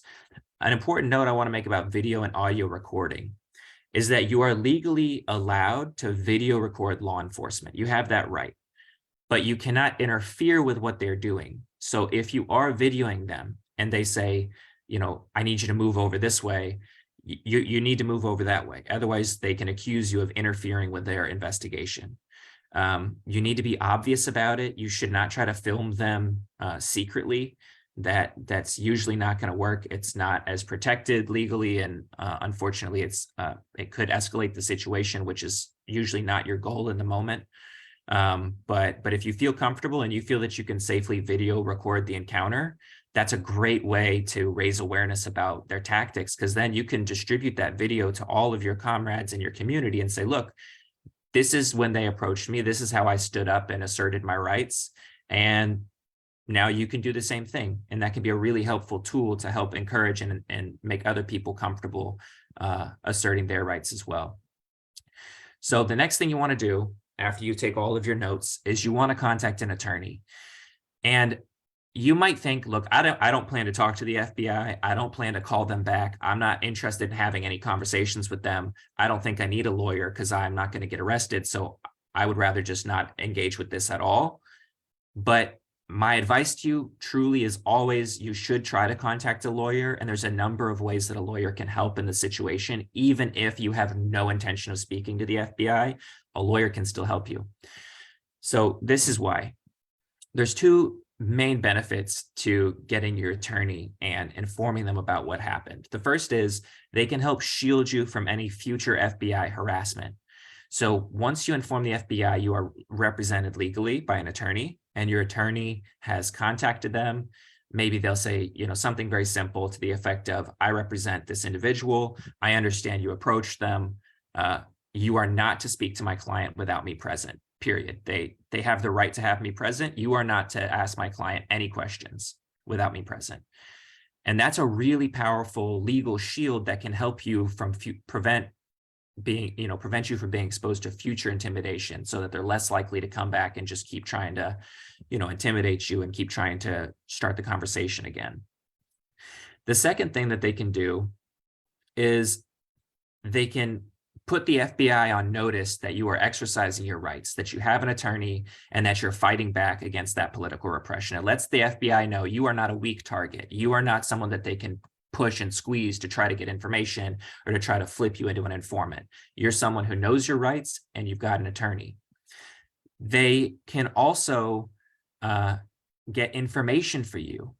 The FBI is not required to tell your attorney the truth, but they are more likely to reveal some information about why they're contacting you, because your attorney can say something like, my client is considering whether they want to speak with you further, but in order to make that decision, to advise them, I need to know, what are you going to ask them about? What is this in regard to? And there's a good chance that the FBI will say more to your attorney than they would to you in that moment, because they're going to try to convince your attorney to advise you to speak to them.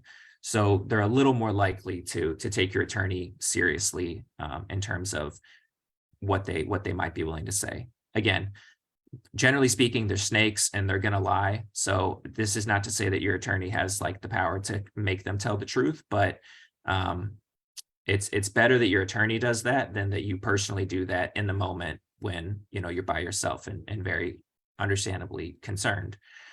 And you got to remember, your attorney can have this conversation and ask those questions without revealing anything about your situation or your plans. Even if you tell your attorney, look, I have no desire to speak to them, but I would like you to call them and see if you can figure anything out about what they know and what they're looking for. And your attorney can help you do that.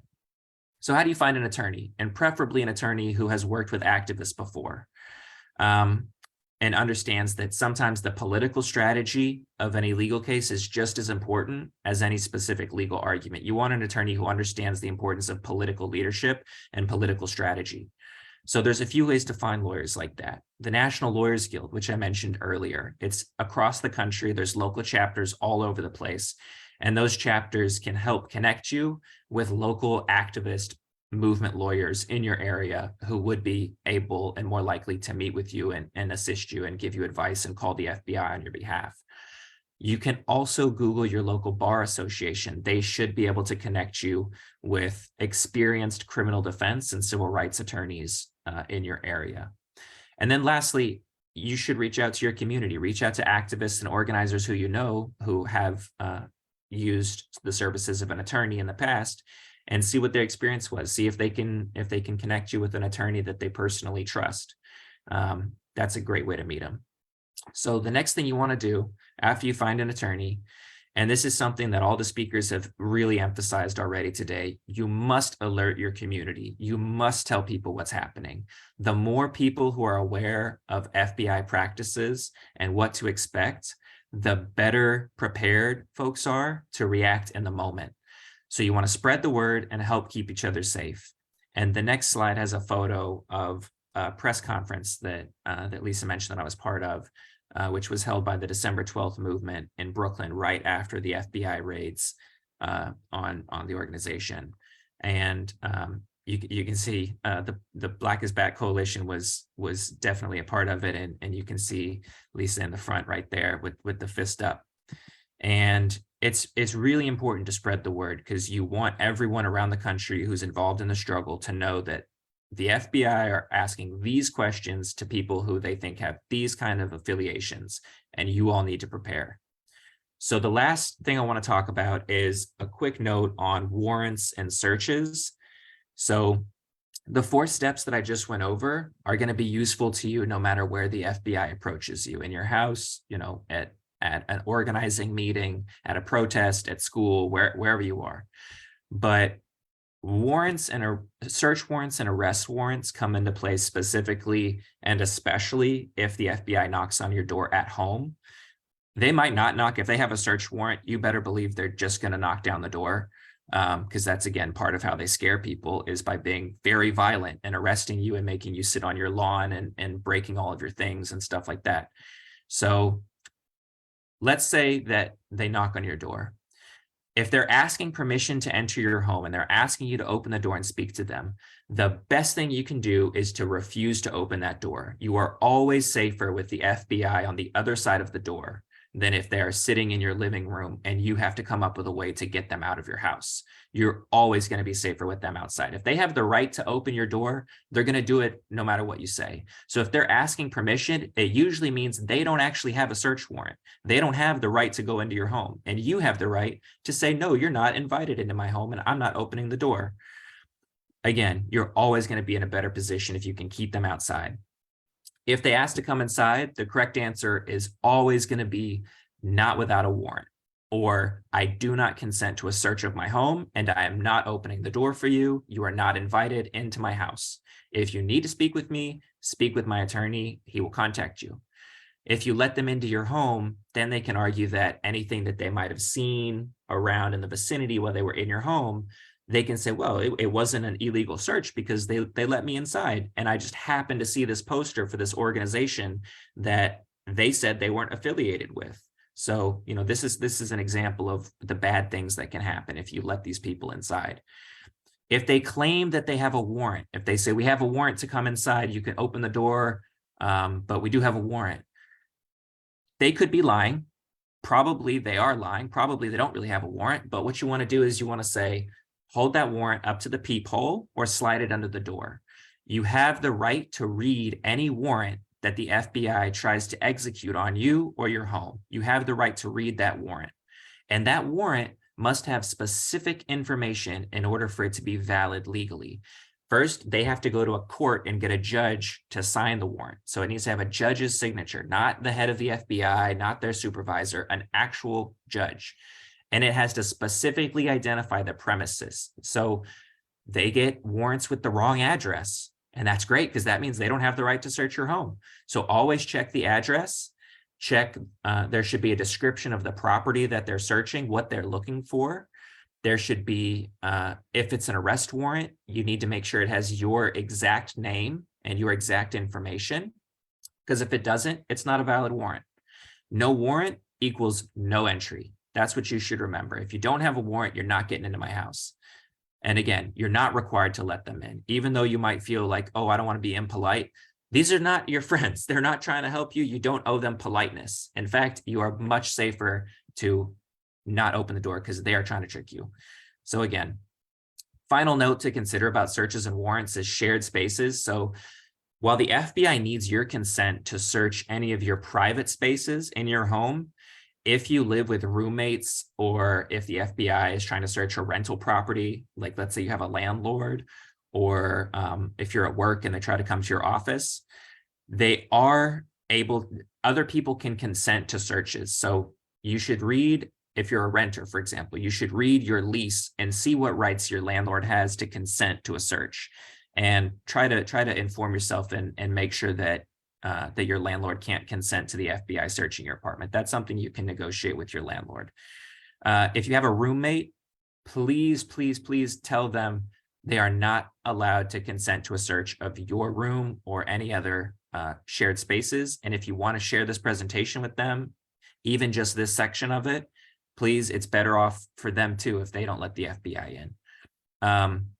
If you have someone who lives in your same bedroom, if you are if you have a roommate or a partner or someone that you live with who lives in your bedroom, they can consent to a search of your bedroom, even though it's your personal space, because it's also their personal space.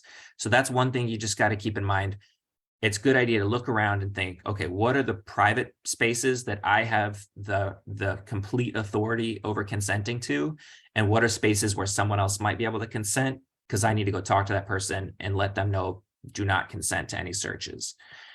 And then, that's most of what I wanted to say. But the next slide is just a few key points, just to summarize the 4 things that you want to do in the moment. I hope it's been helpful for you all. Again, I know most of you know a lot of this already, but hopefully we can remember these things and be stronger together and be more prepared for when the FBI, if and when the FBI does approach you. It can be very intimidating, very scary, very violent. But if you can remember these things, you're going to protect yourself and be in the best position to fight back with your community and to fight back against these kinds of harassment and attacks. And, just think of how many of today's speakers have been personally attacked by the FBI, and draw strength from that, draw inspiration from that. They stood up to the FBI, they exerted their rights, they asserted their rights. You can do the same thing. And with that, I just want to say hands off Uhuru, hands off Africa, fists up, fight back, and thank you all so much again for having me. Uhuru, and thank you so very much, Colin, for this presentation. I just was looking at a lot of the comments that people were making in the chat. I want to let people know that this has been live streamed on Facebook, which means that the recording is available and is available to share broadly, the recording of this webinar. And we are going to also make sure that these recordings are available as well. I want to just do a time check. Sister Elikia, how are we doing? I know that we had scheduled a Q&A, but I know we're running a little over time.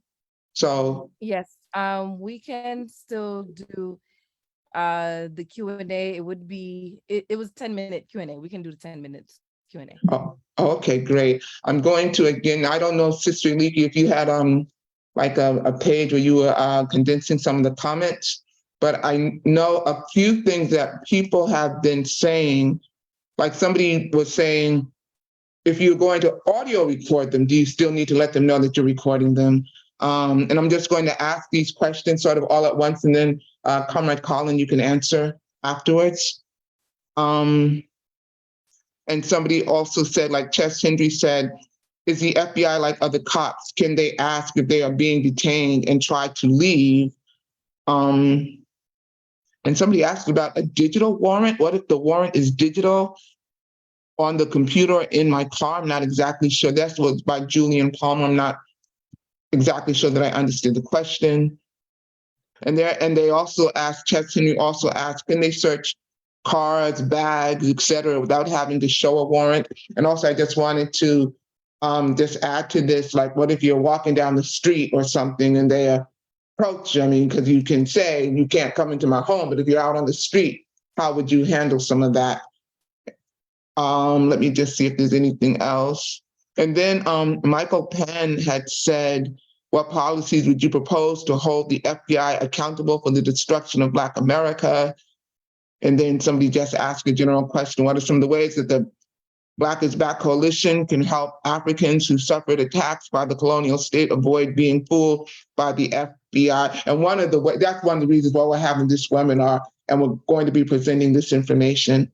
But I think those are, for the most part, all of the kind of general comments. And I think I saw that Brother Matt Simela, I think he made the comment, and he could verify this, but a lot of people have, they have their legal names, and then they have their names that are not their legal names. And I don't know if he was alluding to, like, what if the warrant maybe contains the name they're known by, not their legal name? But he can certainly clarify that if I didn't ask the question correctly. Uhuru, Brother Colin. You're muted if you're talking. Oh. Yes, yes. So that's a lot of good questions. So I'm going to start with the question of what happens if they approach you on the street. Yes, the best practice is the one that the person who asked the question hinted at, which is you should say, am I being detained? Am I free to go? If they have a basis to arrest you and to detain you for questioning, then that's probably what they're going to do, whether you cooperate or not. That's what they'll do. You don't really benefit from voluntarily speaking to them in any setting. But yes, if you're out on the street and they try to stop you and keep you in a certain area to answer questions, and they say, oh, can you just come over here and talk to us for a minute? You can say, no, am I being detained? Because if not, I'm leaving. If you have questions for me, you can give me your card and I'll give it to my attorney. That's how I would handle that situation where they stop you on the street. Because they cannot keep you in any particular area unless they have a basis for that, for detaining you. The question about can they search bags and things like that.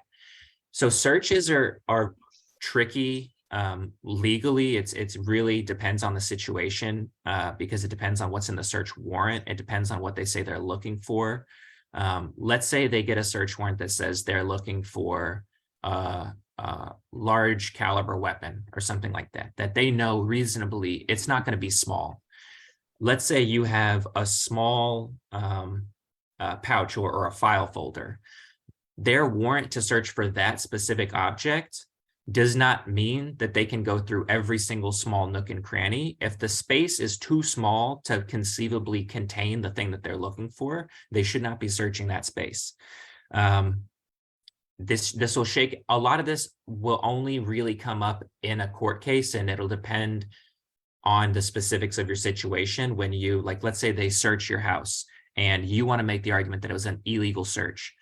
This is one of the arguments you might make, is that the warrant did not specify the objects that they were searching for, or the objects specified in the warrant were too large to conceivably fit in the thing that they ended up searching.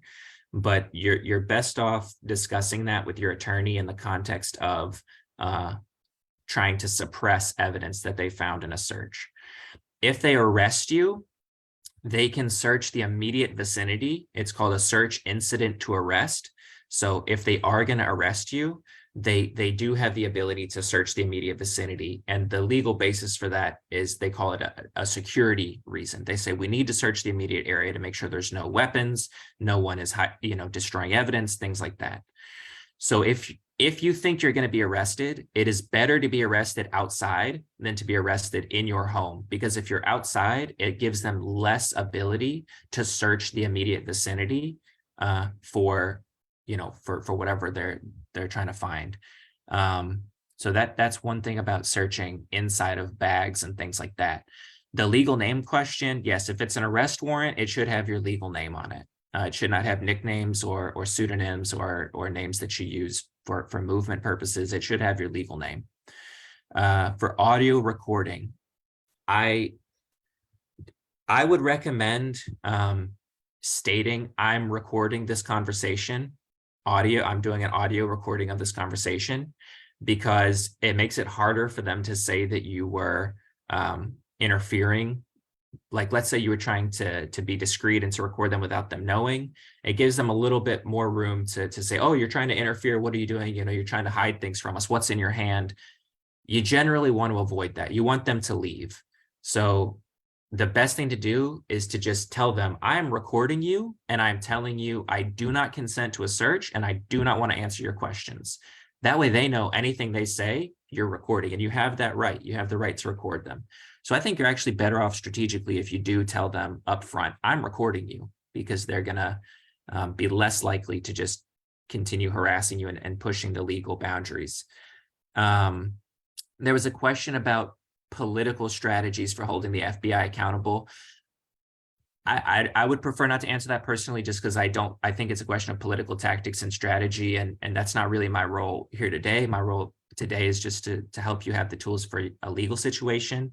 But you should get involved in the struggle. I mean, organizing gets the goods. People don't win revolutionary change or hold the FBI accountable single-handedly. You do it through fighting with a movement, with an organization, such as the ones that have been represented here today. That's all I would really say on that. I wouldn't try to offer up any particular suggestions, because I don't really think that's my place. But just generally speaking, the way we fight back against these people, the way we stop them from harassing our communities, the way that we make them less likely to successfully put the squeeze on people, is by uniting, linking up, sharing this information, and fighting back as a community, as a movement, as people united in struggle. And I think that's all the questions. If there's anything else that I missed, I'm happy to. Uhuru, there's just one other point I wanted to bring up, and thank you so much. This has been so informative. But Julian Palmer says, and I've never heard of this, but she says some officers claim they don't have a physical warrant, but they claim it's digital or on a computer in their car. That's a thing that's happening? Yeah. If they claim that, you still have the right to see it. That's the bottom line on that. If they're saying, oh, I have a warrant, but I can't show it to you for one reason or another, it's in my car or it's on my computer at home, that sounds to me like they're not going to be able to come in, because you have the right to see a warrant. You have the right to read it. You have the right to verify the information on it. And even if you don't have a peephole, you can, if you have a window near the door, you can tell them, hold the warrant up to the window. Or if you think it's digital, go get your laptop from your car. What do you mean you have a digital warrant in your car? Bring it over here. Show me through the peephole. The bottom line is you have the right to see the warrant. They cannot hide the warrant from you by claiming, well, it's digital. Uhuru. We can take one more question. We are short for time. This is from Chess Henry. It says, Colin, is there anything you can say about digital security? Like, for security, is it best to keep as much of digital as possible? And perhaps this question too, how about making complaints against the FBI for racial discrimination? Those would be the last two questions. Definitely. So to make a complaint against the FBI, you're gonna you should probably try to consult with an attorney because you'll probably need to bring a case in court. It's hard to win them, but they're a great tool for fighting back, because anything we can do to put the FBI on notice, to make them defend their positions and to let the public know what they're doing and to raise awareness, I think it's a good thing. And I think that they are harassing people, they are profiling people, and they should be accused of doing that, because that is what they're doing. So I support making those complaints, and the first step is going to be to try to contact an attorney and see if you can find someone who can help you put one together. And then the question, well, I'm sorry, what was the question right before that? Yes. Is there anything you can say about digital security? For example, is it best to keep as much, I guess, information off of digital things as much as possible? Yes, I think that if you are, I mean, the best practice for an organization would be, if it doesn't need to be information that is preserved digitally permanently in some sort of a saved file, it is a good practice to periodically get rid of your notes, to periodically get rid of notes that you've taken from past meetings that you don't need anymore. It's to protect yourself digitally. You know, the FBI has all kinds of tools for surveillance digitally. We would really have a whole nother webinar on different specific ways you can protect yourself when you're browsing and things like that. But generally speaking, you know, try not to put things in writing if they don't need to be, and don't assume things are secure. You should assume that the FBI has access to things that to digital information that you're storing. I don't know of a way to keep it 100% secure. Maybe there's other people who know more about digital technology who could advise you. There is a group called the Electronic EFF, Electronic Freedom Foundation, I'm going to pull it up real quick because they actually have a lot of information about, it's called the Electronic Frontier Foundation. It's a website. They publish a ton of information about how to protect yourself online. They have a whole document called the Surveillance Self-Defense Guide. And that's really helpful. They have a ton of information. Yeah, Lisa just posted the name in there. Thank you very much. Yes, thank you so much.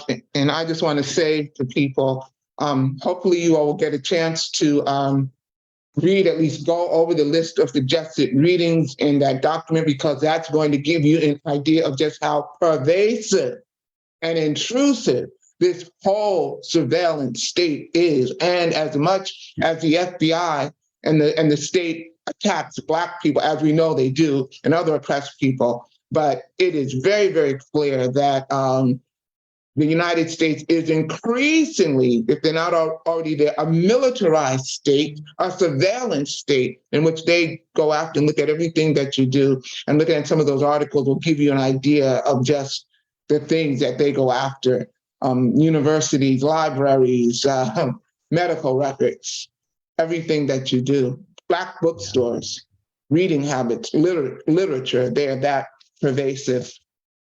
Comrades, we are coming to the end of this webinar. Next, we're going to have some announcements and upcoming events.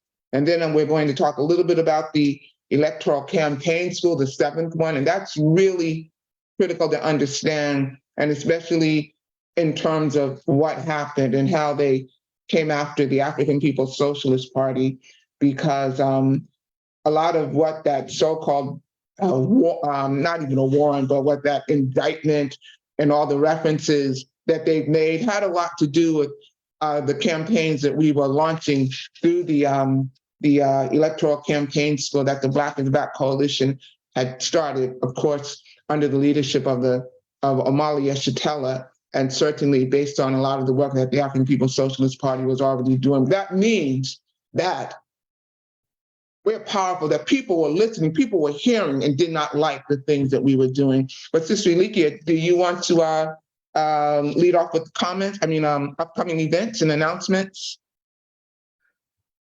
Oh, You're muted if you're talking. And sun is adjusting my lighting, but sorry for the lines. So the first one is actually going to be tonight. There was mention of Black Power 96.3 FM today.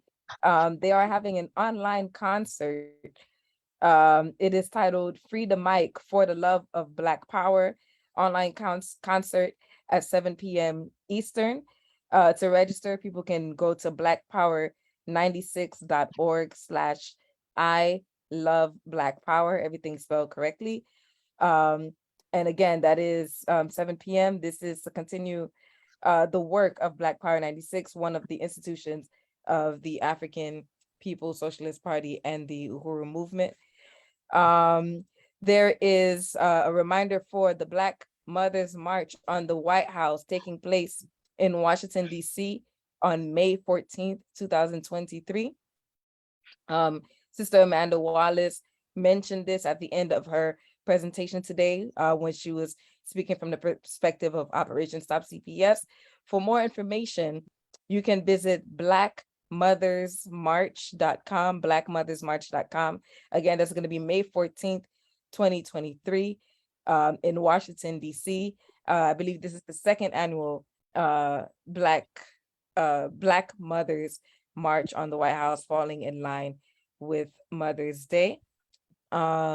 Just have another.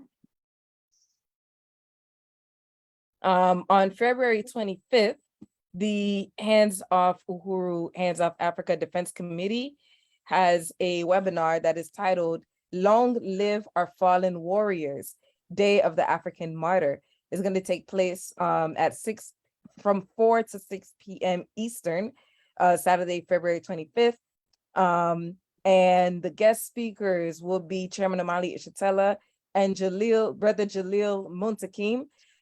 They will discuss the century-long state attacks on the African liberation struggle, lifting up our African martyrs, and especially in the context of the July 29th FBI attacks on the African People's Socialist Party. So for more information on that, you can visit handsoffuhuru.org/events, and it will show up, handsoffuhuru.org. And so those are the announcements that I have. I want to open it up for just 1 minute. If any other steering committee member has an announcement, to use this minute window. And then after that, Lisa can come in with the announcement for the coalition's 7th electoral campaign school. Well, I see that Sister Lisa, yourself, linked annualuhuru.org into the chat, the African National Women's Organization, which just says, please visit the African National Women's Organizations for upcoming events that will be led by Annual. because I think they're having something March 18th, I thought. Anyway, but if people please visit their website, because I know they have something coming up. And somebody just mentioned Project Black Hunk. There's so much that is going on within the Uhuru movement and a lot of the work that people are doing. And I'm like, Brother Jamu Baraka, it's difficult to keep everything in your head, but please follow the Black is Back Facebook page. Please go to annualuhuru.org and go to yes, for Annual, it is the Black Women's Convention on March 24th to 26th. It's going to be held in St. Louis, Missouri, at the Okwaba Hall at the Uhuru House. The theme is burning the system down, lifting our sisters up. So for that one, it's convention.annualuhuru.org. And again, everything is being included into the chat. And also somebody just posted, and thank you so much, Brother Jamal, but they posted about Project Black Hunk. You all should really go visit he put the link into, oh my gosh, the chat just goes so fast. Developmentforafrica.org. Yes, please go to that and look at a lot of the powerful work that they're doing. Also, the Black is Back Coalition we know we have some new members, and we have decided to start having annual general membership meetings. So we are planning for one for Thursday. It will be in the evening at 7:00 p.m. Eastern Standard Time. And one that we're planning for, we will get more information out about this, is March 9th. That's in approximately 2 weeks. We will put more information out about this. This will give new members the chance to be able to, it'll be like a Zoom meeting, but it'll give new members a chance to be able to talk more with the steering committee or the people within the Black is Back Coalition, and also to find out and to get more information about the working groups of the Black is Back Coalition, and also some of the organizations within the Black is Back Coalition. But we want to let everybody know we appreciate so much your contributions. We appreciate your membership. And sometimes things can get so hectic and so crazy, but we want to make sure that we are connected to everyone who has shown us support, and to everyone who wants to become a member, because we will only be as strong as the people who become a part of our coalition.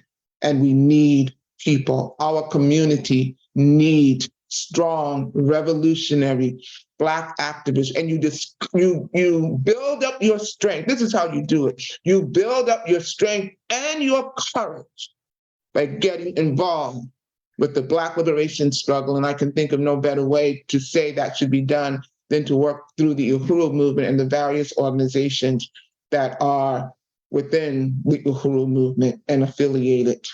The information, I'm sorry. The electoral campaign school. Yes. Now, I'm going to talk about something. I don't have the information specifically in front of me. It's April. When is it going to be? April 8th and 9th? April 8th and 9th is the school. We do have a meet and greet on the 7th. So April 7th through 9th, 2023 in St. Louis, Missouri. In St. Petersburg, Florida. Is going to be 7th electoral campaign school of the Black is Back Coalition.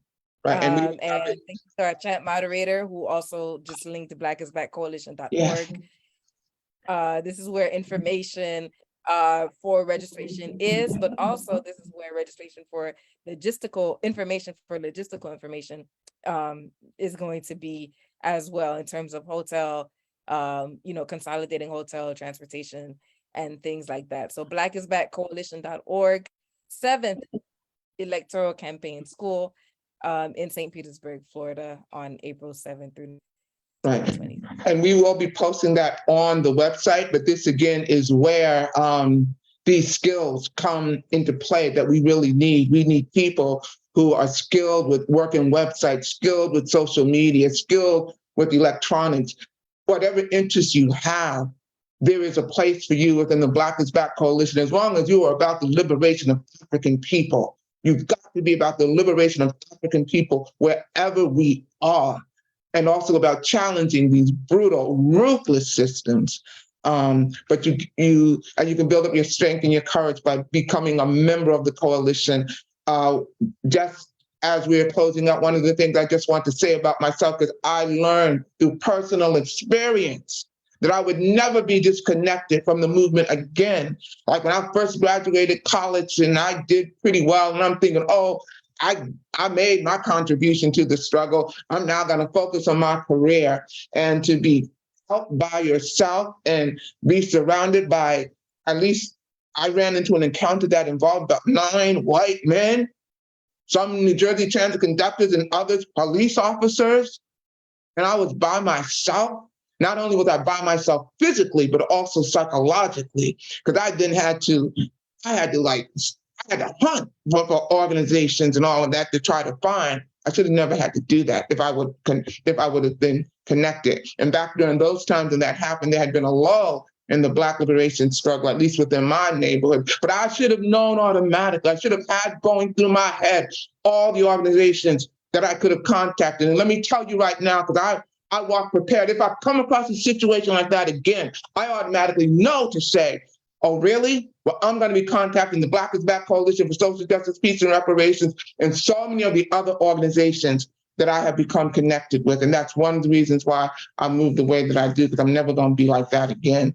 And I want it to also be known. If it's something, you can't always know what's going to be tomorrow. Boulders fall on people, but they're going to know this much. They'll be held to pay. That's how I feel. Uhuru. So now we're going to hear closing comments, but it's really not a closing. It's really always an opening, because we don't close nothing. We are 24 hours liberation activists consistently. But our chairman, brother Omali Yeshitela, Uhuru, touch Uhuru, thank you, Comrade Sister Vice Chair Lisa.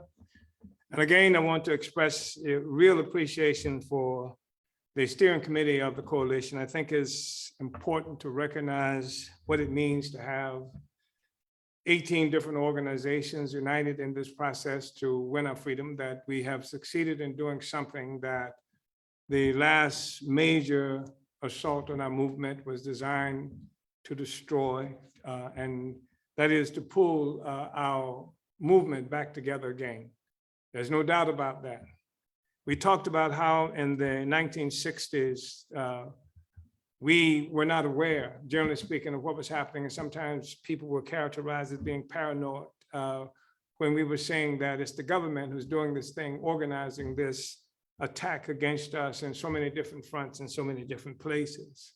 But that's not the case today. And we have this amazing organization that is attaining more and more ideological and political clarity, that is achieving greater organizational strength. And it makes it unlikely that we will ever have to fight alone again. They were able to attack the Black Panther Party. It was the Black Panther Party. And people were saying, well, maybe that's happened to the Panthers, but now we're talking about 18 different organizations. That's the minimum of what we're talking about.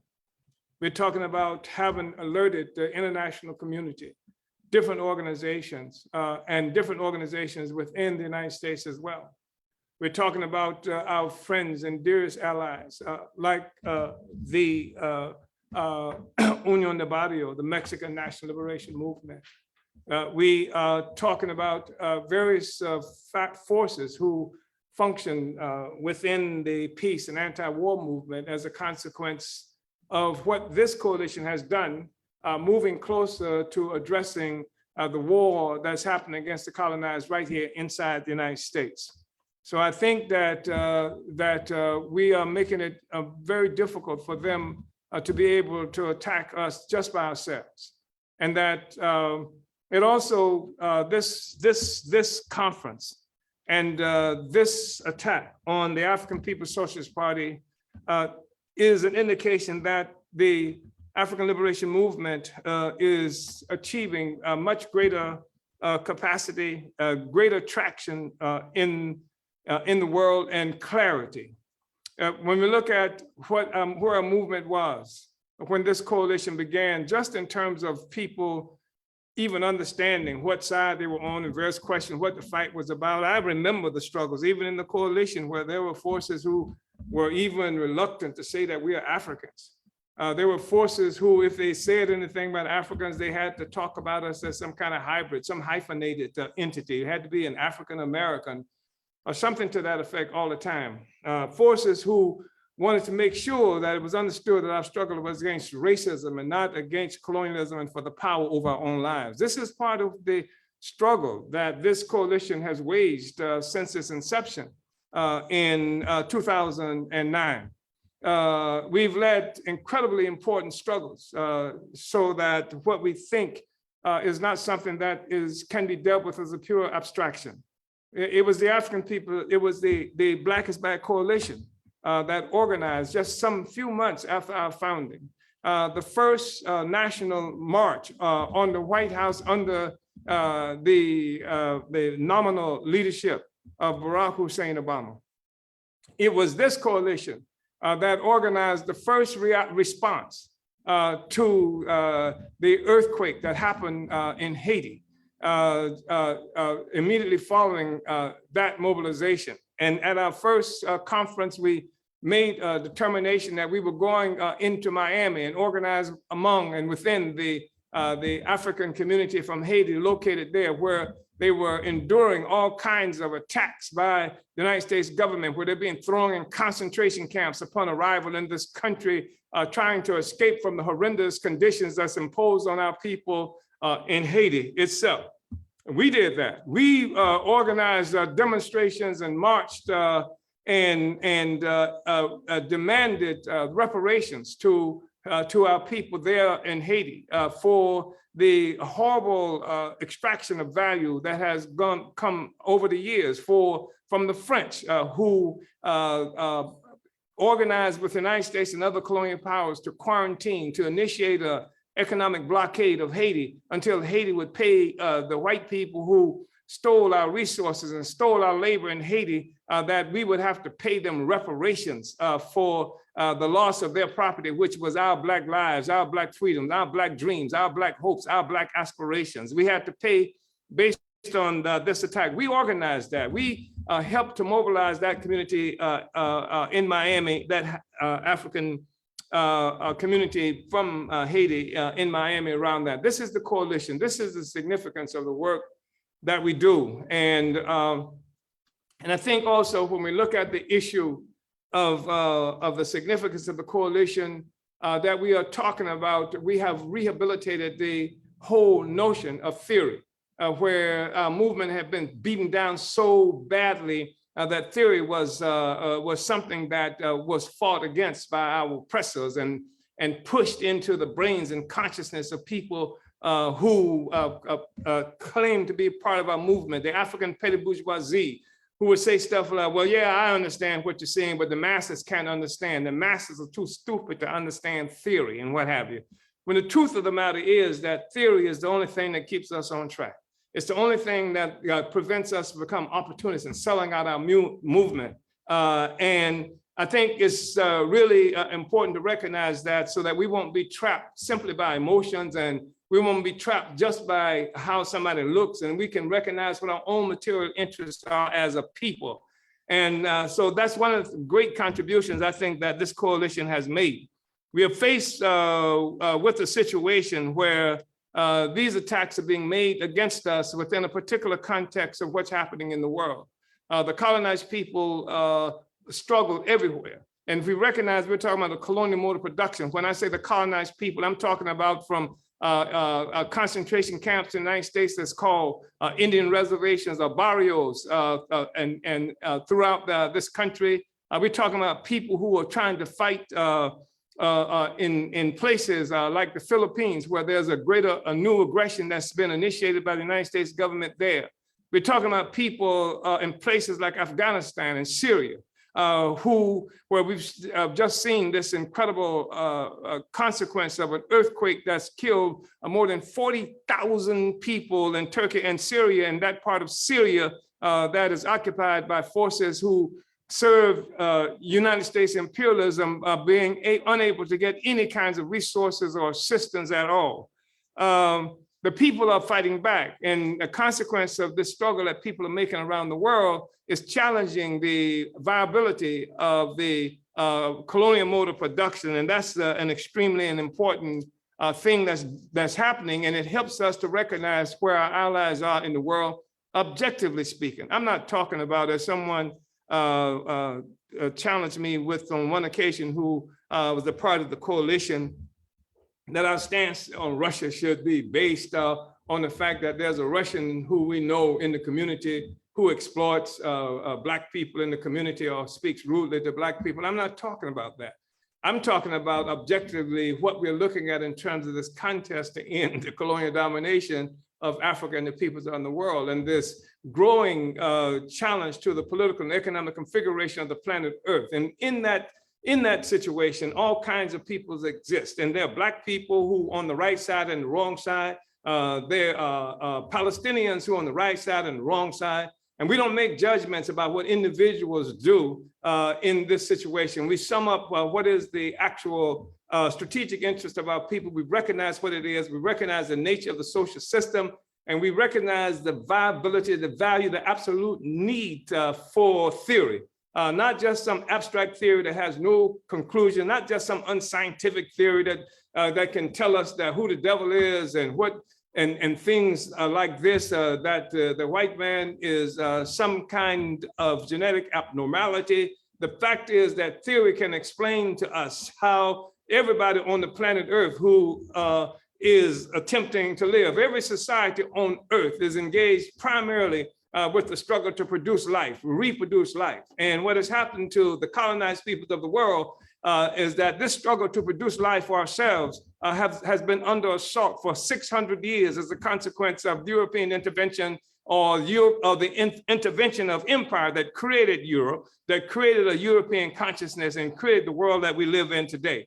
Theory helps us to understand this. We are scientific in terms of theory. Theory, to be scientific, it has to be something that can be implemented in the real world. Karl Marx said that philosophers have only interpreted the world in certain ways. The point is to change it. And if a theory doesn't contribute to changing the world, then it's worthless. It doesn't help us to know that the white man is the devil unless we've got some special forces that we can bring to this situation that can undevil them. Or that I forgot what this process the Catholic Church used to exorcise devils and demons from the social body.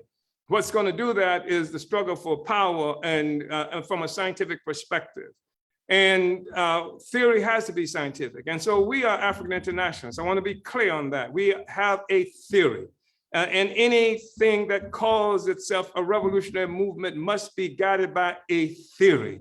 What is it that you believe? To what end is this struggle that we are pursuing? Where is it going? And this theory that we are talking about is something that has made itself manifest practically throughout this conference that we had today. When you see evidence of first the coalition itself, that it was based on theory and tactics and strategy based on African internationalism. When you hear the people that's talking about colonialism and the colonial mode of production is the consequence of the development of theory that we are looking at. When we talk about Black community control of the police, it's a matter of theory that we're looking at. When we see the existence of the African People's Solidarity Committee and the Uhuru Solidarity Movement, we're looking at the consequence of theory. We've said that it's going to be impossible for them to understand and define the world in the way they've done in the past. African internationalism, the understanding of the colonial mode of production will prohibit any kind of movement existing in the future. I'm talking about my white leftist peace movement, anti-imperialist, et cetera, to see Malcolm X murdered and not have massive uprisings in the street by white people, to see Martin Luther King killed and not have massive uprisings by white people, to see Fred Hampton murdered and not have massive uprising by white people. The fact is African internationalism shows us the interconnection of the struggles of the peoples of the world. And that fact is that it's all connected to this parasitic social system, the primary contradiction revolving around this issue of oppressed and oppressor nations. And that's the thing that we're involved in taking on. And that's the significance of this coalition. Build the Black is Back Coalition. Donate to the Black is Back Coalition. Join the Black is Back Coalition. Support the forces who are under attack by the federal government. It should be impossible for them to get away with doing this without having to deal with Africans and progressive peoples all around this country and throughout the world. Hands off Uhuru, hands off Africa. Uhuru, we will win, we are winning. Uhuru. And brothers and sisters, we got $172, actually $162 left to make our goal, and then we can close out.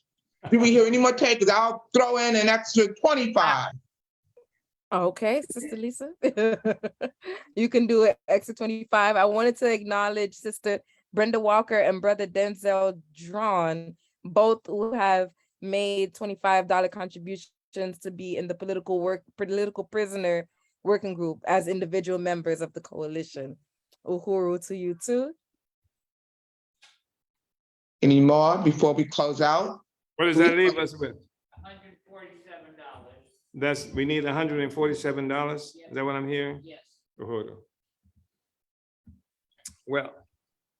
Well, Vice Chair, Lisa Yeah, and Comrade Secretary Elikia and the steering committee and all of the incredible presenters. I just want to, again, as the chairman of the coalition, express my deep appreciation for this conference. And I'm thinking that there's so much that we should have learned through this process. And it puts us on a much better footing than we were on in the 1960s when they came. And it gives us, this coalition has done a tremendously significant job on today with this conference, that it moves to arm and educate the movement. 18 different organizations are represented in this coalition. And that contributes to educating masses of our people around this question of the war that's being made on the struggle for the freedom and liberation of Africans and other oppressed and colonized people. And by the way, the attack that's being made on the democratic rights of all the peoples in this country and around the world. So I want to thank you, Comrade Secretary and Comrade Vice Chair. I think you made it. We gotta have a last 142. Yeah, Cam Howard has donated 27, and then Sister Betty and Brother Ralph said they'll do the rest. That brings us to how much will Sister Betty and Brother Ralph be donating? Because Cam Howard said he'll do 27. And Sister Betty and Brother Ralph said, and they will donate the last that is needed. Uhuru. We are winning. Black is back. The FBI attacks because Black is back. Uhuru. Black is back and growing, and that's how it's gonna always be. Right on. Black is back. Uhuru. And they got that cash out. We are winning. Yeah, we are winning. Yeah. And we are not afraid. We ain't afraid. Right. We are not afraid. Vanguard up, comrades. Vanguard up. Black is back. Vanguard up. Fight Black back. Is back. Vanguard up. Back. Fight back. Fight black. Fight back. Fight black. And turn me off this thing before I continue. Before I just keep going. I don't know how to stop. Great. Awesome. And salute to Diab, who's making a $20 contribution too. We just seen that come in. Okay, so Uhuru, Black engineer, you can host. We can. Do we have a final count? Have a great rest of their evening. Uhuru. Uhuru.